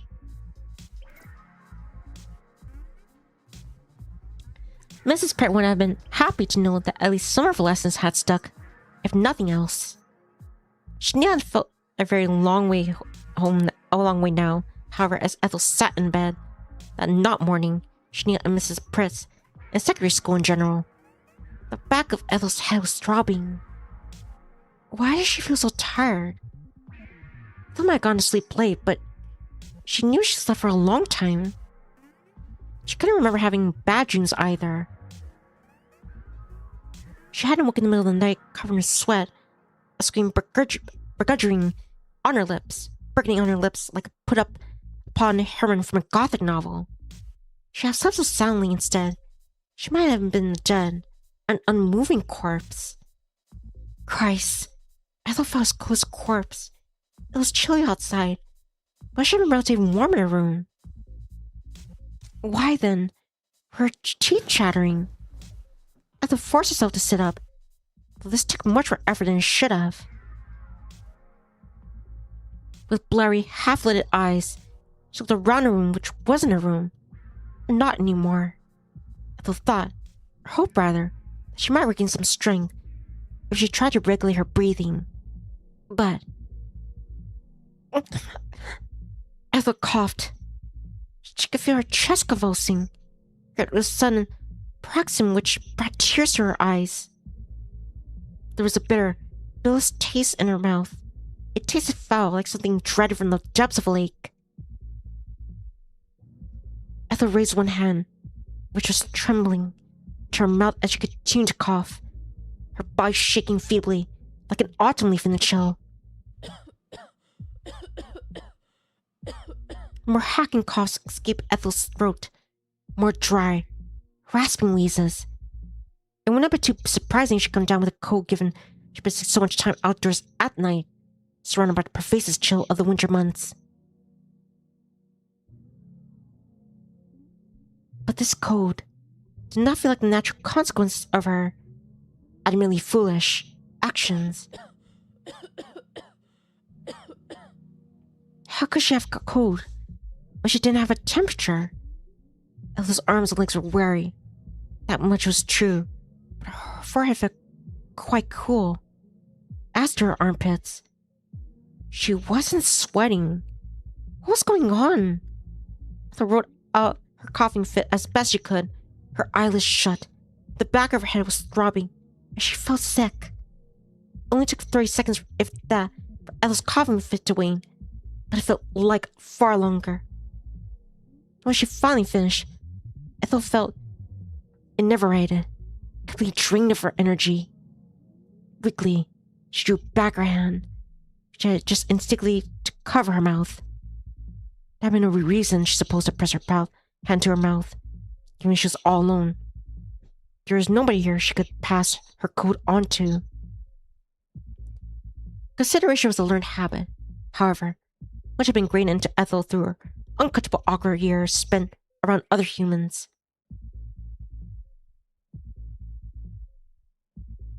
There are worse habits one could get into. There is no shame in being conscientious. Ethel straightened her back, feeling a little calmer. Her right palm, which had been pressed to her mouth during her convulsions, felt a little damp. It was spittle, most likely, from all her coughing.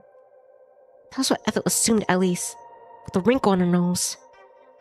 And with a wrinkle on her nose, when Ethel actually saw what stained her palm, she stared.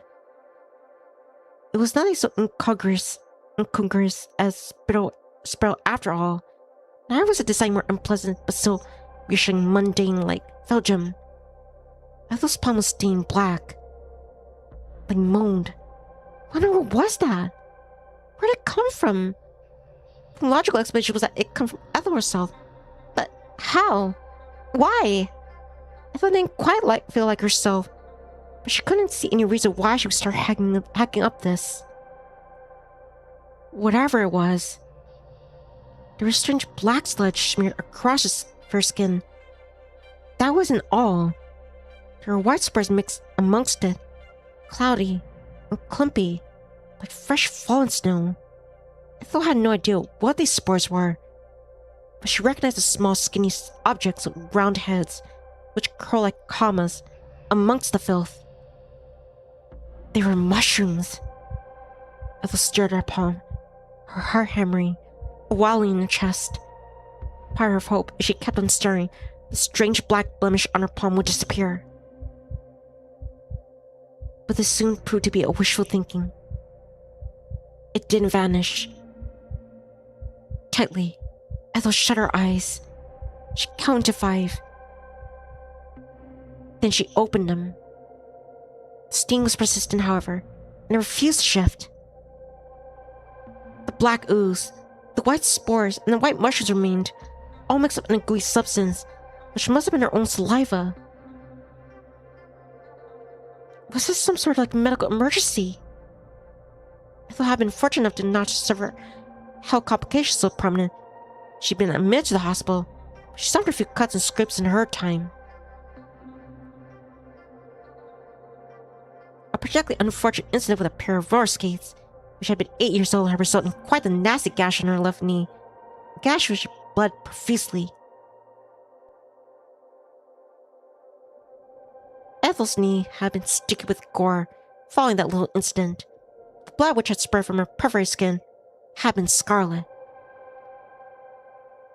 Its pigmentation had been so bright, it had almost garish.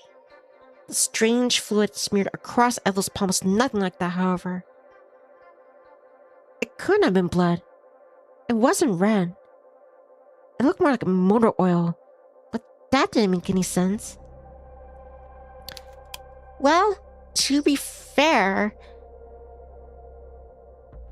if you start hacking up I'm no doctor, but I am a vampire finch.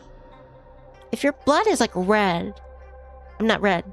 If your blood is black, really dark black, that usually could be an indication of old blood, as in you're bleeding internally, and the blood has been sitting there for a while and you just hacked it up. But it doesn't seem like it's blood, so that's a good thing.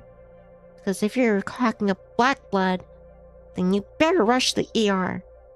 Just saying. Why would she be copying up oil, of all things?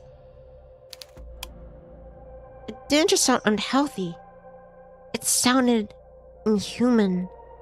If Ethel had been an organic human, girl, perhaps made of steel and bolted together with screws, this might have been impossible. Ethel was wholly human, at least as far as she was aware. Her skin was soft, and her flesh was quite yielding. She was weak, delicate, but she was definitely human. There was no reason why she ought to be fogging up oil. There was no reason why she ought to be fogging up anything. She might have felt sick, but she wasn't that sick. Not physically, at least.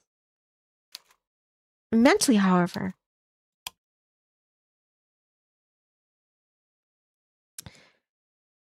Ethel wasn't sure, and that scared her even more.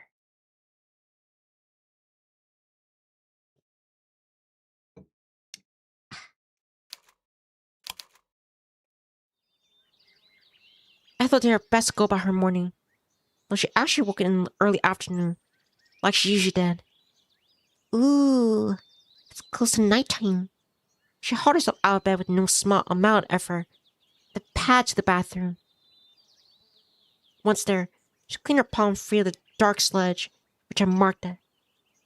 She cleaned and she cleaned and she cleaned, her motion slow and regular and repetitive, the warm water cascading over her skin in rivulets. The water turned a curious coppery color, where it met the dark stain on her palm. Ethel tried not to dwell on this too much. Like Lady Macbeth, she only focused on washing her hands, her motion slow and methodical.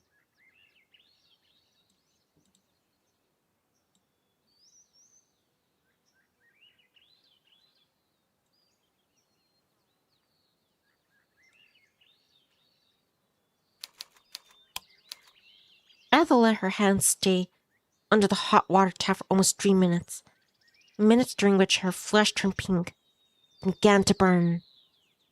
The water was hot enough to be scalding. Ethel paid it little heed. She liked the pain. It would drive her pernicious thoughts from her mind. It stopped her thinking about what she had caught up earlier as she sat in her bedroom. It stopped her thinking about how horribly tired she felt too. Ethel eventually shut off the hot water with a hand which struggled initially to find purchase on the silver tap. The skin of her hand was pink and swollen, taut and shining. Ethel doubted that she'd be able to play the violin with hands like that, but maybe it didn't matter.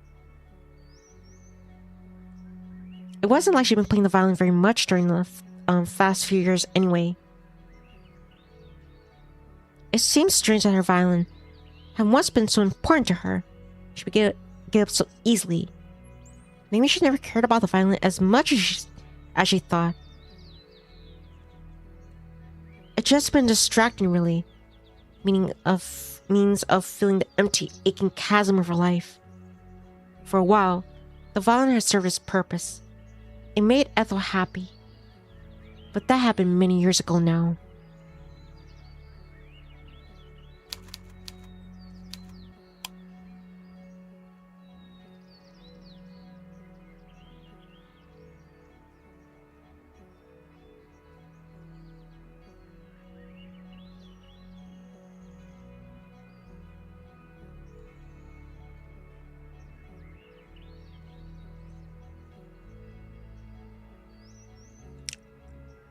Ethel's university degree, likewise, had once given her joy, or the semblance of joy at least, but she took little pleasure in that. She took little pleasure in most things. With her hands newly cleaned, Ethel dressed herself. She dressed herself slowly and clumsily with hands which didn't want to obey her. Her skin was stretched tightly over her bones like the surface of a drum, and bending her fingers hurt. Ethel's arms, meanwhile, were aching.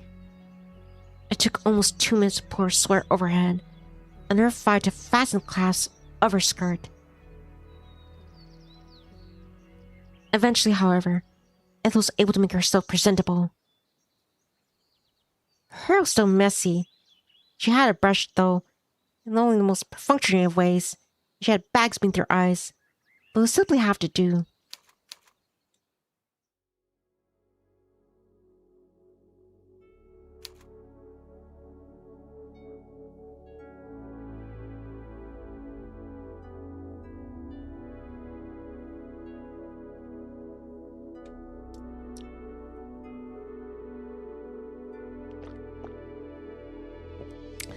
Dressed and ready to face the day, Ethel took a seat on the bed and retrieved her laptop. She thought that she might make a go at writing the introductory paragraph on her thesis, or failing that, the introductory sentence, but this was wishful thinking. Her thoughts were slow and sluggish, and couldn't concentrate. She hadn't thought that working on her thesis might restore some normalcy to the day's proceeding. Why in the world would that work? It would have been abnormal, in fact. She had made a star in her thesis, because she was so woefully behind it. Writing so much as a single sentence would have been almost a shocking occurrence as copying all the above had been. Ethel wasn't going to think about that. She didn't want to think about her thesis either, and in any case, she couldn't think of it. It was starting to give her a headache. Ethel set her laptop down, defeated. Then, she began to ponder. What she really wanted to do was see the girl again. It seemed imperative, all of a sudden, that they speak.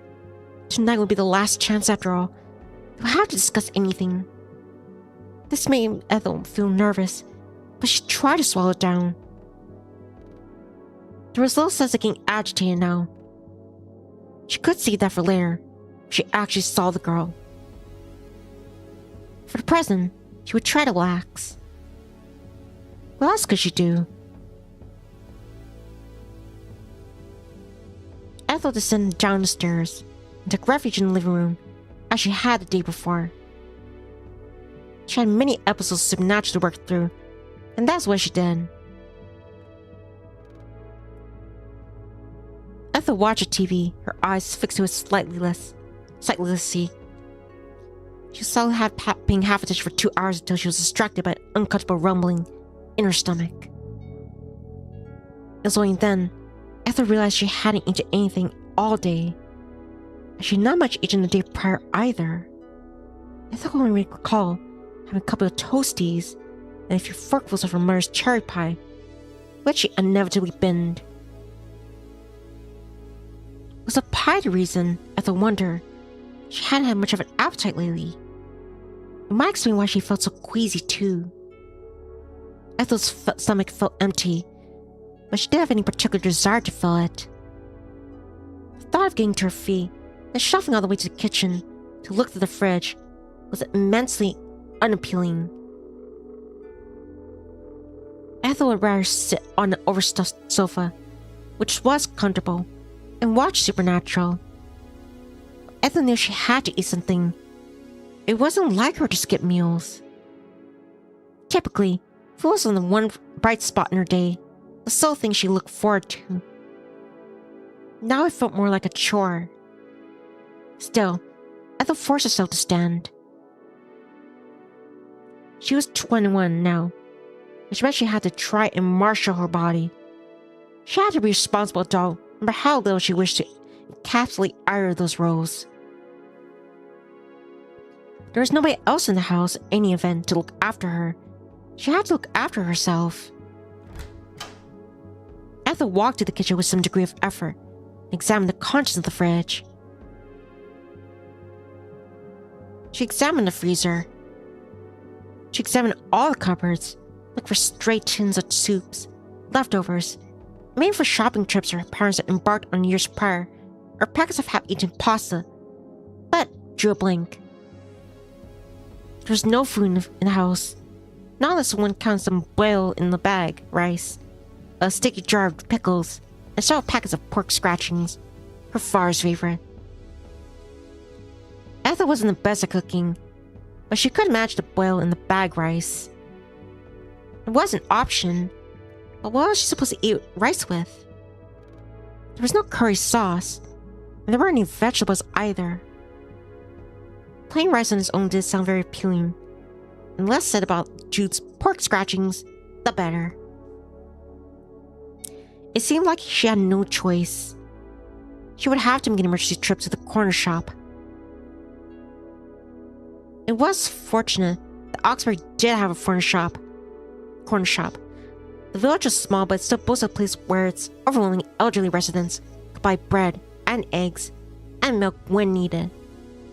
The shop was tiny, its inventory limited, but that was fine.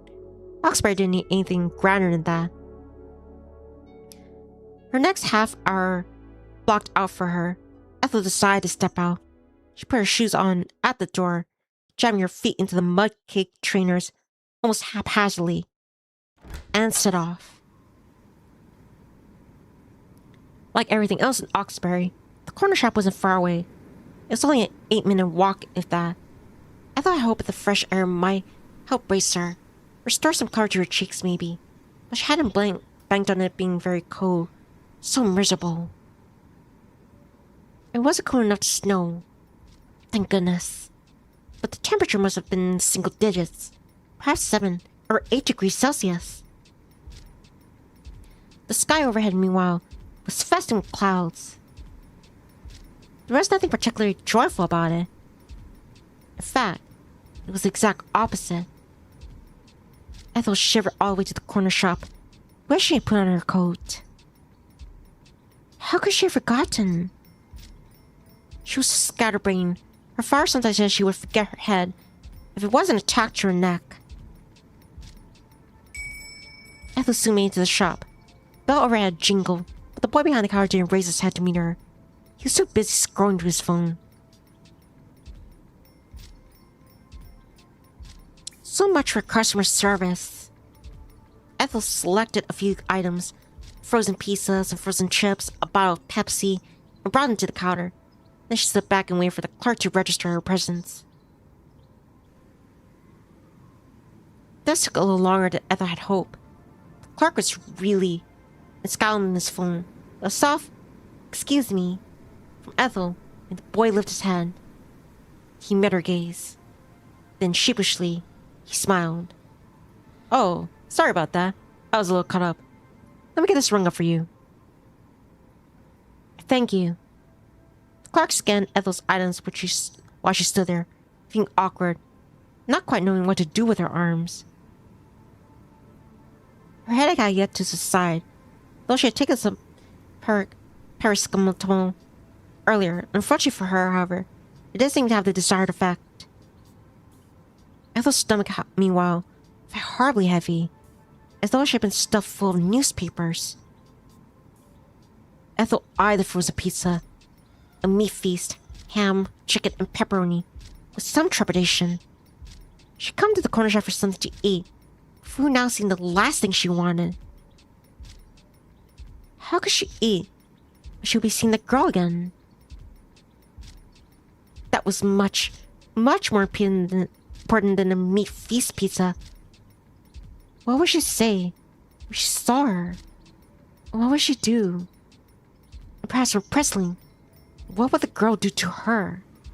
This thought of the girl's lips against her own sent a small, secret thrill of pleasure running through Ethel's stomach. She squirmed. Did the boy behind the counter with his bright eyes and his pierced ears know what she was thinking? No, surely not. How could he? The boy bagged Ethel's purchases, plastic carrier bag crinkly, presented the car carrier with a cheery smile. He might have been wearing black, and he sported rather a lot of piercings. He was rather personable. He admired Ethel a bit of a puppy. He was quite sweet, really, in a boyish way. His face soft, heart-shaped, and devoid even the slightest suggestion of facial hair. He looked even younger than Manny, though Ethel assumed he was older. He was sure, in fact, that he was her age. He looked familiar. Hadn't they got to the same primary school? It seemed inevitable if he and Ethel were the same age. There was only one primary school in all of Oxbury, unless his parents had sent him somewhere else. Ethel should have known what he was called, but she was drawing a blank. She's always bad with names, especially when it came to boys. They all blended together, with short hair and their dirty, stubby fingernails. If they had been former classmates, Ethel hoped the boy wouldn't try to embroil her in yarn about the good old days. That would have been excruciating.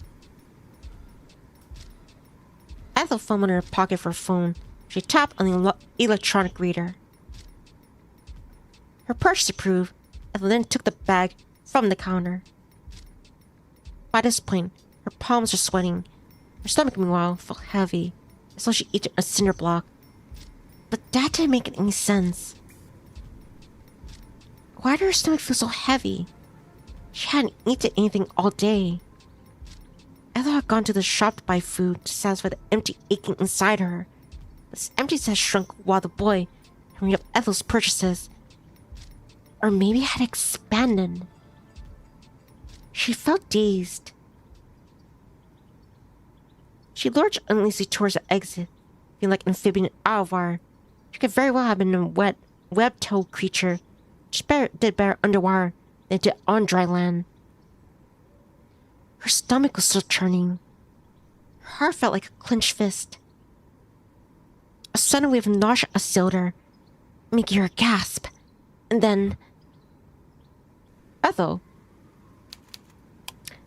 You know, it sounds like... It sounds like she's pregnant or something.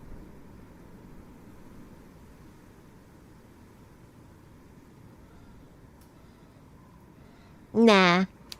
A concerned voice drew Ethel out of her reverie. It wasn't a boy from the corner shop going after her as she made her anxious escape.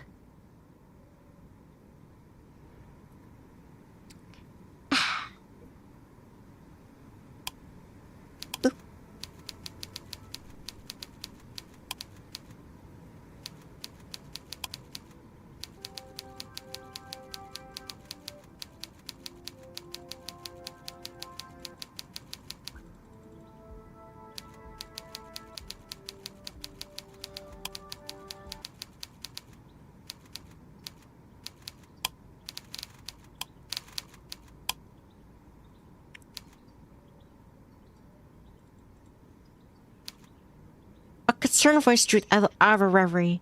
But it wasn't a boy from the corner shop, calling after her as she made her anxious escape. It was Mr. Brown.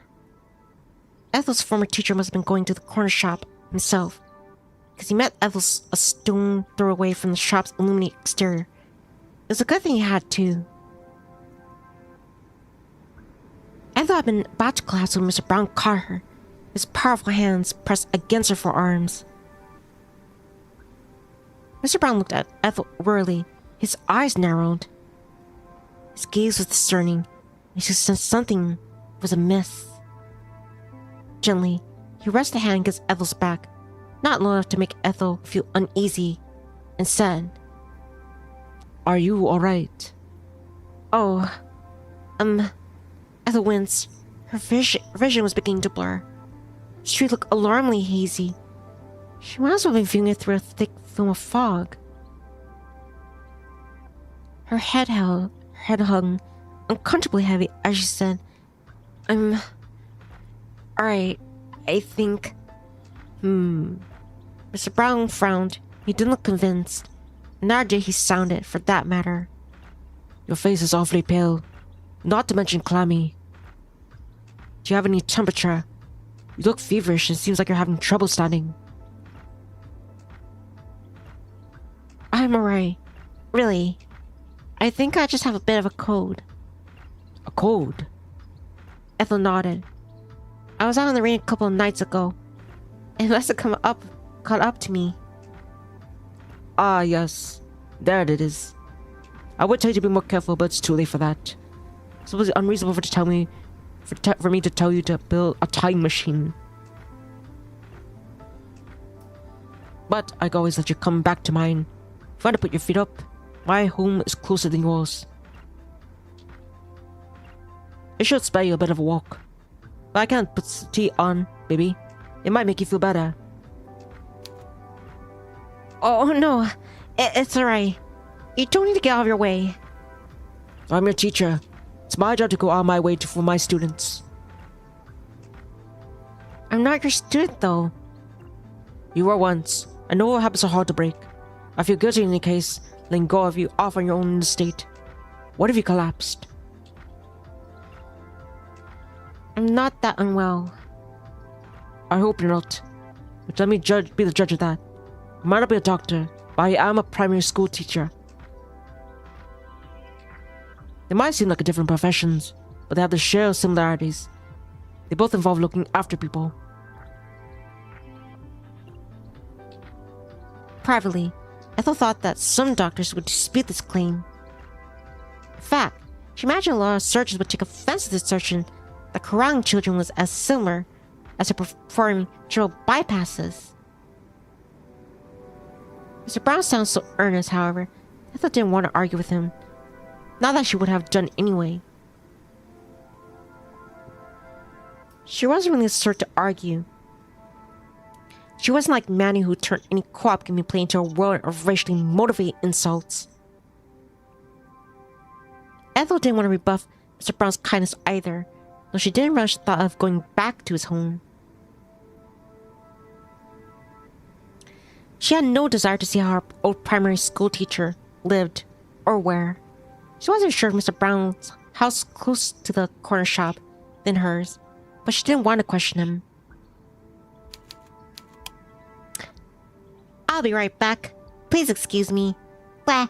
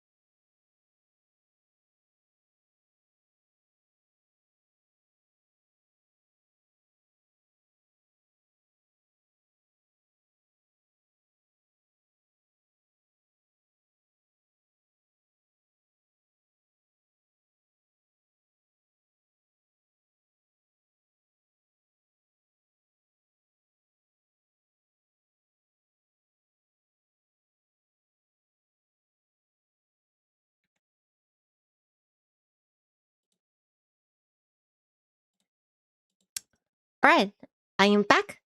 Taking away. Ooh. Carissa is gonna have to go to bed. Have work later. See you around, and thank you for the stream. Thank you for watching, Carissa. I appreciate it. I think this is almost over.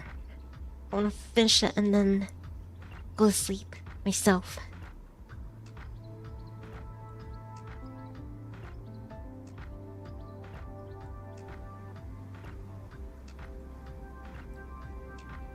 She presumed he knew what he was talking about. Mr. Brown was nothing if not reliable, and that's not feel up to walking. The mere act of holding the carrier bag with her Pepsi, that of course, Laura would be proud, and frozen pizza. You might be less proud about that, to make your upper arms ache. Days, Ethel nodded slowly. Very good. I always knew you were a sensible girl. Girl. Ethel winced. Was that still how Mr. Brown saw her? As a foolish child? That rankled. She was already 21. She was old enough to drink, to smoke, to vote. She was old enough to drive. Not that she could. She was old enough to have sex. She was old enough to get her heart broken. She wasn't a child anymore. Though she often wished she was. Now, let's go. Have you back in a jiffy. Vaguely, Ethel wondered what Mr. Brown had come to the corner shop for himself. He hadn't gone inside, had an opportunity to purchase anything. He must have forgotten about his errands in an effort to look out for Ethel.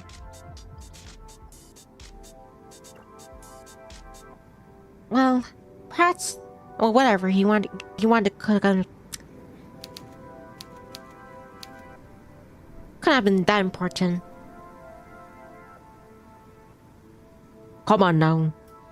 Mr. Brown spoke reassuringly, giving Ethel's waist a squeeze. It's all right.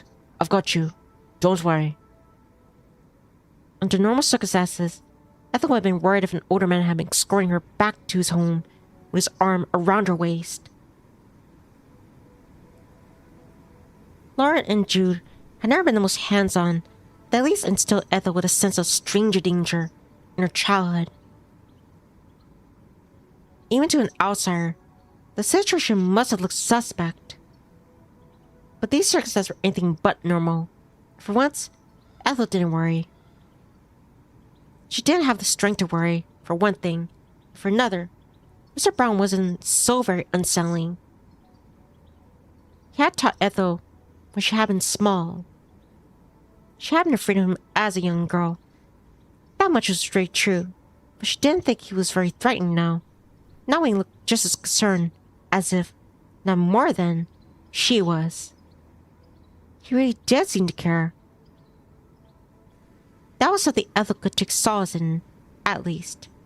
It was coarser of comfort when her head was aching and her limbs felt so numb, insensible almost, but it was better than being alone. You're doing a job. You can do this. Just a few more steps. Ethel continued to walk, putting one clumsy, sluggish foot in front of the other, until at long last, Mr. Brown had led her to their destination. And here we are.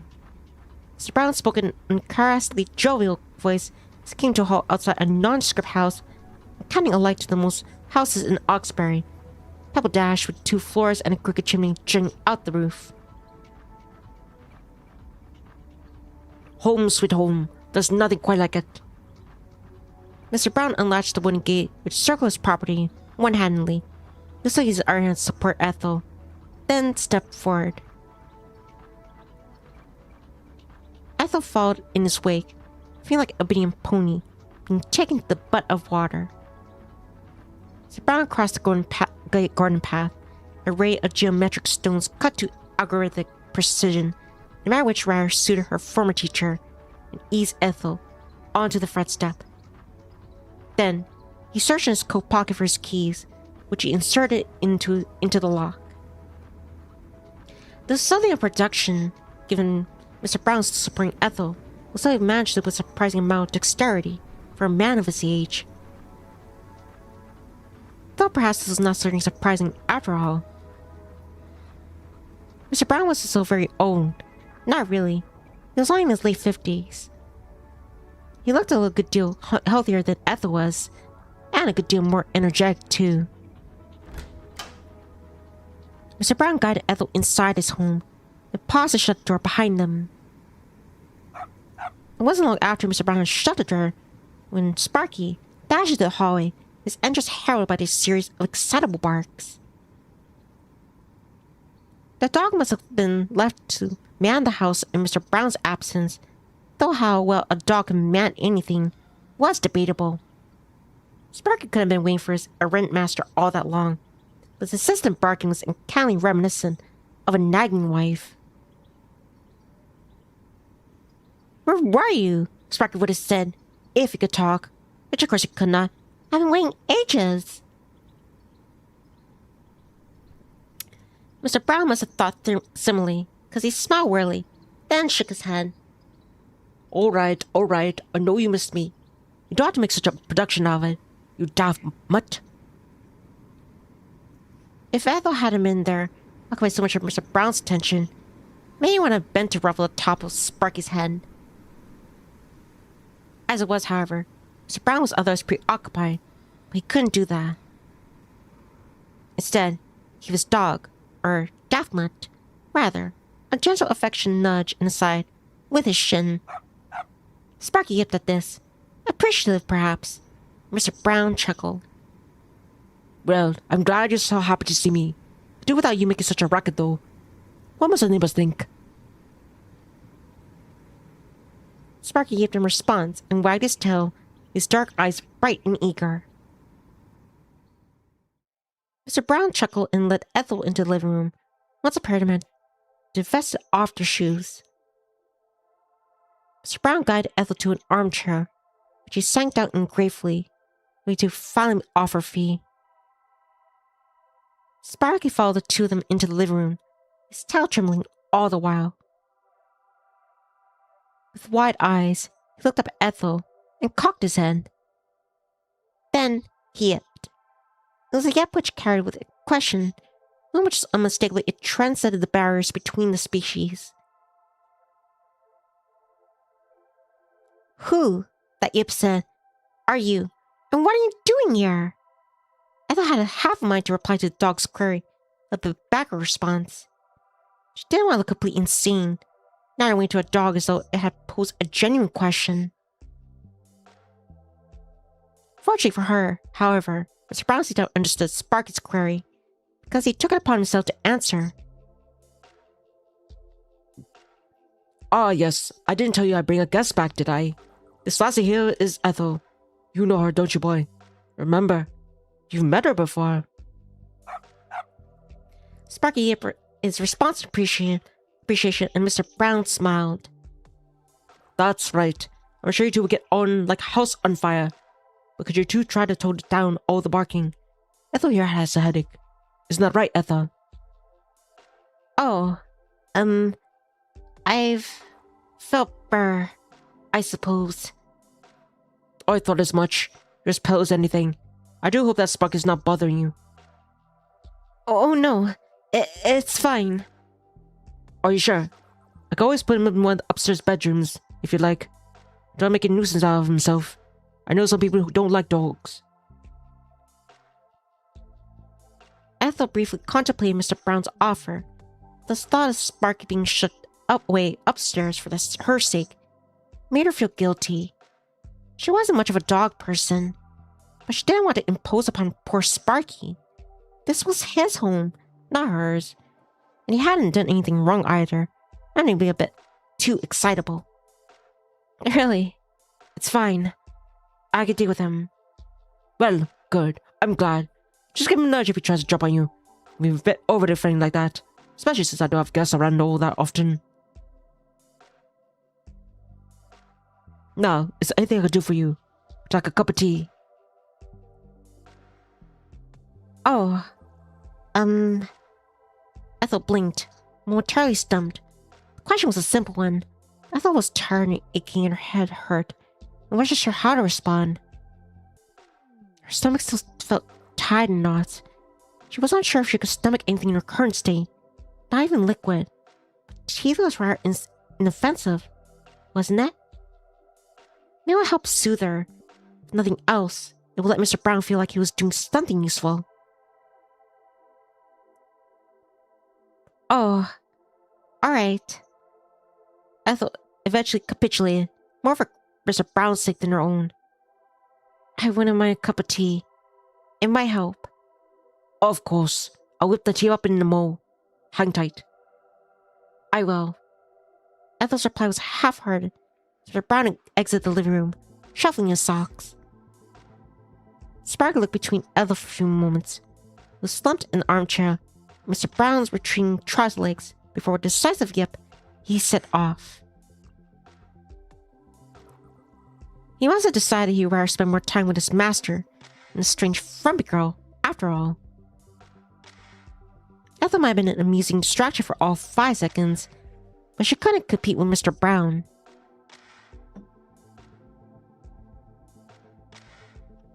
Nobody had picked Ethel first, not during PE, nor when the boys had been carousing the school hallways looking for girls to invite to the prom. Why would Sparky be any different? The absence of both its owners was always based on the way Mr. Brown doubted him that Sparky had free reign of the house. Everyone felt staid and sad, and oddly inhospitable. Ethel hadn't had a chance to properly examine her new surroundings, but now she did. There was nothing else to distract her.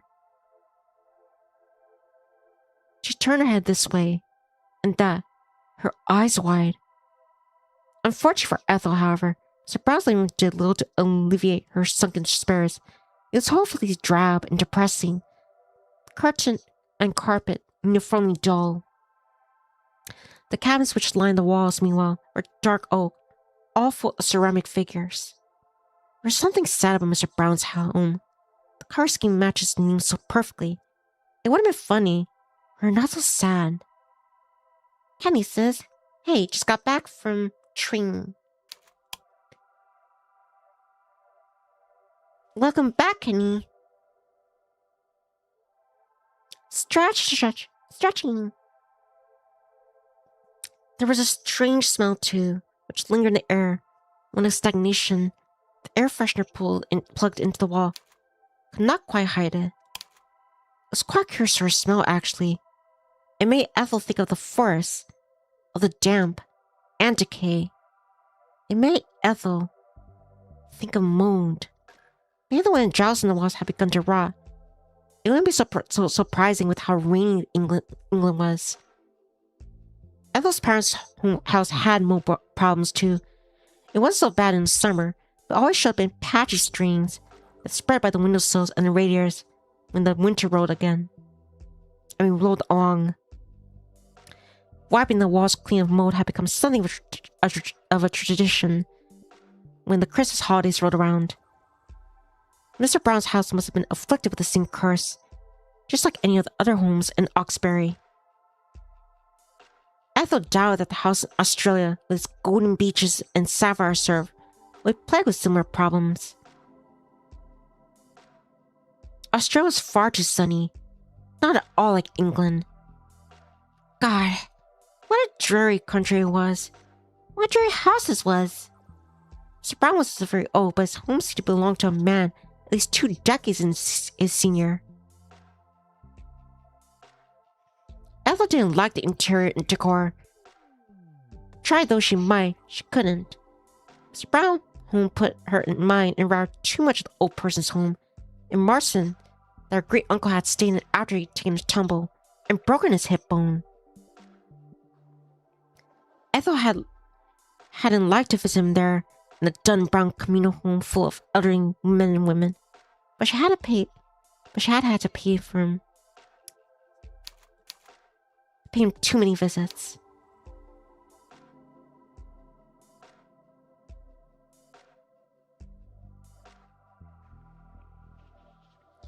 He only died only a few months after being admitted. Apparently, he succumbed to pneumonia. That was the official story, at least. Privately, however, Ethel did wonder whether being stuck in a home like that, with its gurgling radiators, brown curtains, and natty drought excluders, had it succeeded carrying him off for good. Old people's homes were supposed to exist as places where the elderly went for succor. Ethel couldn't imagine experiencing any modicum of comfort in such a place herself. Connie says I need some rest, Hapa, but I will not leave you.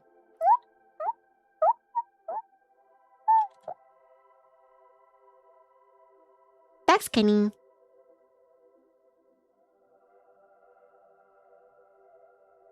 Having much depressing. Ethel had been depressed simply visiting there. She only stayed for half an hour at a time. Brown's home reminded her of all tragic visits to the old person's home 4 years prior. The color scheme in the living room was bad enough, but those China figures locked away behind the display case really sold the impression home. They looked like sort of figures only a woman well into her 80s could care for, even when viewed from a distance. Such figures might have been fashionable once, but they seem woefully outdated now. Ethel had unearthed similar figures in her childhood during weekends spent at car boot sales with her mother. These ornaments had been grouped together in plastic boxes, all sold at a discount, $2.50 a pop, at least. Some of the more sorrowful ones with the missing fingers and hairline cracks running down the face that fetch for a quid or 50 pence, or them bundled together in humiliating deals. Buy one, get one free. Ethel wondered how much the figures in Mr. Brown's cabinet would sell for at a market.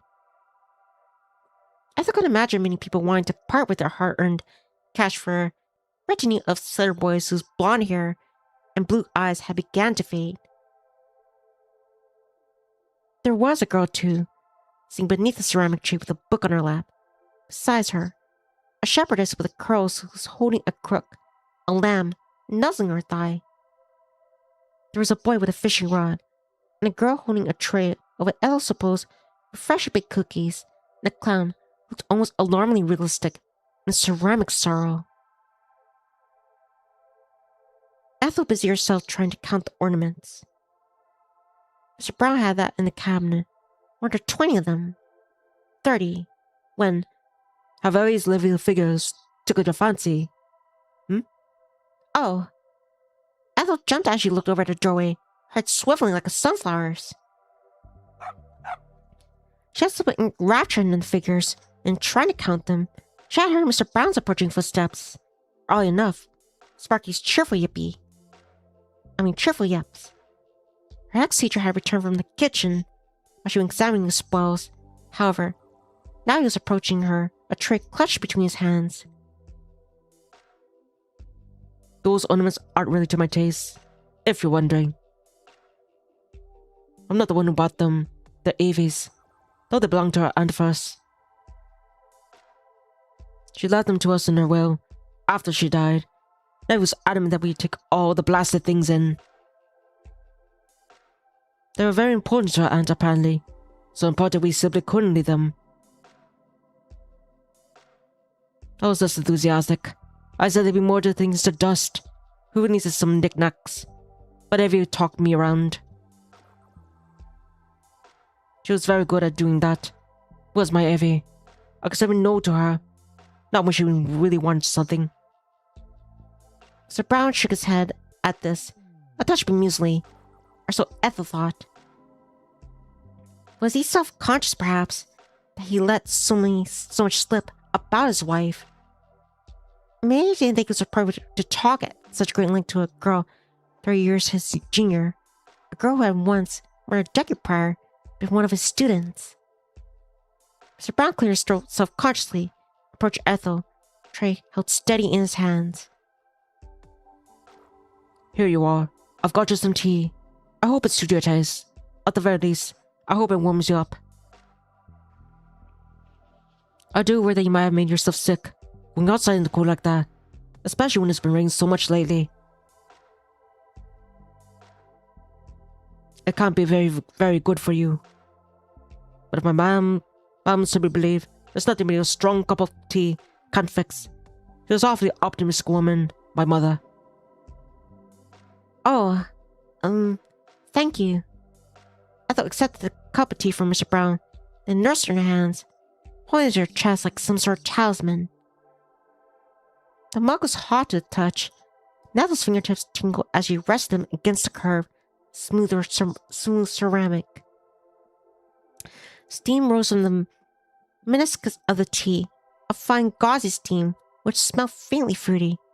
As for tea itself, it was startling red color which put Ethel in mind of poisonous berries, the small round sort he found nestled among trees during the summer. Habit kind of Mr. Brown to brew her a cup of tea, but Ethel didn't trust the liquid inside the mug. It was far too vivid, almost garishly so. It was red enough to be visceral, coarse splash on ceramic. Ethel wasn't sure all of a sudden if she could drink it. She felt nauseous. Fortunately, Mr. Brown was the sort of over-attentive host who insisted that his guests drink all the tea, every last drop. Maybe he did not want to be overbearing. He might have been Ethel's teacher once, but he wasn't her teacher anymore. They had both grown older since Ethel's primary school days. There's very little to link them together. They weren't friends. They were hardly family friends. Mr. Brown himself might have felt awkward about inviting Ethel to his house. He must have been worried that he overstepped some sort of boundary, because he didn't speak to Ethel. Not for a few moments, at least.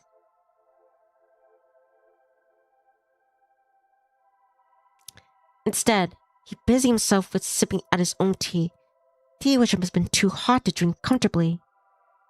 Ethel was certain his tea was too hot, in fact, because she saw Mr. Brown wince as he set his cup aside. Had he scalded his tongue? A deeper silence stretched between the pair as the second passed. A silence almost as tense as which could be found in the depths of Oxbury Forest. Mr. Brown bent. He patted the top of Sparky's head for a few moments, his beloved dog, and begun to nose about his feet, as a carriage clock on the mantelpiece ticked. The clock ticked and ticked and ticked, knowing every single second that passed until Mr. Brown coughed. He cleared his throat. Then, looking up at Ethel, he said, "And how is the tea? Is it to your taste?" Ethel had yet to take a sip of her tea. It was still too hot, and anyway, she wasn't thirsty, but not regardless. She didn't want to seem ungrateful. "Good. That's good. I'm glad. I think it's a bit too strong myself, if you liked it so. I suppose I got into the habit of buying it. It is really to my taste, but I've got 2 boxes of the bloody stuff. I need to get through out somehow, which is why I pumped it off to you. I hope you don't mind too much." Ethel shook her head mutely. She didn't mind really, though she did think it's sad in a way that Steve was yet another memento of Mr. Brown's recently deceased wife. A good portion of the house, in fact, seemed dedicated to her dearly departed Evie. The china ornaments on the shelves had all been hers too, that and the floor curtains and the overstuffed cushions with the cross-stitched patterns. The dead woman's influence had seeped into every nook and cranny of the house, from tea bags that proliferated in the kitchen cupboards to Sparky's mere presence. It was enough to make Ethel's scene feel rather somber. Don't feel obliged though to drink it. Not if you're not thirsty. I won't put it out. I rather think I forced it on you, just like I forced you to come here. I'm not sure if I gave you much of a say in the matter, but you look rather unwell when I saw you outside the corner shop. I was worried about you. Do you feel any better now? At least after sitting down for a while. Ethel frowned, still clutching the mug of her unsipped tea between her hands. The tea had cooled down a little by now, but she made no attempt to drink it. She hadn't felt particularly thirsty before, and now she felt the tea was like a relic from Mr. Brown's days. Consuming it would have felt akin to sacrilege. Why? Would I not be too many steps removed from consuming the dead woman's ashes? I do feel a bit better. Yes. Thank you. You are very helpful. I don't know if I'm very helpful, really. But I do my best. Can't leave people when they're in a bad state, I suppose. It does make me a bit of a busybody.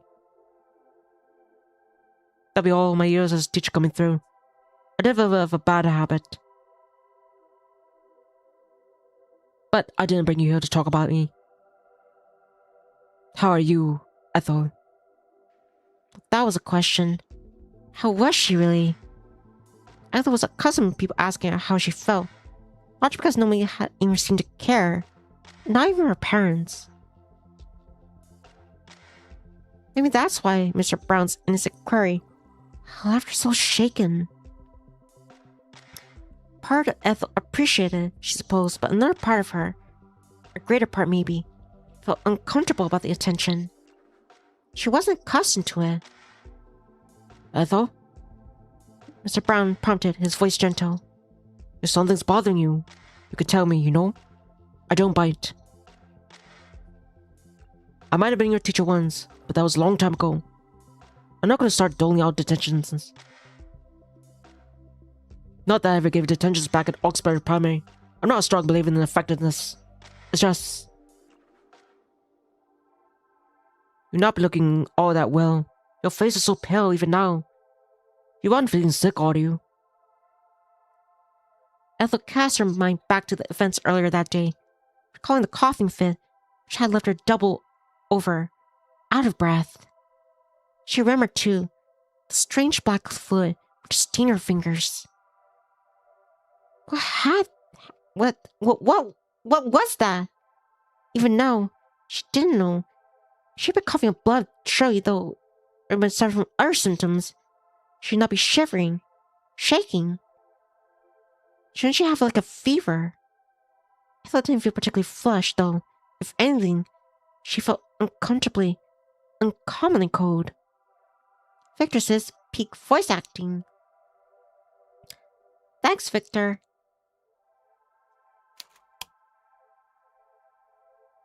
I'm not gonna lie, I'm kinda sleepy, but at the same time, I really want to finish this.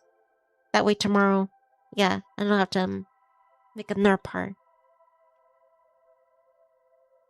But yeah, I'm surprised it seems like I'm keeping up what I think, I don't know, unless I'm sleepy and not noticing. I seem to be being a consistent performance. Even though sometimes now I am kind of like stumbling on words. But thanks, Victor. Anyway, she hadn't been very tired lately. She hadn't worried too much about her thesis. And there was that girl at that church. You know, I think what the problem is, also, it's not just that I'm tired. It's just that I get what this story's going for. To show there's more, more going on with Ethel in her life. But I want to get back to that girl in the church. Yeah, like this doesn't feel like my favorite part. It's kind of boring me, if I had to be honest. Yeah, hopefully this part finishes soon. I finally get back to the church and see what's going on. If nothing else, you look rather distracted. You might not be sick, but it's clear there's something on your mind. Also, for Mr. Brown, I'm kind of giving him a very loose Scottish accent because he's from, I guess he's from Glasgow. I think there's gonna be a mix of like British and Scottish accents there. But is that really he's not, doesn't really have a Scottish accent. I'm just doing any kind. Would you care to share with me? I don't wish to pry, but do you say a trouble shared is a trouble halved? Ethel pondered Mr. Brown's words, letting the syllables percolate in her head like brewing coffee. She knew there was a degree of truth in what Mr. Brown was saying. Sharing one's problems with another could, in many cases, help to lighten the burden of trying to endure said issues on one's own, particularly if the other party was sufficiently repetitive and receptive. Most of her childhood, earlier in teenage years, Ethel hadn't had anybody she could confide in. Her parents might have been supportive of her, but there's like a nominal sense. Lauren and Jude had always been there for her and done her due diligence as parents, but they never really understood her. They simply hadn't enough in common. Ethel had been incapable of turning to her family for advice, not had she possessed any friends who she could confide in. She never had any friends. Vector says I took an energy drink, and I'm drinking water. This had changed after she had attended university. She met in Clementine, but even the relationship had fallen apart. She didn't have anyone else she could speak to. She was all alone. That had been the case at least. And if it still held true, perhaps she would have felt enticed into divulging her problems with Mr. Brown. But it was not so now. Not after meeting that girl. The girl was everything Ethel ever wanted in a confidant. She was patient, understanding, well-meaning. And though Ethel felt touching of considering this a worthwhile criteria, she was very pretty. She was close to Ethel in age, much closer to Mr. Brown. Ethel knew that Mr. Brown meant well in posing these questions to her. How much could he really help? Really? They have different spheres of existence. He was too old to relate to her. While he was even older than Ethel's parents.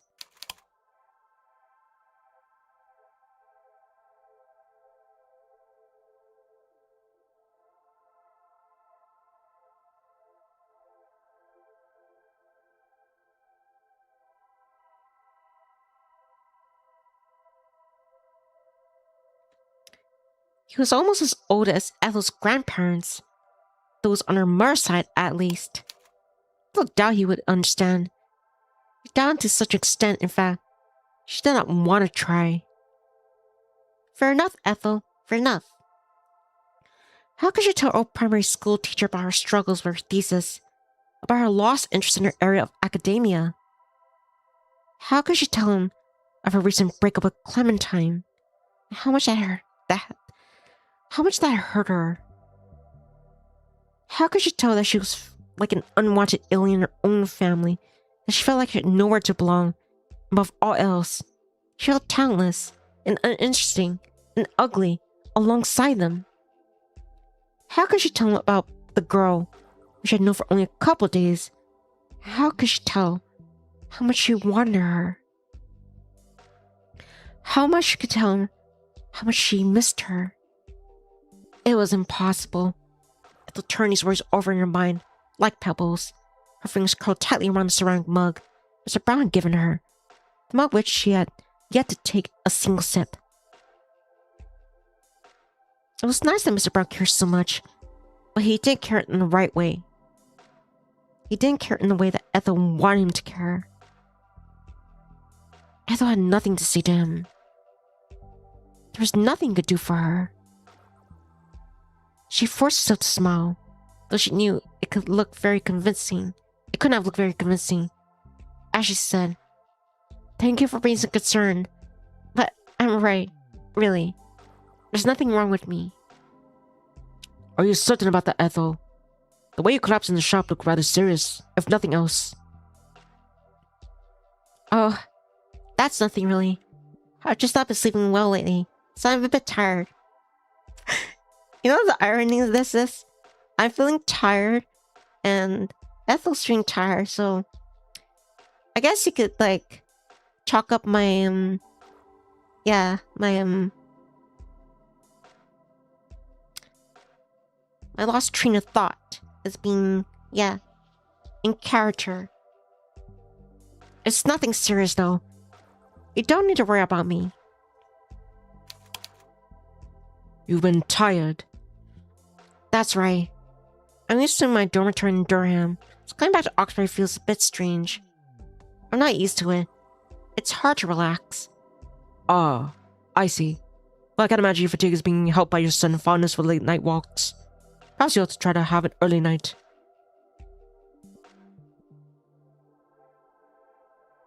I know I've been getting into bad habits. I'll try to take better care of myself. Though, thank you for checking up on me. And thank you, really, for the tea. It's delicious. I thought I hadn't taken a single sip of the tea. At this point, she was certain it must have been stone cold. Mr. Brown must have noticed this, when looking at Ethel too intently not to call her bluff. Once again, he didn't comment on it. Instead, he smiled and said, "It's no trouble at all. You're doing me a favor, actually. Dragged it up, but you're quite welcome, of course." Ethel felt a twinge of guilt in the face of Mr. Brown's reply. So very good-natured. Her guilt was brief, fleeting thing, however, which didn't last. Why was she worried about lying to Mr. Brown? It wasn't like she owed him anything. She had been nice to her. He had been nice to her.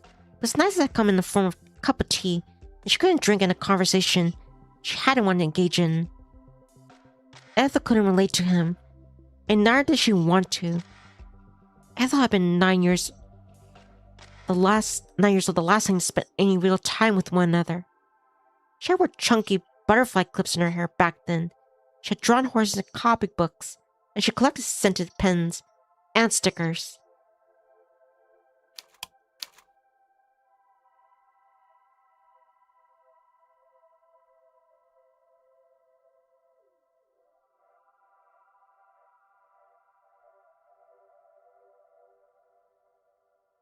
She wasn't the same girl she had once been. Mr. Brown didn't know a thing about her, or what she wanted, or how lonely she had been. And Ethel hoped it would stay that way. It took Ethel only a few minutes to return home, a fact for which she was grateful. While growing up, she had found Oxbury's diminutive size to be negative. The village was so small, it had been stifling. Now, however, Ethel was glad for it. It made it easier for her to retreat from Mr. Brown's depressing living room and his equally depressing home and return to her own. Ethel's home wasn't much better than Mr. Brown's. Ethel found it only marginally less miserable, but at least it was so aggressively brown.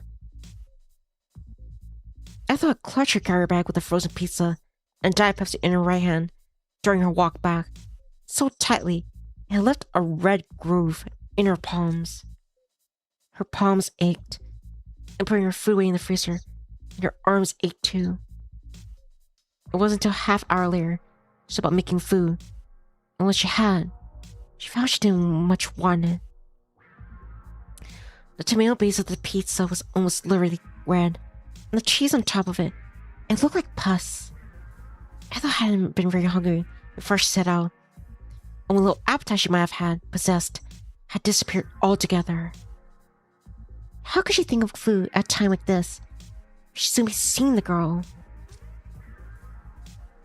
She was much, much more important than trivial earthly affairs like eating.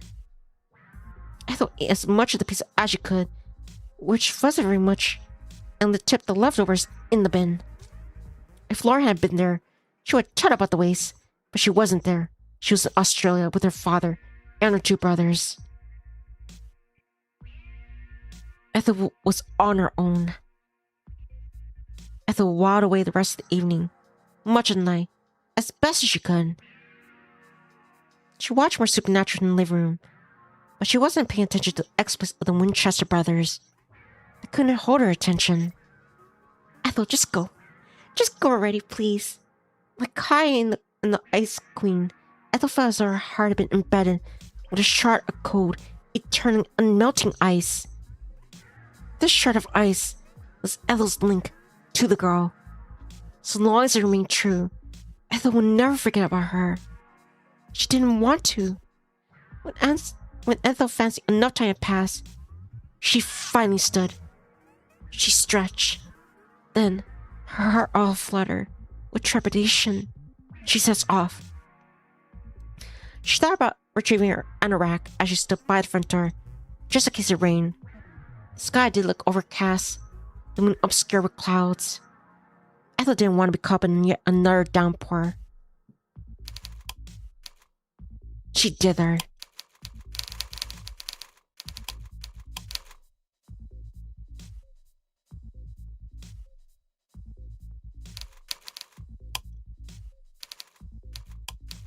But she eventually decided against wearing the anorak. It was a big bulky thing made of polyester and crackled when she walked, like some sort of giant sweet wrapper.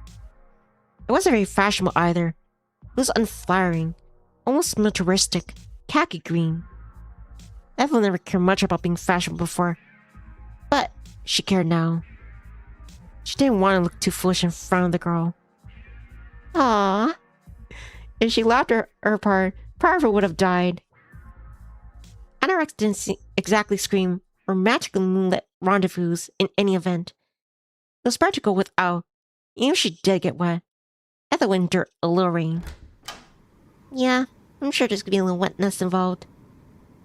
She left the house, locking it behind her, and headed off into the night. She left Oxford's cozy, cramped streets behind her, to the forest which fringed it.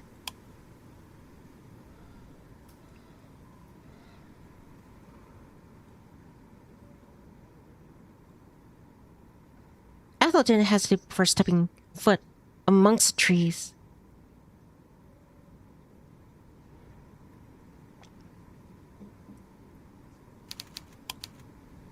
There was nothing to tie to Oxbury, and nowhere to tell her to stop. Nobody save herself. Why was she? She didn't want to stop. She wanted to see the girl again, which meant she had to press on. Ethel walked and walked and walked, her path lit by the moon, by Jude's own torch. Carefully, she navigated the forest, dodging a root here, a gorse bush here. The ground was uneven, still muddy even after torrential rain from a few days prior. Once, Ethel's foot twisted, but she was able to regain her balance. She was going to fall over face first before meeting the girl. She wouldn't let herself. She wanted to give the girl a last impression of her. Then that. Eventually, Ethel escaped the tall trees which tower above her and stepped into the clearing. She could see St. Catherine's in front of her, solidly immovable. As happened during the previous 2 nights, she'd come across the aged building. St. Catherine's looked as it always had, cold in the inky darkness of the night. But there's something different about the church that night. Something which made Ethel pause. The light was on the window, and the door was tightly closed. Ethel couldn't see the hairline crack in the church's entrance, become so familiar to her, nor the candlelight was split out from it. Instead, the church was sealed tight. It was shut airtight like an Egyptian sarcophagus of eras gone by. The church seemed hollow out and empty, a dull, dismal shadow of its former self. Ethel approached the church hesitantly, her gait as slow, uncertain as a newborn deer's. Was the girl really there? Ethel wanted to believe so. The girl said that she would be waiting for her, but she couldn't detect any trace of life about this old stone building. Nighttime air was cold, yes, but there's no breeze to it. It was quiet as the grave. It seemed unlikely that the girl would be shut up inside the church. She now felt so very devoid of life, still singing her alluring siren songs. Ethel couldn't imagine it.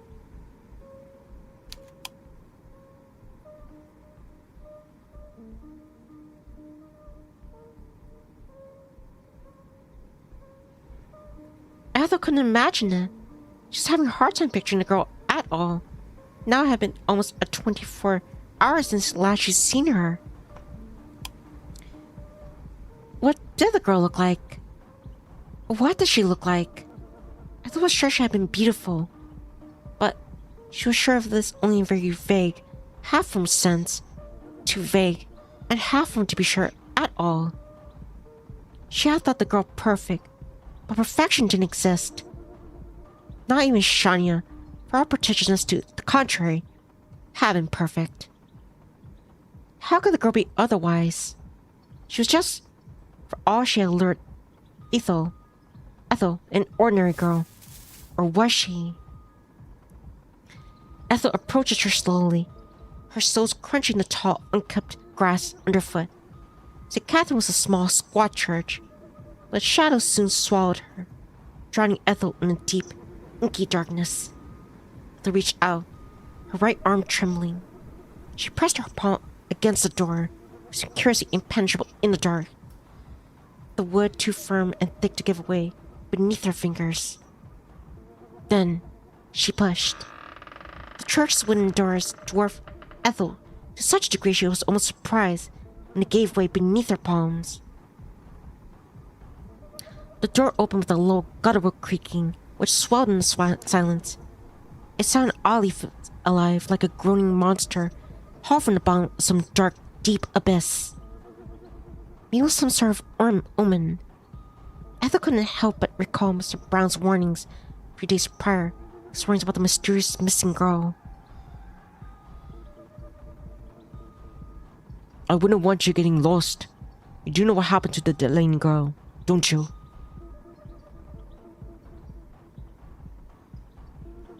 Of course Ethel remembered the Delaney girl. Her mother talked about her incessantly after her disappearance. But nothing like that was going to happen to Ethel. She wasn't interesting enough to be abducted. Her life was much too mundane. Hi, Slick. Slick says, "Hey, Niv. How you been?" "I think I'm doing fine. Thank you for asking." Stretch, stretch, stretch. I think I'm almost done with this fish novel. I think it's approaching the end. I have to admit I am kind of tired, but I really want to finish this. But yeah, thanks for asking. I hope you're having a beautiful and lovely day too, or evening. Admittedly, I have been stumbling on some words and trailing off, but I think I hang here a bit longer. Also, the character in the story, Ethel, she's also tired.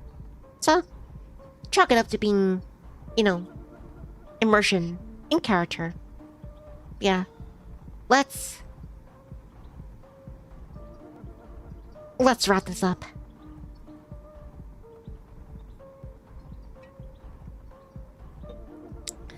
Everything about her was almost painfully ordinary. Ethel always thought she was ordinary, at least, but the girl didn't seem to think so.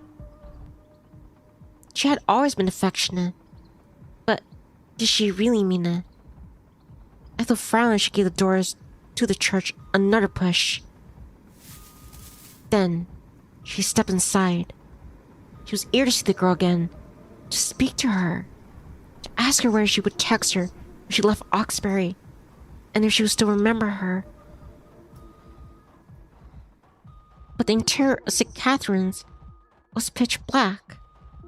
St. Catherine's in the stillness of the night was dark, the air cool. It felt a bit like stepping inside a vaulted, fast-ceilinged crypt, which Ethel supposed it was. "Oh, hi there. Pamahana, is that? I think this fiction novel is almost done. I'm trying to complete it, because I am starting to doze off. Hang in there, Nivni. But, yeah. Welcome. Hope you're having a nice day." That was one of the functions of a church, past being a place of worship. Flaxes which Ethel walked upon were built over a veritable mountain of corpses. This place was a living, breathing boneyard. How macabre. People thought the famous Sadek or Sari was grim and decorated as it was in ghastly green skulls, but at least it was honest about what it was. It had no pretenses. It was the earnest. But this is something that people didn't always appreciate, particularly not when the topic of death was involved. Ethel inhaled. In the air, she could smell several centuries worth of death. Then, she turned. It was obvious that the girl wasn't there. There's no point in hanging around. Maybe all this, the midnight meetings, had been some sort of like cruel practical joke. Had that kiss all too been a trickery? Perhaps the girl was after all hiding in the bushes, snickering as the door of the church slammed it shut behind her. Ethel was unsure where this idea appealed more than the alternative, that the girl didn't care at all.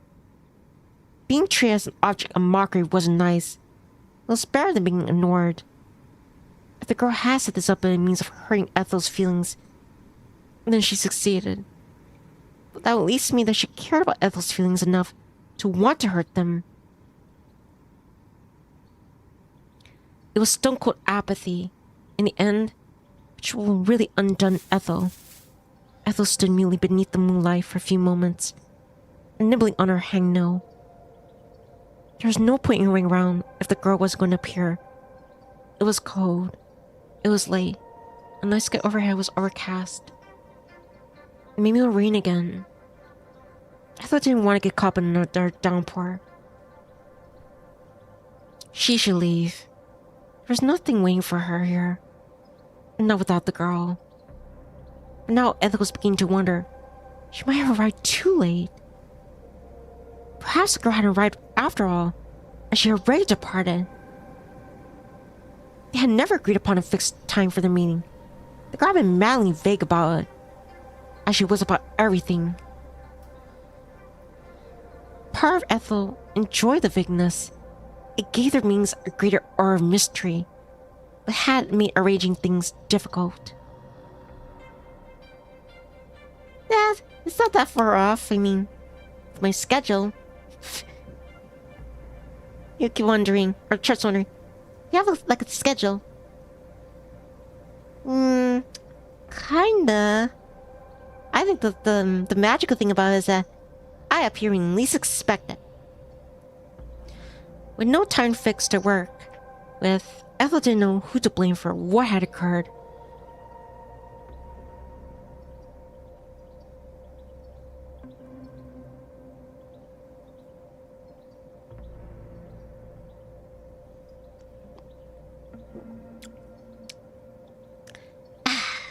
With no fixed time to work with, Ethel didn't know who to blame for what had occurred. Had she been too early? Had she been too late? Had the girl come and gone? Or had never come at all? Ethel continued to stand there, dithering, roaring at her hangnail. She bit it hard until the nail splintered between her teeth. She bit the nail too close to the quick. In fact, her mouth soon filled with a tang of copper. Her tongue was tingling. Christ. Ethel sighed, invoking the name of the Holy Sun. Ethel couldn't think of a more appropriate place to do so. As she did. What was she doing, walking around outside the church so late at night? 10 minutes must have passed, if not more. She was being a fool. Why did she think the girl would appear? She should have learned her lesson already with Clementine. Hope only ever seemed to give way to despair. Ethel squared her shoulders. Then she set off. She would put the girl behind her. Pretend this never happened. That would be for the best, if it would for spare her fragile ego. Ethel didn't want to be taken for a fool. Now would she feel so foolish so frequently regardless? She stalked off, malforming and misshaping the grass beneath her soles, when... Why, hello there, stranger. Where do you think you're going? Oh? Ethel gasping alarm as a sudden, unexpected darkness descended, when it went darker than the darkness which had previously shrouded her. At least the darkness had been alleviated, if only a little, by the moonlight. This darkness, however, was far more complete. She might have been poured ink into her eyeballs. Ethel couldn't see. For a few moments, she forgot how to think. Now, why would you have gone all stiff? Don't tell me I've scared you. But a familiar voice, a scant few centimeters away from her ear, restored Ethel's senses. She recognized that voice. It belonged to somebody she knew. Not well, perhaps, but well enough. It was the girl. Who else would it be? Ethel couldn't think of any other people in Oxbury mad enough to wander this far into the woods, only to St. Catherine's at this time of night, not without a prior appointment. Why has she been so anxious? The girl drew her hands away from Ethel's ears. Then she stepped back. She looked just like she always did. Her dress simple, hair short, and dark. Ethel had thought the girl's hair, as dark as the raven's feathers, was pretty when viewed in flickering candlelight of the church. Outdoors, however, it seemed almost too dark, as though she and the shadows were undulating, amorphous blob. The girl's skin, meanwhile, seemed too pale, her dress oddly flimsy, given how late it was. Or wasn't she cold? Ethel examined the girl questioningly. But Ethel knew her. She suddenly felt like a stranger. Maybe it was because she'd never seen the girl outside the church before.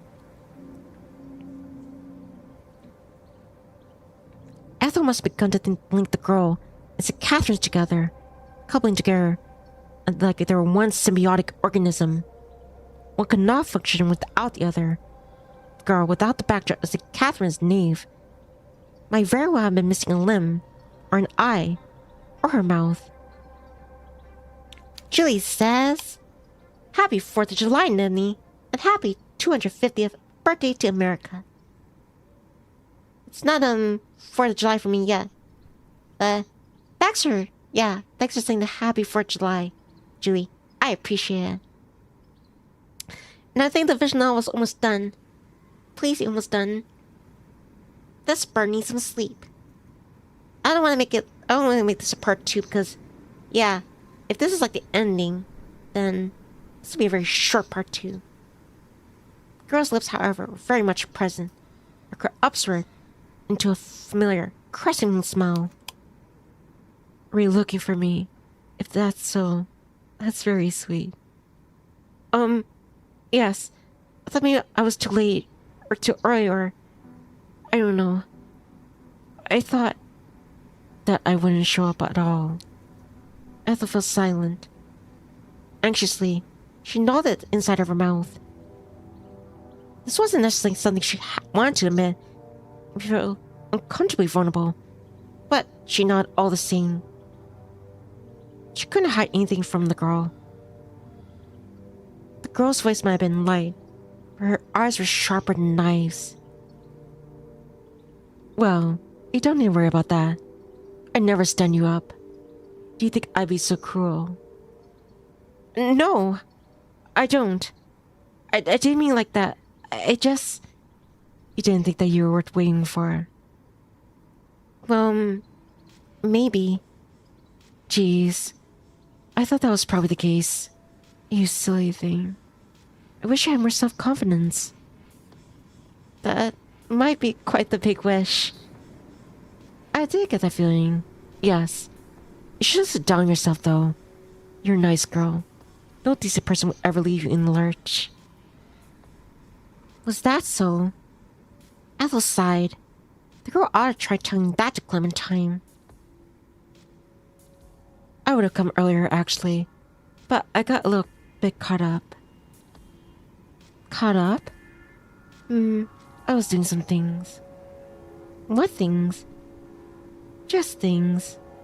It doesn't matter now, though. I got everything under control, which means we could spend a lot of time together.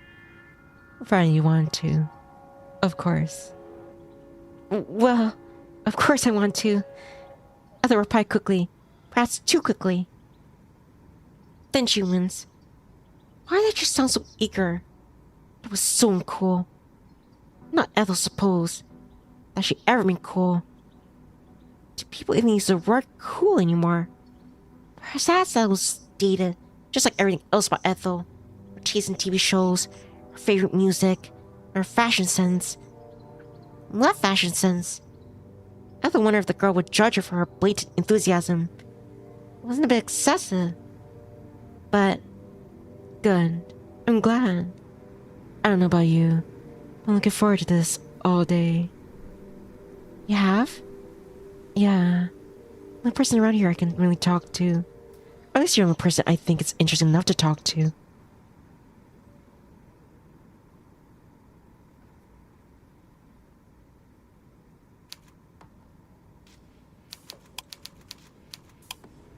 Dove says, Queen, put your parts to stream to disconnect. Say work as part 2. Ordinarily, I would agree, dope, but I really want to finish this. But thanks for the suggestion. Yeah, I'm the only person here I can really talk to. Or at least, the only person I think is interesting enough to talk to. I don't want to waste my time with anybody else but you. You're special. Special? Yep, I said so. So it must be true. The girl giggled, and after a pause, Ethel found herself giggling too. There was something infectious about the girl's laughter. She could not help herself. I'm looking forward to having a girly chat. Just the two of us. But I don't think I want to stay in St. Catherine's tonight. That's my last day here. I think I'd rather go for a walk. That is, if you don't mind. Oh, Ethel blinked, surprised to find that, for some inexplicable reason, that she did mind this. She minded quite a lot, actually. The word stranger danger flickered, unbidden, inside her head. Once more she remembered the missing Delaney girl who vanished in the woods without a trace. But sure as she was being foolish, it seemed likely the girl meant to lead Ethel into the woods to dismember her. She didn't look like a serial killer, and neither did she act like one. She did not seem to be in possession either of a saw or any other potentially lethal instruments with sharp serrated edges. Ethel was just being paranoid. Why was she such a coward? And that's alright. I don't mind. You don't mind much, do you? The girl tittered. Ethel got the feeling she tried to squash it. The girl was making fun of her. I thought you'd say that. But it's good to get some clarification regardless. I wouldn't want to drag you into anything you didn't want. Now, shall we get going? The girl held out her hand, her stark white fingers extended in the dark for Ethel to take. I'd like to show you something. Oh, Ethel eyed the girl's hand uneasily. It hung in the air suspended, much like the moon which hovered above their heads, over the slate roof of St. Catherine's. All of a sudden, the girl's hand seemed full of meaning, so much so, Ethel shivered to behold it. A cool breeze blew upon her, capturing the ends of her place, slowly shifted. The cold was twining up Ethel's ankles, was brushing against her knees, the inside of her thighs. She couldn't stop shaking. The girl, however, was resolute, so immovable she could have been carved out of stone, her eyes obsidian. Though the breeze stirred her hair, it didn't seem to disturb her. Her hand didn't waver. The expression in her eyes, which were very dark, was pointed, almost unassailable. Ethel stared into those irises, and as she did, she felt herself trembling. When she swallowed, she could taste the cold, crisp air on her tongue that alongside the undercurrent of something unpleasantly fusty. What was it? Leaf mold, maybe. Moss? Ethel wasn't sure, but... hello? And didn't you hear me? I thought I was talking loud enough. Even it is pretty windy. I said... The girl cleared her throat with an audible which sounded staged, then said, her palms still suspended in the air. Won't you come with me? There's something I would like to show you. Something that's very important to me. Unless you're afraid, I might lead you astray. Oh, no, I'm not afraid. I'll come with you. Across the churchyard, grass and stray, wintry leaves crunching underfoot. Rustle, rustle, rustle, and took the girl's hand. The girl's fingers enclosed about hers, and Ethel gasped. She was struck once again, as she had been in the church, by how very cold her palm was. There was something unnatural about it. Was that normal? Good. I knew I can count on you. You're such a good girl, Ethel. Now come on, let's go. I have a lot to show you. I think you can handle it. Without any further preamble, the girl turned, her dark hair flowing away as she walked. The girl might have been slender, less like a flesh and blood ballerina, more like a fragile, like china figure of one. Her grip around Ethel's hand was surprisingly firm. Gee, I wonder why. Her finger pressed against Ethel's skin, hard and uncompromising like steel, and Ethel gasped. She hadn't realized that the girl was so very strong. There was something of a touch of unnatural about the sheer force the girl was capable of exuding with that slight frame of hers. But her touch of surreality has tinged her initial counter from the very beginning, when Ethel had found her singing in the church. Their meeting had felt like something from a dream. Maybe it was a fantasy after all. The way the girl moved, nimbly, navigating the trees which surrounded them, certainly felt like something from a dream. She made no noise, like a minnow swimming through a stream. Ethel, meanwhile, was far less coordinated. She was clumsy, and her feet made no short a noise as they trampled the grass and the leaves in her wake. Once she almost stumbled, the girl's grip on her hand didn't waver. The further into the forest they dove, the firmer grip upon Ethel's hand had seemed to become. The trepidation that Ethel had first felt when the girl extended out her hand doubled, humming like a second heartbeat in the base of her throat. She could taste the earth when she swallowed it. It was so potent that she felt that she was choking on it. Her mouth might as well have been stopped up with the soil. They kept walking, on and on and on, as the minutes elapsed, or had been hours. Ethel's feet began to sting. Her shoes were beginning to feel like a constricting prison, and one which squeezed her without mercy. Her hand, meanwhile, was aching.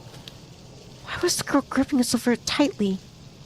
Ethel had half a mind to ask the girl to relinquish her grasp, if only a little, to assuage her aches and pains. But though those cries danced upon her lips, she didn't express them. It seemed doubtful the girl would reply to her. Ethel was always beginning to doubt the girl's intentions. Her fingers curled around Ethel's, tightly and possessively. As it did, Ethel was struck with a discomforting sense of wrongness. There was a strange something. I was only beginning to realize what the girl's hand. Her flesh was yielding, so much so, Ethel had to wonder whether there existed any bones at all within the hand of hers. If she didn't have any bones, however, how could she have gripped her, and so strongly too? There was something strange about the girl's touch. There was something strange about the girl. Full stop. This night had been nothing other than bizarre. Ethel's surprise hadn't yet to cease. There were more nightmares to uncover, nightmares which Ethel had never been before considered. Her imagination simply wasn't good enough. It wasn't enough to preempt the sheer shock she received when the girl came to a halt. Then glanced back at her. She observed Ethel. Her hands still entwined like a couple of lovers, out on a midnight stroll. Well now, isn't this relaxing? I find this part of the forest quite pretty. Don't you agree? There was nothing very lovely about Ethel's companion. This girl's smooth skin, which Ethel once envied, had altered dramatically during a walk through the woods. It was no longer as fair as it once been, and now was it very clear. The girl's skin seemed to have tarnished, her flesh stripping away like old wallpaper, and the old house to reveal not bone, but a cluster of white growths which protruded from her skin. They were mushrooms. The girl's eyes, which had been dark, now looked oddly bright, halogen lamps which flickered in the gloom. The girl's distinct features which needed to be recognized as a Homo sapien, 2 arms and 2 legs, a head, a suggestion of a nose and a dark, pitted cavern of a mouth. But she looked like no person Ethel had ever seen before. She didn't even look like any monsters I would see on television screen, clad with stage makeup and clever concealed prosthetics.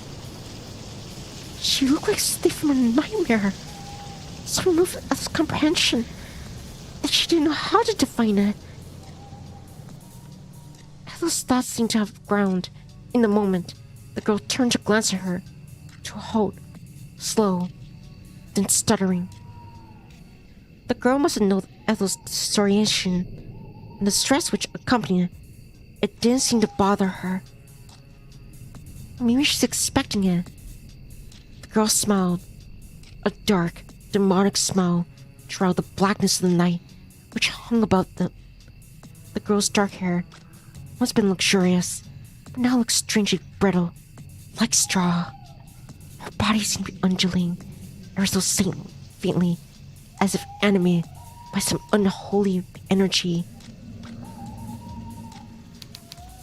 Provo said, "Wow, that person ate too many mandrakes."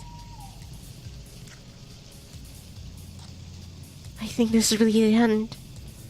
More mushrooms are sprung on the side of her neck, her collarbone, her right cheek. Her mushrooms in her hair, crowns in them like a crown of flowers. They were mushrooms, some white and ghostly, others dun brown, sprouting in the crevasses of her arms and between the tips of her fingers. The mushrooms swallowing her, flourishing as they always did in the carcasses of old, dry, dead things. The girl's self was with her straw-like hair and her patchy, discolored skin might very well have been a dead thing as herself. The way she spoke was certainly dry and rasping, as though she was nuzzing through a mouth of gravel. You... Ethel stared at the girl, at the creature in front of her which once been a girl, with bright, frantic eyes. What are you? Do you really have to ask? I'm not so very different, you know, from the girl you were talking to before. We're still the same person. Though maybe person is the wrong word to describe me. Lowly, the girl laughed. It was an awful sound, dry and scraping like a tree, branch drumming. The sound sent shivers down Ethel's spine. It was cold outside. The girl's voice seemed icier. Don't look so frightened. You have nothing to worry about. I'm not gonna hurt you. I've done anything to upset you before. Mutely, Ethel shook her head. She wasn't sure what to say in the face of this nightmare. There were no words.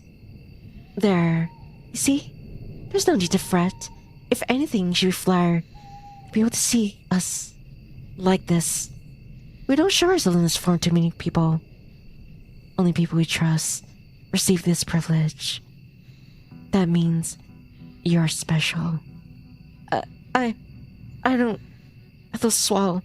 When she did, she could taste the cool air in the back of her throat. As frightened as the girl looked now, with her aqueous eyes, ruddy eyes, and the mushrooms like barnacles sprang from her greenish-bluish skin, the compliment still made Ella's heart flutter. The the pathetic, pitiful part of her that always yearned for acceptance, so appreciate the girl's kind words. But another part of her shrunk away from them, shaking. I understand. You said that your steam is always... That's correct. But you're not human, are you? The winced this moment, this cry left her lips. It sounds so stupid, hackneyed beyond belief. It was just like she'd hear it in Supernatural. Never she imagined that she might end up saying such a corny line. How in the world had this happened? Ethel's face began to flush, despite the cold, from embarrassment. It seemed like she would never be cool. She didn't have it in her. She was too large, too unyieldy, and too awkward. How very astute. But the girl didn't seem to mind that. She giggled. Sound oddly mochi moved by the mushrooms, she now began to push their way out of her mouth. You're right. We're not human. You're at least not as you understand it.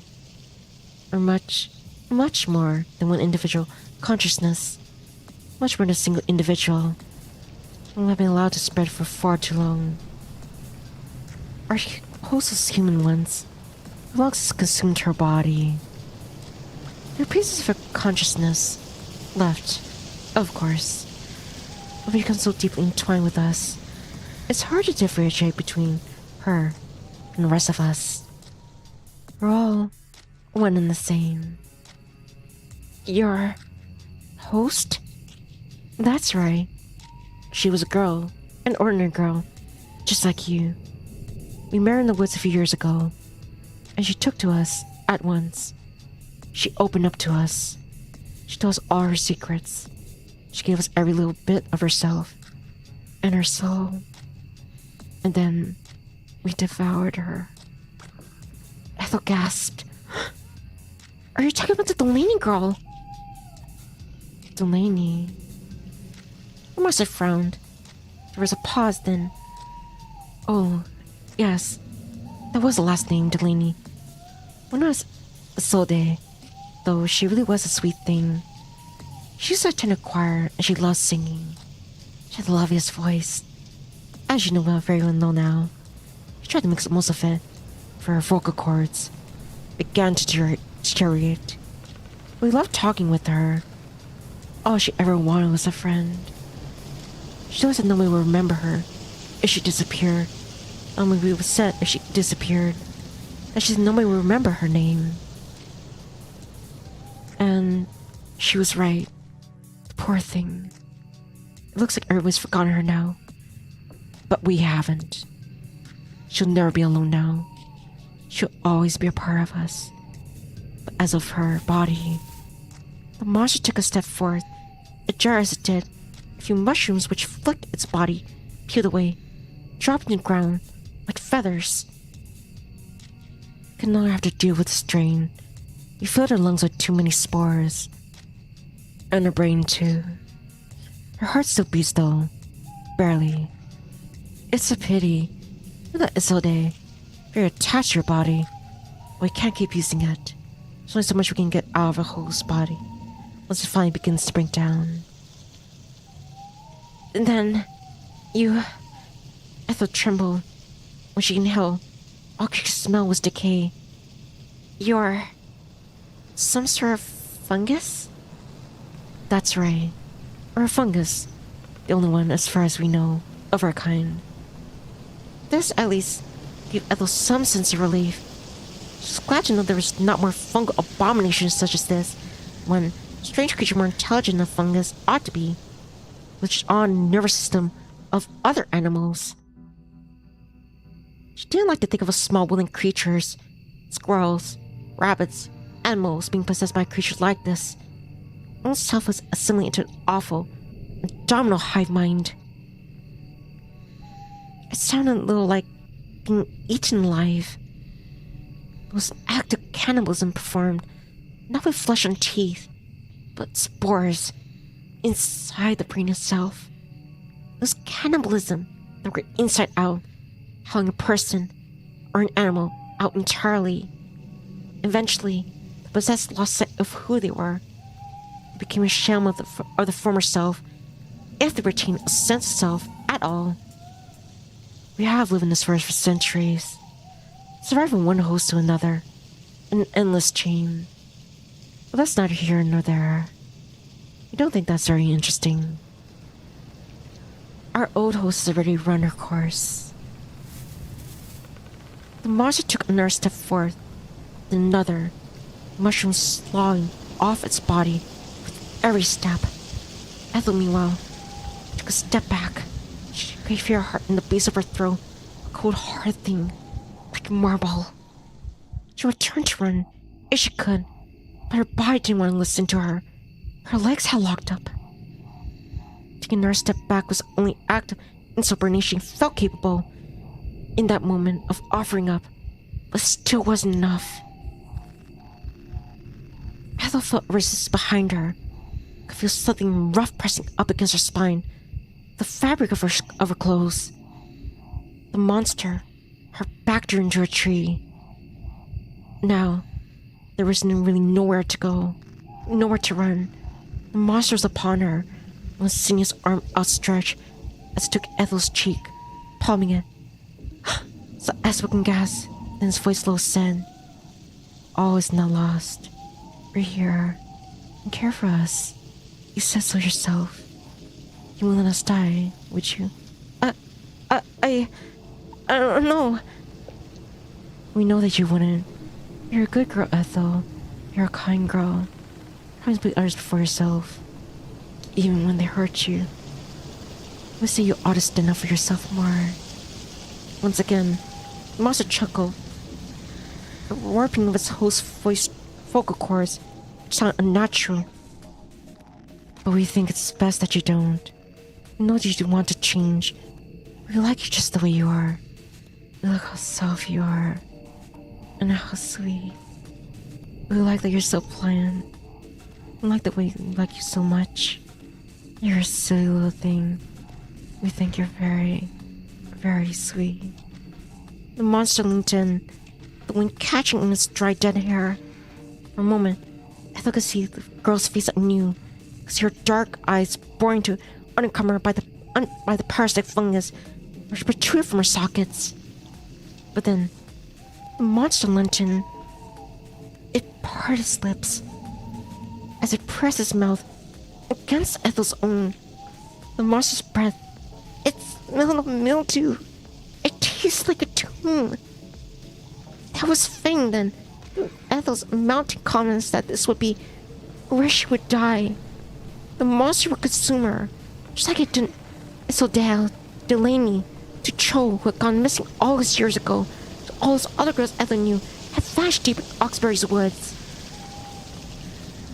Like a parasite, the monster meant to devour her from the inside out, and there was nothing Ethel could do.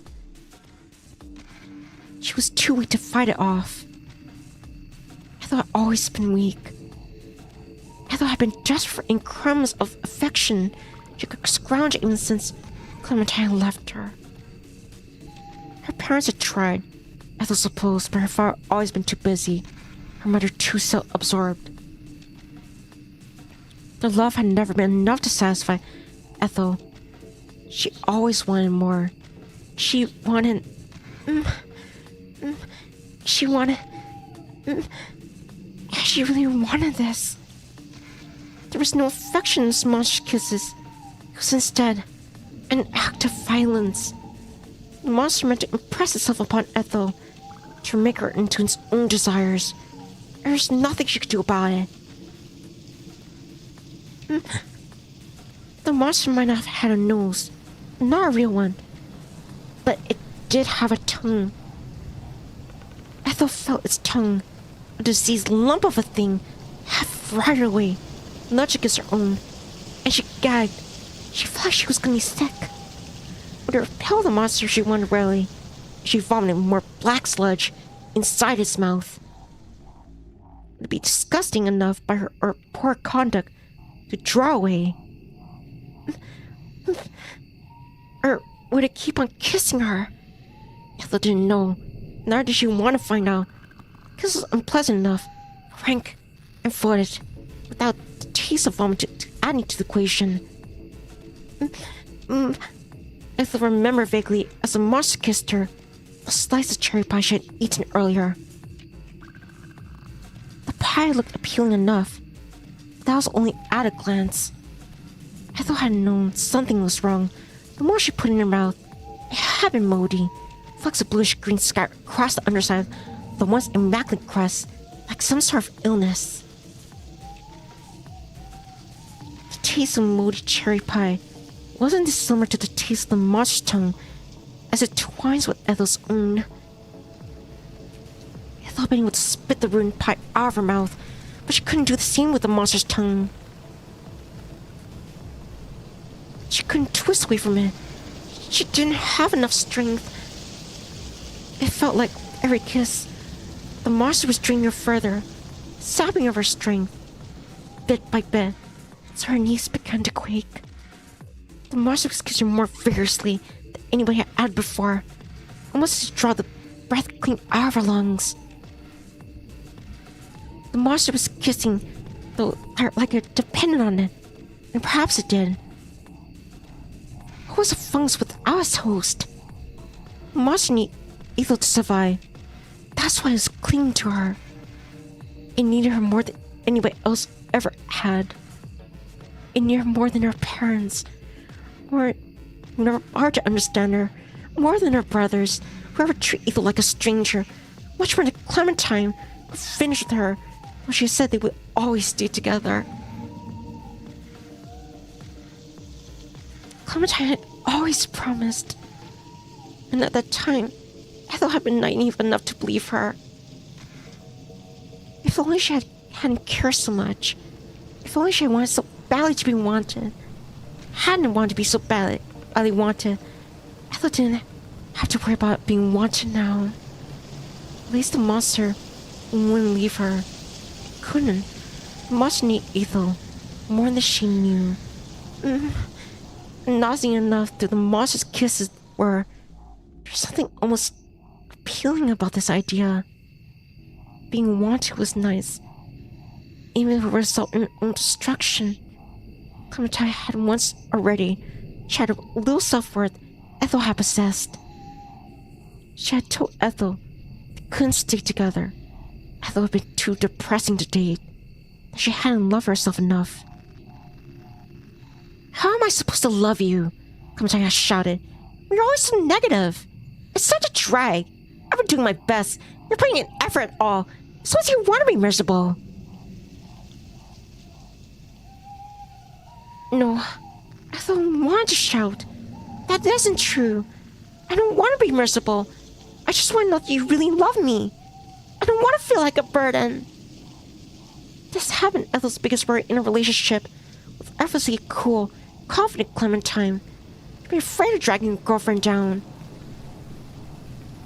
Ethel hadn't liked going to clubs. Not like Clementine. She hadn't liked drinking and she had always stayed in course awkwardly whenever Clementine had invited her to parties. They simply were her thing. Clementine had always pushed Ethel, trying to get her to join. You're not going to have fun if you don't make any effort, Effie. Ethel. Why had always been on Ethel to make an effort? Why couldn't Clementine ever take her feelings into consideration? No. Ethel thought stubbornly the ultimate end of the relationship hadn't been her fault. Not wholly. Clementine had claimed to love her, but she never really listened to her. She never really cared. But the girl, the monster, was different. They, at least they listened to her, cared about her enough to try and console her. Even now, it was trying to make Ethel's wishes come true. It was giving her a place to belong. So what if the monster consumed her? Wasn't that what Ethel had always yearned for? Ethel rather be subsumed by something that loved her, and suffered the pain and loneliness and indignity of being abandoned. The monster wouldn't abandon her, though it couldn't. Maybe that was why Ethel relaxed into the monster's hot, intense kiss. Her eyes fell shut, as though predestined, and as they did, her thoughts began to blend together. Her strength, as she had indeed possessed any of it, was beginning to fail her. Her knees felt weak, and her legs were beginning to tremble. If it hadn't been for the tree against which she was pushed, she might have tumbled to the forest floor. It felt as though the girl, fungus, creature, as it kissed her, was stringing her. Ethel's skin was beginning to feel comfortably cold, particularly the tips of her fingers, which curled against the rough bark against which her body was pressed. The monster's mouth, meanwhile, was warm and wet, its tongue rough against her own. The monster bit down upon Ethel's lower lip, and Ethel gasped. Her vision was beginning to skew. The taste of decay in her mouth was stronger than before. It felt like the monster was filling her mouth with dirt. Its kisses didn't feel particularly affectionate. They felt far too animalistic. Yes, that's right. The monster spoke in a rasping voice, low and sinister, as Ethel shuddered against it. Surrender yourself to us. You might as well. Who else will love you, after all, but us? Just us. We're all that's left.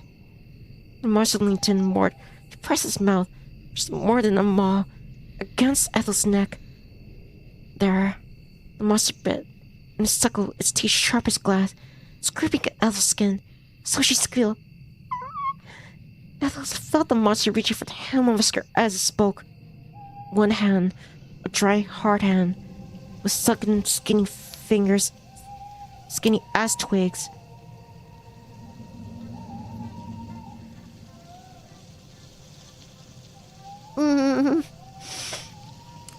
Ethel felt the monster reaching for the hem of her skirt as it spoke.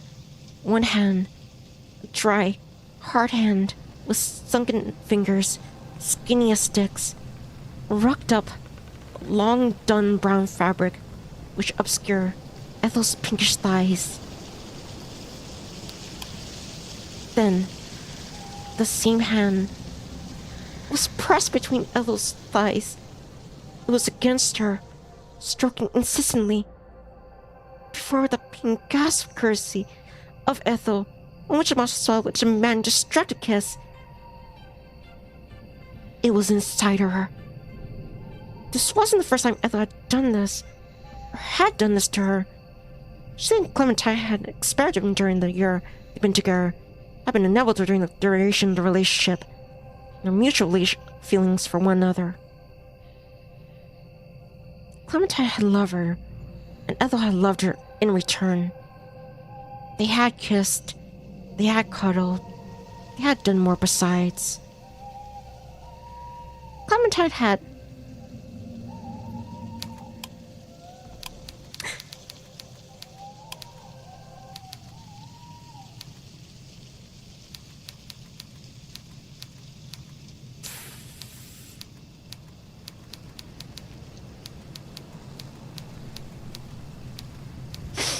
Nivni, you're gonna have to pick and choose battles.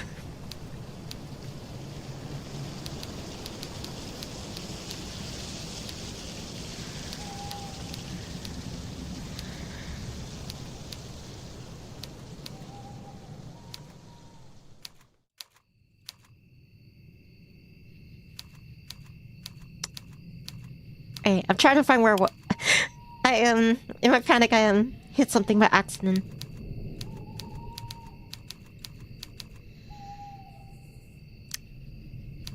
Just in case I skip it.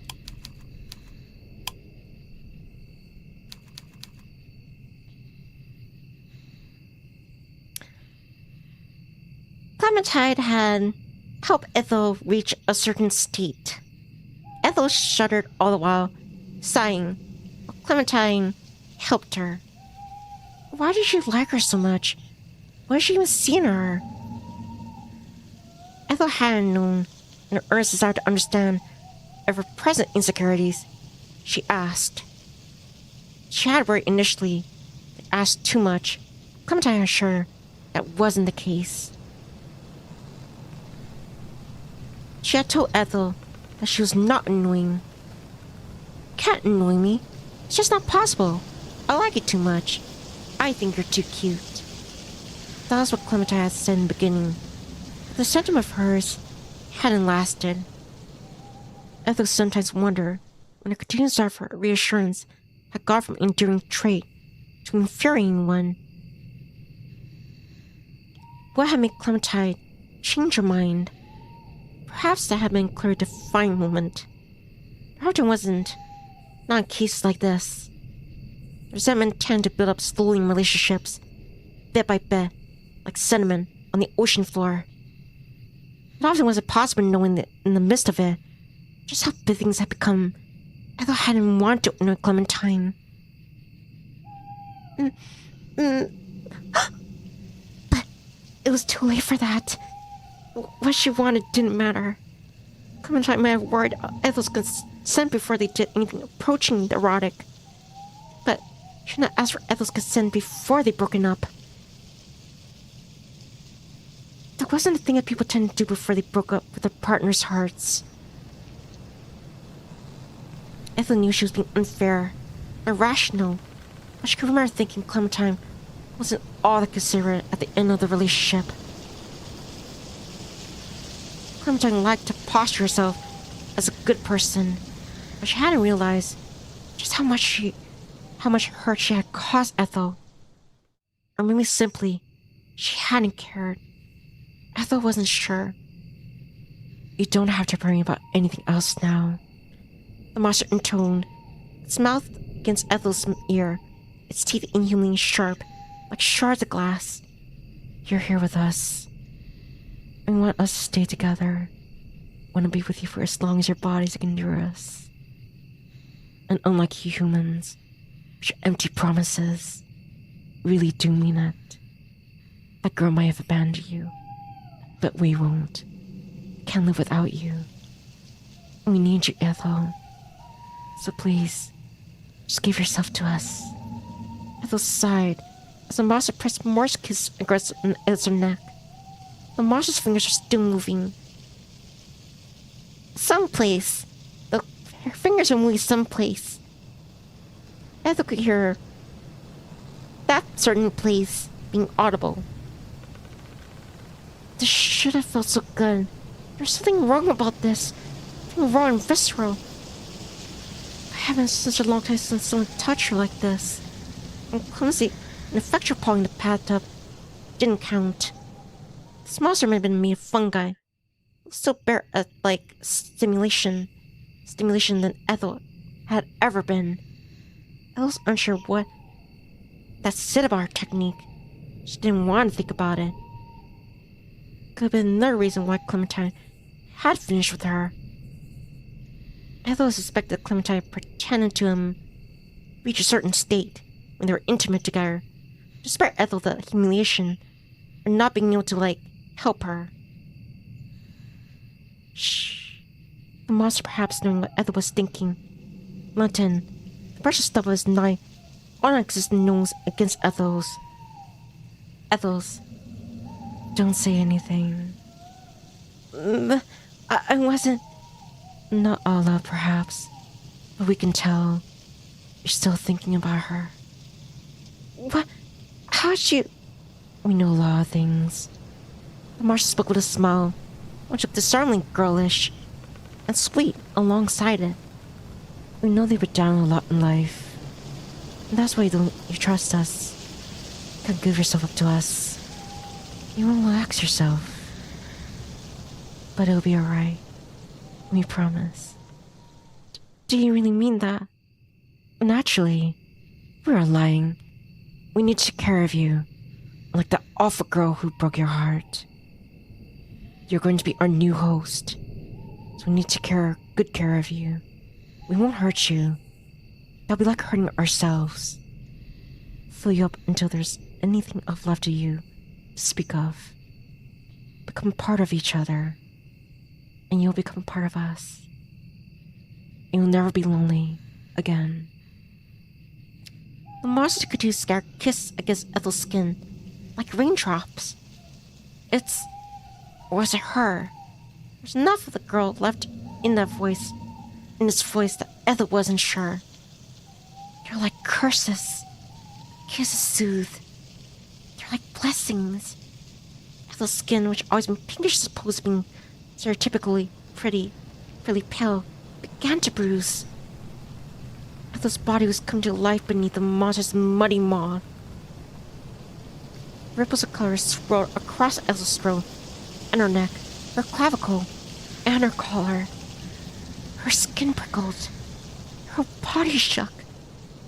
Then, clusters of fine, white-capped mushrooms began to sprout from the wreckage of Ethel's writhing, wasting flesh. Ethel opened her mouth. Did she mean to scream? But she was soon silenced. Her monster's lips were against her own, their tongues tangled. The monster's breath tasted of compost, taste of earth and of dirt, of squirming, writhing insects which lived inside it. The monster's kiss left Ethel lightheaded. It felt as though she was being buried alive. Ethel was entombed in darkness, entrapped, as the monster's kiss continued, over and over. Ethel could no longer breathe. The girl monster began to warm its way inside her. Just as she promised, their bodies were becoming one. Ethel's thoughts blurred together. She didn't know what she was doing, or what was happening, which might have been why she cleaved before the monster's caresses. What was the point in trying to push the monster away? It would have its way with her, regardless. It was a fungus. It fed on death and decay, things which tendency him to stay away. How could Ethel ever hope to overwhelm a creature like that?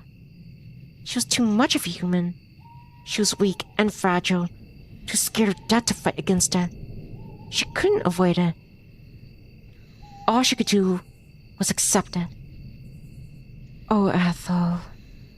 The monster drew back, caressed Ethel's cheek with one hand, the hand which was in between Ethel's legs. We know you've been struggling for so long time, but you don't need to struggle anymore. We're here for you. We'll take good care of you. So, the monster, no, the girls, dozens of girls, exhaled.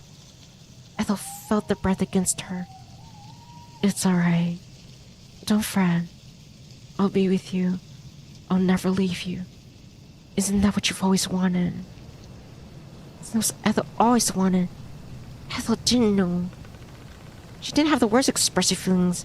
And if she did, possess the words, she would not be able to speak them. She couldn't talk anymore. Her mouth felt dry, as it was stopped with cotton wool. She was choking on the air, on the atmosphere, on this raw visceral affection, and she didn't care. This is what death was, then she would welcome it.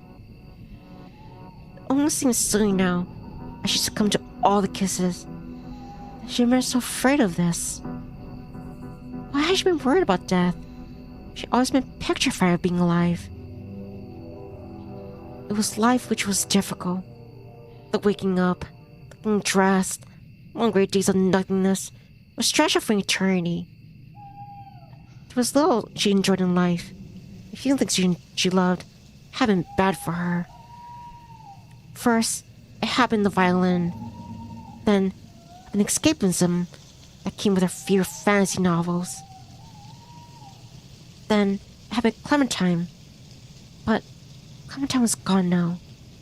With nobody to love her in her absence, Ethel had drifted. She hadn't known how to fill her dull gray days, and she languished. Being abandoned by Clementine had hurt. It hurt so much, Ethel worried that she never would recover it. It felt like her heart had been disassembled, as if nothing more than a piece of old IKEA furniture. She had fallen apart. The girl, who was many girls in one, was putting her back together. These fierce kisses were painful. There's also only in the physical sense. There's something oddly reassuring about them. It was nice to know that Elsa was an architecture of her own downfall. She was innocent and unsullied, a victim in the face of the girl's wicked misdeeds. And there's something soothing about being a victim. I thought she could finally understand why the heroines in the old romance novels in the 70s and 80s were such insipid creatures, so weak-willed and wimpy, who were so prone to swooning. Ethel always looked down her nose at such stories. She thought them silly. But now, she was beginning to reassess her opinion. She didn't want to be powerful, and neither did she want to be important. Most of the time, she didn't even want to be alive. She'd rather disappear. In that sense, there was something alluring about being a victim. Victims don't do anything. They had things done to them. They didn't have to worry. So Ethel let her thoughts go. They only get in the way. She would turn her mind to these king girls, this immutable monster, just like she always surrendered her body. Slowly, they're becoming one. Ethel was the girl, and the girl was Ethel. Ethel no longer knew where she stopped, and the girl began. She was consumed bit by Eb. Ethel no longer cared to fight against her. Perhaps Marcia had been right. Perhaps this was what she wanted. She didn't want to be loved after Clementine had left her. Or not necessarily. She didn't think she deserved it. She never thought she deserved it. Wasn't that why Clementine had left her to begin with? Instead, she wanted to be obliterated. She wanted to cease to be. And this girl monster was willing to do that for her. Wasn't that same as loving her? That's right. You're doing so well. A litany of girls murmured, a symphony of overlapping voices as their fingers rubbed against Ethel, rubbing inside her. Just a little more. Let's keep going. It'll make you feel so good. You'll never think about anything. When we're through with you, you won't remember all regrets. You won't remember your mistakes. You won't need to. We'll do the remembering for you, which means we'll do all the hurtings for you too. You'll never have a feeling pain again. We'll take it all away. We'll become one. And then, we'll always be together. Yes, I thought with a breathy gasp. These girls would take care of everything. They would take her history, assume her face. They would inhabit her body, spores filling her lungs, her head, her heart. They would live Ethel's life for her. Ethel would... She would disappear. She didn't want to live anymore. She hadn't wanted to live in a while. Why not submit herself to these girls? Collective conscience would probably do a better job of being Ethel, rather than Ethel herself ever had. Ethel's back arched. Her body seemed to fall apart, to bust, to bloom, to blossom anew. Her heart hammered. Then, her mind contracted. It collapsed, and everything fell apart.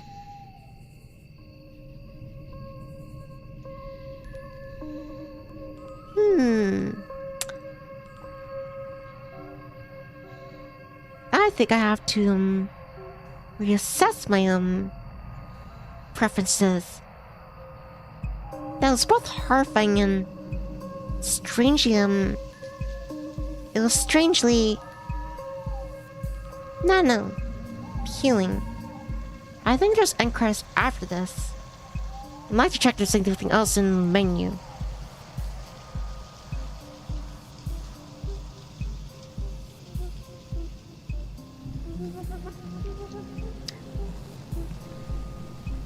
Yeah, let's see if there's anything else after. I gotta say, during the last parts of this, it actually re-energized me. But I think that was just a case of like a adrenaline or something. Coursing through my veins.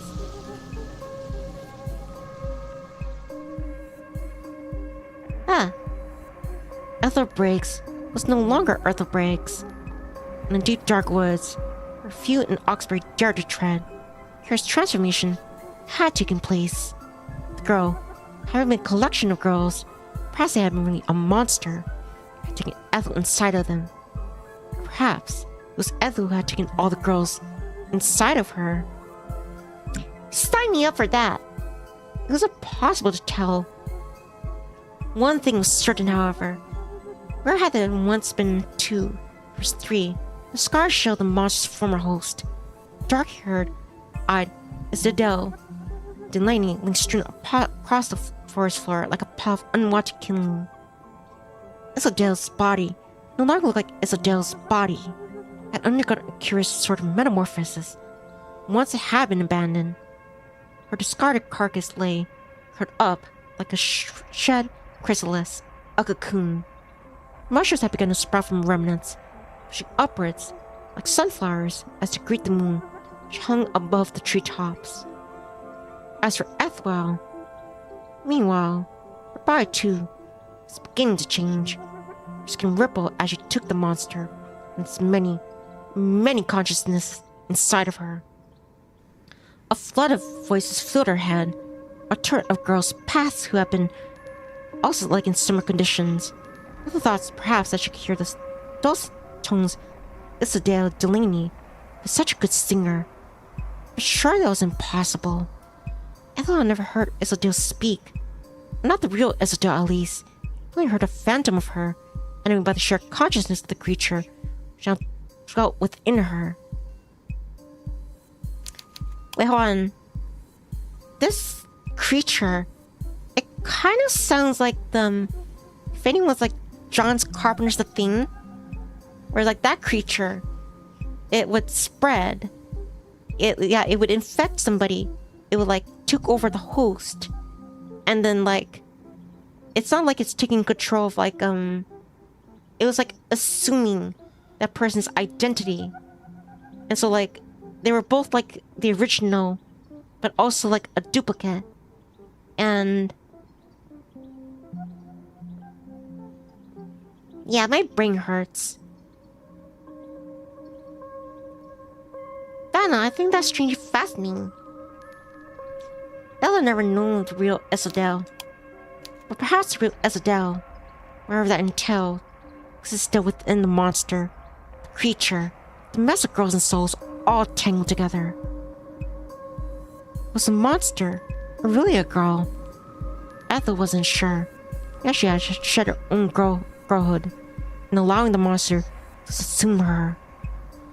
It wasn't just the monster which Ethel had taken inside of her. She had taken remained of Adair too, of Cho and Lucy and Susan and all the other girls who had gone missing in Oxbury in the past. They were still alive. Their hearts no longer beat. Their consciousnesses entwined with that of their host. They had become something more than themselves. And shun your own bodies and were meant to live on for propriety, perpetuity, just like a fungus. Ethel, too, had shed her sense of self just as the monster discarded the mushroom-riddled carcass of the duly departed Adair. Ethel's body was no longer her own. By the same token, it felt more like hers than it ever done before. Perhaps there's no Ethel anymore. Her very being was being buffeted, her fragile sense of self tossed to and fro like a ship out of sea. Ethel felt no particular loss at this. She felt no grief. She wasn't sad. Why would she be? She finally found somewhere where she belonged. She was no longer a she in the singular. She was no longer a sad, lonely individual. She was... No. They were a legion. They would always be together. As the body which had once been Ethel's rippled and distorted as it took in more voices and existence and a consciousness that it ever before possessed. Its lips curled into a smile. There. See? This is what you've always wanted. The monster crooned to Ethel in her voice. Perhaps Ethel was simply speaking to herself. Deep within the woods, the fronds of the moonlight struggled to reach. We told you when it hurt. It isn't even like going to sleep. It's like being reborn. The end. Not really. They're gonna, take more, yeah, they're gonna take more ladies in the future, I assume. I'll be right back, Chirps. I'm gonna, grab some water and then I'll check the extras. See if there's anything to, put a bow on this thing. I'll be right back. Please excuse me. Blah.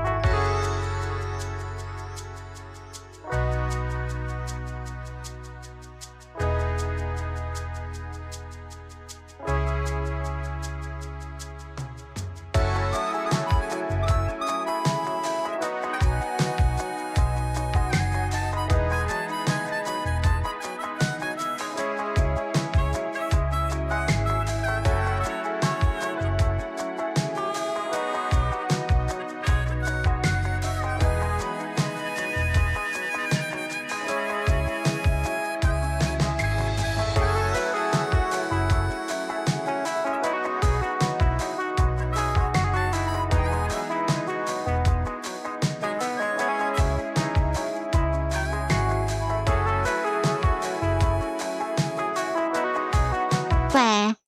Alright, I'm back, Chirps. They can wing. Now, before I check the extras, see if there's anything, I have to give some of my thoughts. don't know if anyone's interested. But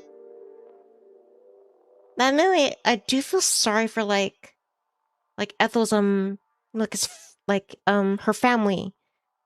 Like I know they weren't perfect, and yeah, Ethel pointed out they weren't perfect.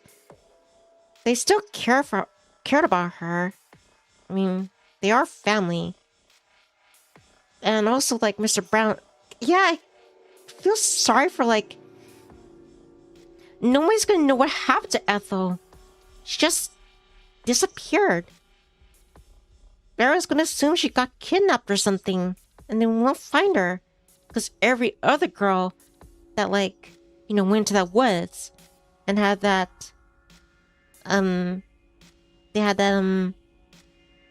that thing with the fungus, and it's like there was no trace of them, no evidence. It's just like, yeah, I don't know. I wish that on my worst enemy, wondering like what happened to your loved one. But on the flip side, I can understand why Ethel felt the way she did, and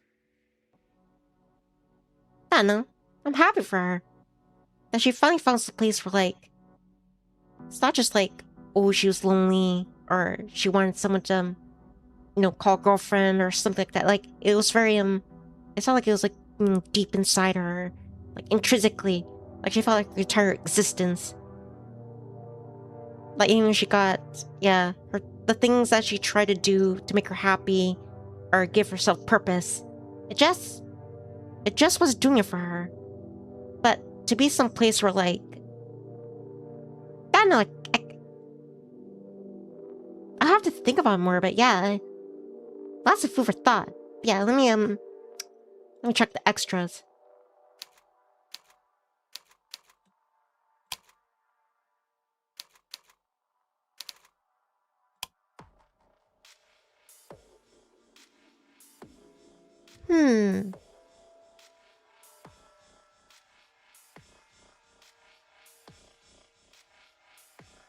Huh.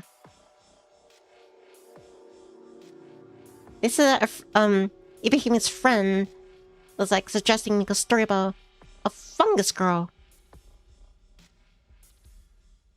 I gotta say that takes real creativity to look at like a mushroom and go, damn, that's a baddie right there. Like I don't know, like when they were doing the whole like they're getting close in that at the ending with all like the all the realities of the fungus, like ooh, like tastes like dirt and insects and decay, and but like some teachers are there probably gonna like judge me, but I don't know, like it felt like that it like surpassed or transcended like oh, despite the fact that there's a physical barrier between that monster's body and Ethel's human body, like they wanted to bridge a gap between the minds, the souls of all those girls and Ethel's. At least that's how I saw it. So yeah, I like how like it was like very putrid and disgusting on a physical level, but also like it was like almost on a spiritual level.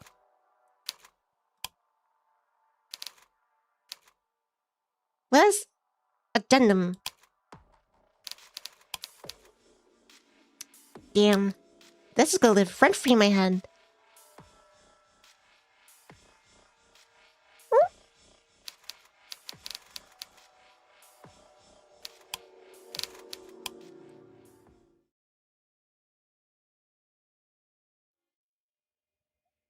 Ethel was drifting. Her consciousness was coming undone, slowly unspooling around her, like silk. She blinked. Yeah, she couldn't see anything. She tried to strain her ears, but she couldn't hear anything. She was trapped in the darkness, sinking deeper, and deeper, and deeper. It felt as though she was falling through an endless abyss. She tried to scream, that she couldn't make her mouth move. Wasn't even sure, as she drifted, whether she even had a mouth. She wasn't sure who she was, where she was, what was going on. She glanced around her surroundings with sightless eyes, her mouth unmoving, her pale fingers motionless. Her memories felt fragmented, just like the crazy images conjured up in a kaleidoscope. She still retained vestiges of memories, however, faint fleeting moments which shone in her mind's eye like a broken glass. She could remember tramping through the forest, depressing the tall grass beneath her soles. She couldn't remember her heart thudding in the base of her throat, remember the boughs of the trees creaking mournfully about her in the cold wind. She remembered reaching St. Catherine's, looking about with wide eyes, searching for her mysterious confidant. She had been looking for the girl. Yes, Ethel could remember now. She recalled her short dark hair, cut into a bob, her pale green summer dress which seemed oddly flimsy thing to wear when wandering about in the woods in the dark. She remembered how the girl had looked at her, and how she held her. She remembered how the girl had kissed her. It felt good. Ethel could recall cleaving to the girl's kisses, giving herself up into her sister's mouth. She had let the girl lead her deep into the forest. And then, Ethel's thoughts became jumbled indeed. She had vague recollections of the girl being more than a girl, of the girl being some sort of monster. She had pushed Ethel against a tree, and then... What happened then? Why couldn't she remember? Ethel strained her mind, if indeed her mind still belonged to her, as she struggled, fighting against her mounting fatigue to remember. She tried to penetrate the thick, soapy fog which filled her brain, tried to recall what happened in the world. What happened to her. And yet, I wouldn't do that if I were you. What? Ethel gasped. Fast she could open her mouth. She could make noise too. She snapped her head upwards, her eyes wide. Before, she had been drifting in darkness, lost like an old folktale to the inevitable shifting of time. But now, her vision had been flooded with bright, almost unforgiving white. She was no longer drifting in the darkness, and neither was she alone. Ah, that's where it comes from.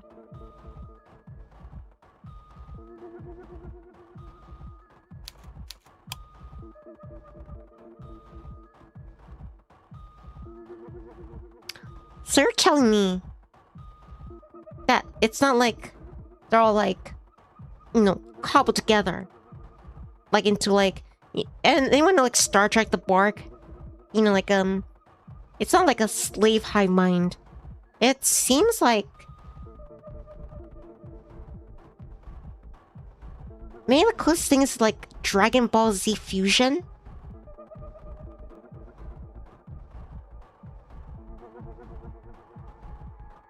Or maybe like Steven Universe when it comes to fusion. But yeah, like... I don't know if like the consciousness inside, inside the being, like, are still independent, but... It looks like they're... Yeah. That, they still retain their individuality. While also like... I think they're tied together. Let's see. There was a girl with her, hovering before in the air. She wore a white sundress, just as Ethel imagined an angel might wear. So white. So white and pure, she seemed to blend her surroundings. This girl's skin was very pale, but her hair was dark, cropped about her chin and a bob, which Ethel remembered. She looked very much like a girl, the one who Ethel had first met in St. Catherine's. She was a spitting image of her. In fact, they looked so alike. It was uncanny. But unlike the girl, this fairy-like apparition, had blue eyes. The girl reached out, a small smile upon her lips. She held Ethel's hand, her fingers skimmed the back of her knuckles, And the moment she did, Ethel started. A flash of recognition sparked within her brain. She knew this girl. She felt almost intimately familiar with her, in fact, even more so she had been with Clementine. It felt as though they were soulmates, two halves of the same whole. This should, of course, have been impossible. If Jude had been there to hear his daughter's thoughts, he would have chided her. Jude didn't believe in wishy-washy things like soulmates. He didn't believe in the concept of love in general. Not despite his cynicism, he never failed to buy Lauren presents for Valentine's Day, for her birthday, and for the anniversary. Jude had spoiled his wife much more than he ever spoiled Ethel. So much for not believing in love then. Jude was probably a hypocrite. That was nothing to castigate him for. Most people were. Ethel was a hypocrite too.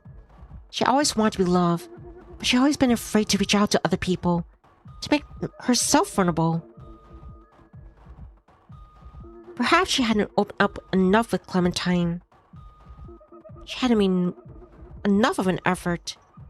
The relationship had died, and Ethel had died alongside it. But it felt like this part of her, this delicate, fragile part, which she had feared Clementine had broken, was being healed. The girl with the dark hair was soothing.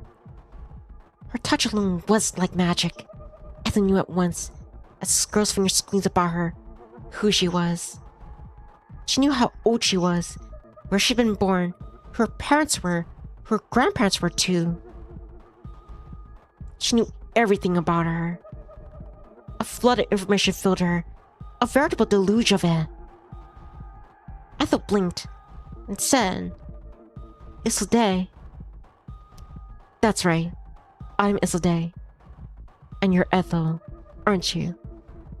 Yes, I'm Ethel." "How do you know that?" "How do you think?" Isolde rejoined, dimples peering across her cheeks. "I know it's the same way you do, silly. I know everything about you. That's because we're the same person, you and I. Don't you see it? Become one. Sometimes you think about your old life. You don't need to fuss about it. All that is in the past." The past.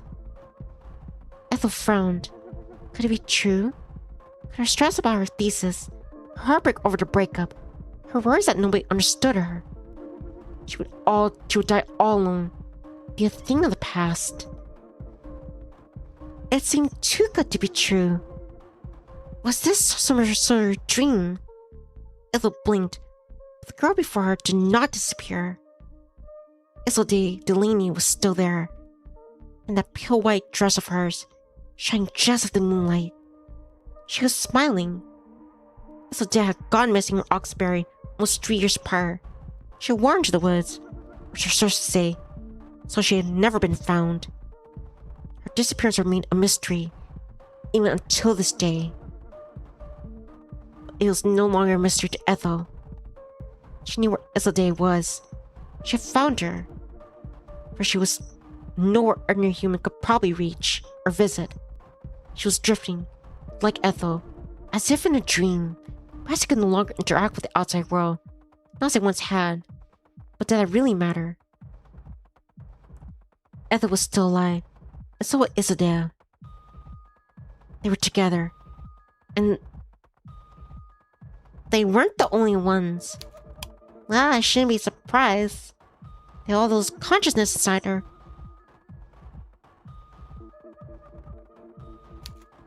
There were other girls too, drifting inside this strange white world, no natural I could reach. Ethel could see these girls, could see them flocking about her, the white dresses fluttering, like curious pigeons in the park. She knew all their names. Though she had never seen them before, she knew all of them, too, of their past fears and their regrets and their deepest dreams. The girl with the blonde hair was Cho, and the girl with pigtails was Lucy. The girl with the long, straight hair was Susan, and the red hair with all the freckles. She was Dawn. There were so many girls drifting about in this pure white world. I struggled to count them. Not that she needed to. She knew who they were instinctively, just as they knew her. They crowded about her, all of them smiling, all overjoyed to see her. It's nice to meet you, Ethel. Isn't that a bit of old-fashioning? And I thought mine was bad.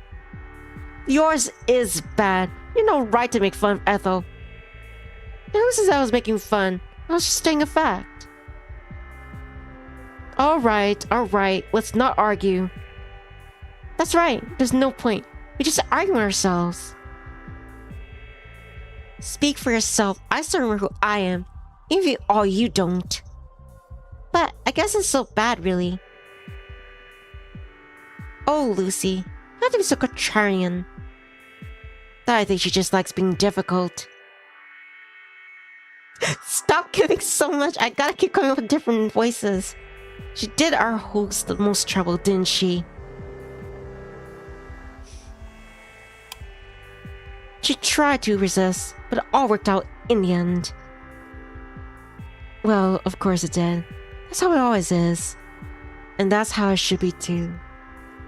And don't you see, Ethel? As Adair looked back at Ethel, she smiled at her, her fingers entwined. Then her palms pressed against Ethel's own, she said, "This is what it means to be happy. Happy." Ethel repeated, her voice a little more than a murmur. Was she happy? She wasn't sure, but she couldn't deny it. She was a good deal happier than with this surrounded by all these girls, and she had been with Clementine. Clementine's love had once been enough to sustain Ethel, but now it seemed woefully inadequate. Almost laughably so. Clementine had been just one girl after all. She had been able to love Ethel so much. Her love had been finite. She had promised they would stay together. She had gone back on her word. Her love had run out. Here, in this white world, Ethel knew she would never to worry about that. She was with these girls, Adair and Lucy and Susan and Cho and Emigarde and Heather and Dawn and Ashley. They couldn't survive without each other. Their thoughts twined together like a braid. It was impossible to say, really, where Ethel's thoughts ended and their own began. Their thoughts ran together like old pastels. Their thoughts and feelings were as one, their hearts being in perfect harmony. They were not disparate girls isolated by their own biology, their immutable, inviolable bodies. They had come together in a way that nobody could, not even the most devoted of lovers. They would, like the girl had said, always be together. Not several girls, but one girl. They were being one, and maybe this is just what all we wanted after all. And nobody would ever get tired of her now. Not like Clementine had. She had finally found a place where she belonged.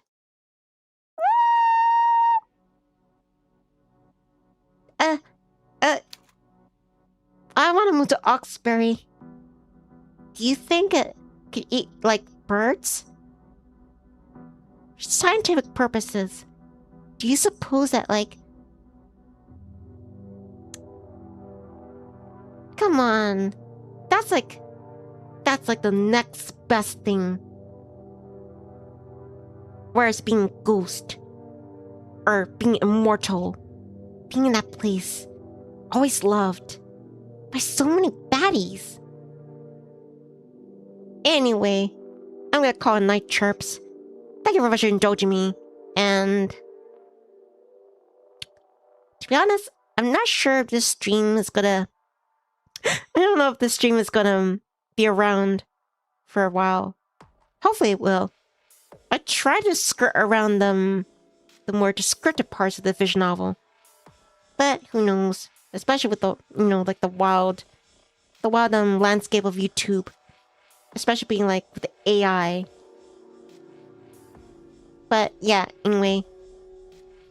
Thank you very much, everybody, for listening or watching to this visual novel playthrough.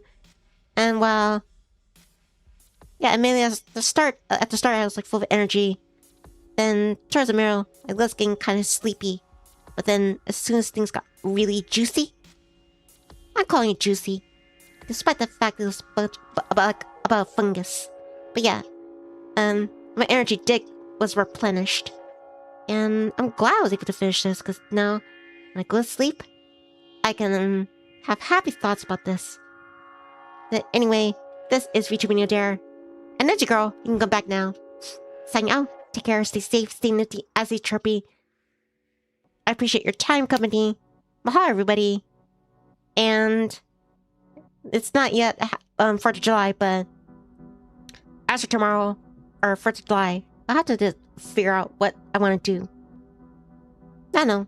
Maybe I won't stream. Maybe I will stream. I'll let you know in Discord and YouTube. But yeah, good night, Dope.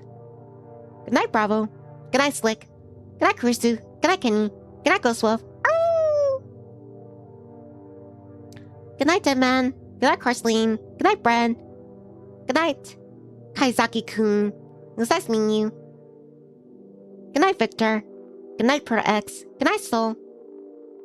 Good night, Guidance. Good night to any lurkers or anyone who just like popped in and say, WTF? What the heck is this? But yeah, bye everyone. Blah.